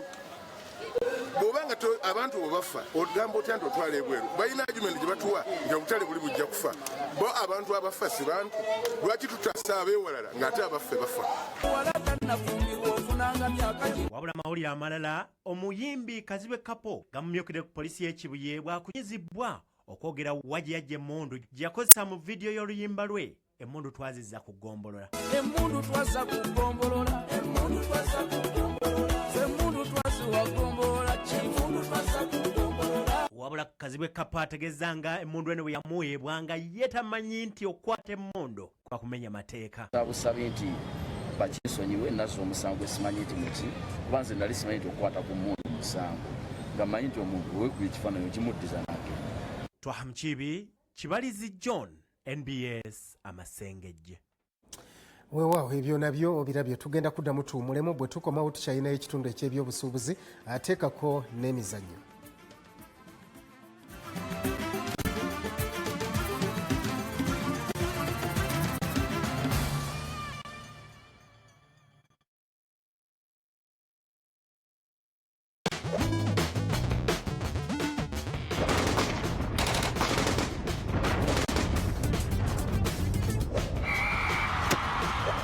Unlimited games on your phone anytime, anywhere for as low as 270 shillings a day. Visit games.mtn.co.ug and get your game on. MTN, everywhere you go.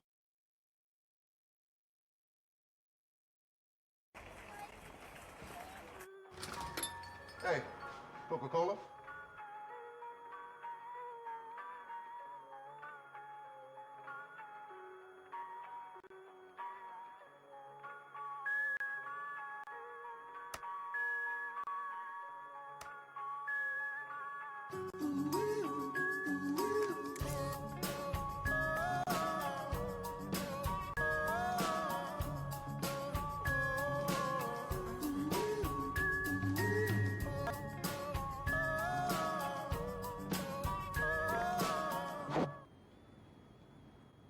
Oh, you're in luck.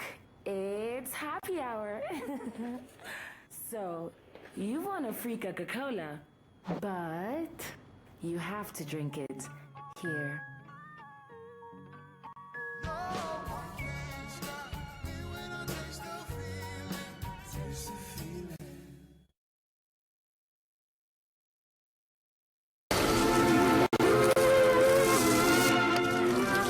Another kiss, another smile.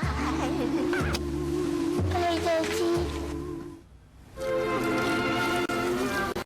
Another kiss, another smile would make my day, baby, so wonderful. Kanguya kesigika ate kawangaala bwe kataba kamwano ka Bic oba tomwedde wepepete ne Big Sheva. Distributed by African Queen Limited.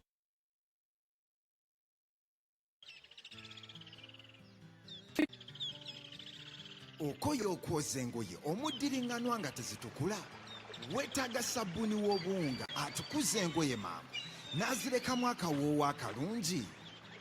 Tukuleetedde sabbuuni w'obuwunga owa White Star Magic Multi-Active Detergent. Awatali kukozesa maanyi ajjamu amabala mbagirawo n'atukuza engoye era mwattu n'azireka nga mpeweevu. Alimu akawoowo akaleka engoye zo nga zirimu akaloosa akalungi olunaku lwonna. Teweekalulirira wegulire sabbuuni w'obuwunga owa All Day Fresh Clean.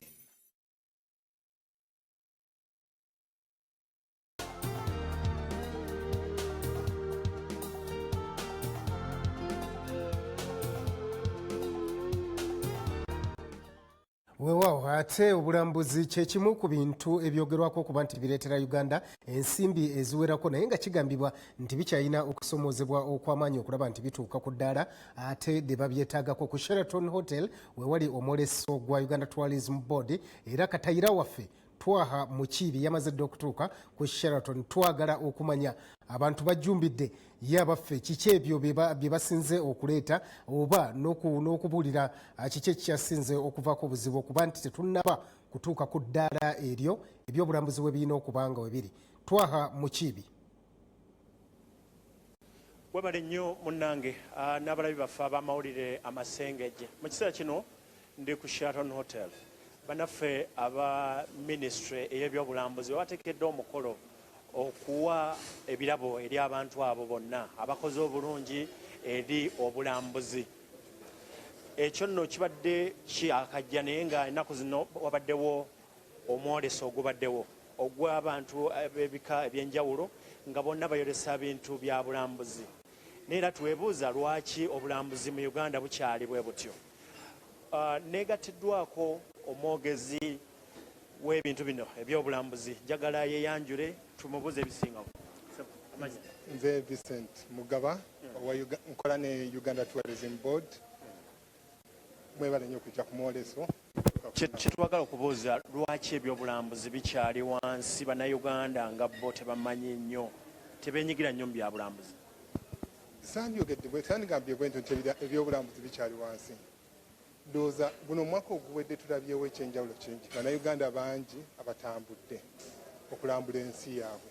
Bangi abenyigidde mu by'okutambula ne bava e Kampala ne badda mu bitundu ebirala ebya Uganda. Kitaabangawo era mu biseera bya Christmas twalaba nnyo abantu nga batambula Uganda balambula Uganda yonna. Kiki kye mukoze okwongeramu amaanyi? Bingi bye tukoze kolagolerana wamu n'abantu abalala. Tukoze n'abamawulire. Tukoze na kinoomu aba bizinesi zaabwe ne tukwatiramu pena tukwatidde wamu ng'ekitongole ekyobulambuzi n'ebitongole byonna ebiri mu byobulambuzi. Obuzibu mubadde mubusanga wa?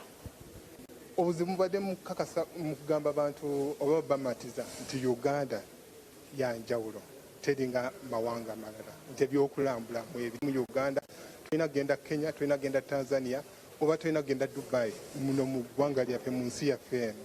Bintu bingi nnyo ebiri mu nsi yaffe ebirungi bye tulina. Olwaleero kiki mulina wano? Olwaleero tulinawo omukolo Excellence Tourism Awards.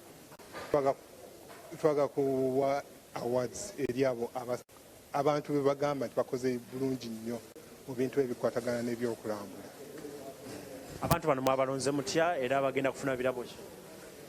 Abantu sife twalonze abantu kye twakola ku mukutu gwaffe ogwa internet twatekawo olukalala tugamba nti mmwe abali wabwereyo mmwe abalaba abantu bano mmwe muba mulonda musalewo ani agwanidde okufuna ekirabo akufuna awaadi olwaleero mu ekyo kyabadde akola kikwatagana ekyobulambuzi kabe nga wa hoteeri kabe nga wa special kabe nga tuwa guide yenna alina ekintu kyakola ekikwatagana n'obulambuzi gwe tusazeho okuwa award naye abantu be baba balonda kyali independent ffe tubaze bubazi bululu ne tugamba bano be balonda n'abamawulire mwebali abagenda okufuna awards. Birabo ki? Ekirabo ekisinga kumanyibwa abantu era kyetugezaako okulaga abantu nti bano be basinze okukola ennyo tebasinze balala ne bano bwe musazeho okulaba okugamba nti kiki basinze okukola mu bintu bikwatagana n'ebyobulamu. Omuntu atali mu Uganda atamanyi bintu birambulwa kintu kikyonza omugamba nti atalambulangako mu Uganda kino kyosubwa? Bingi abantu ba Uganda kyekisingira ddala bw'ogenda ku mukutu gwa BBC ku ssaawa eno ojja kusangako sitoore egamba nti Uganda gigamu ku mawanga muli abantu abaaniriza abalala ekisinga obukulu. Toyanzege munnaffe omulabi wa Mawulire Amasengejje Sheraton Hotel ebyobulambuzi obyoludde bigenda mu maaso katuyongere na Mawulire Amasengejje munnaffe genda mu maaso bwe bityo bibadde nze twaha mukibi. Webale nnyo twaha mukibi mpozi n'amawulire ago okuva ku Sheraton Hotel katusubire nti naffe mwana wattu tunavaayo n'ekirabo kuba naffe tulina kinene kye tukoze kutumbula obulambuzi. Kale mutukirize tugenda kuddamu tuwummulemu bwe tukomawo tukyayinayo ebyemizannyo.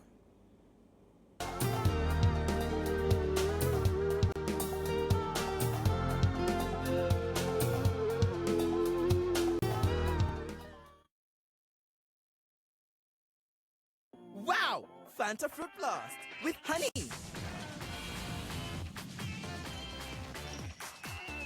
The great tasting Fruit Blast flavor. The honey, the bubbles. What could possibly get in our way? Drink your Fanta Fruit Blast before somebody else does. Enjoy your Fanta Fruit Blast today with yummy, yummy honey.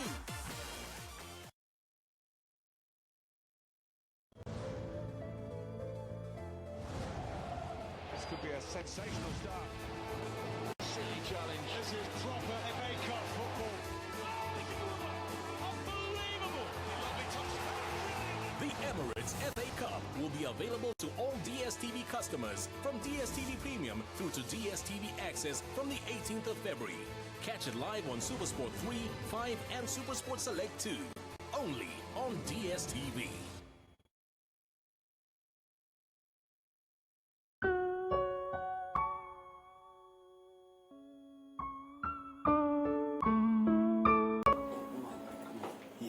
Ebintu by'eddwaliro bino obikwasaganya otya birwegejja ebyokulya byakuyiiya ffe twagulawo savings account mu Opportunity Bank ne tweyunga ku nkola eya Opportunity Legacy bw'ofuna obuzibu nga buno bw'okulwala ekuyamba ku bujjanjabi si kyokka Jimmy bwe yafa sente zino ne zaali ku akawunti zaakubisibwamu emirundi 10 n'abaana be ne babawa school fees.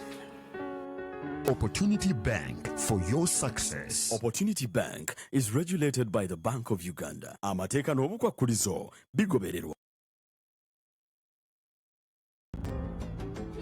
Still not sure of your size? Airtel gives you the perfect size with My Parker Last. You get to talk to your friends and family. You also get internet data and SMS for 24 hours in one perfect fitting. So talk, surf, SMS, and talk some more. Dial *149*1# to find your perfect size. Best offers within your pocket size with My Parker Last from Airtel, the smartphone network.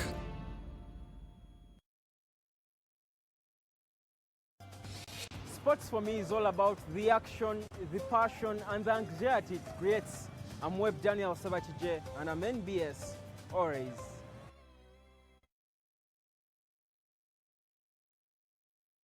Coming up, brought to you by New Dettol Eventone. Dettol, be 100% sure.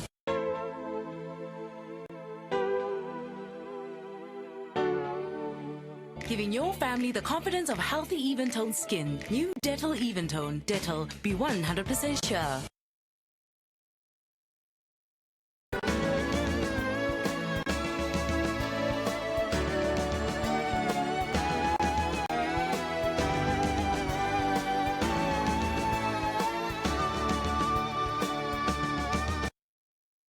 bw'osanga yusufu babu oba bw'otuula n'onyumyako naye gwe bw'oba omulaba bulabi miguwa ng'akasuka engomya oyinza okugamba nti mwana wattu ono ye ayoola za bwereere wabula bw'otuula naye n'akunyumiza gye nvudde we toyinza kuvaayo ng'onyenya mutwe. Olunaku olwaleero tukuleetedde yusufu babu kapitaani wa uganda mu ngumi ng'akubuulira ebikira ku bino bye nkugambye.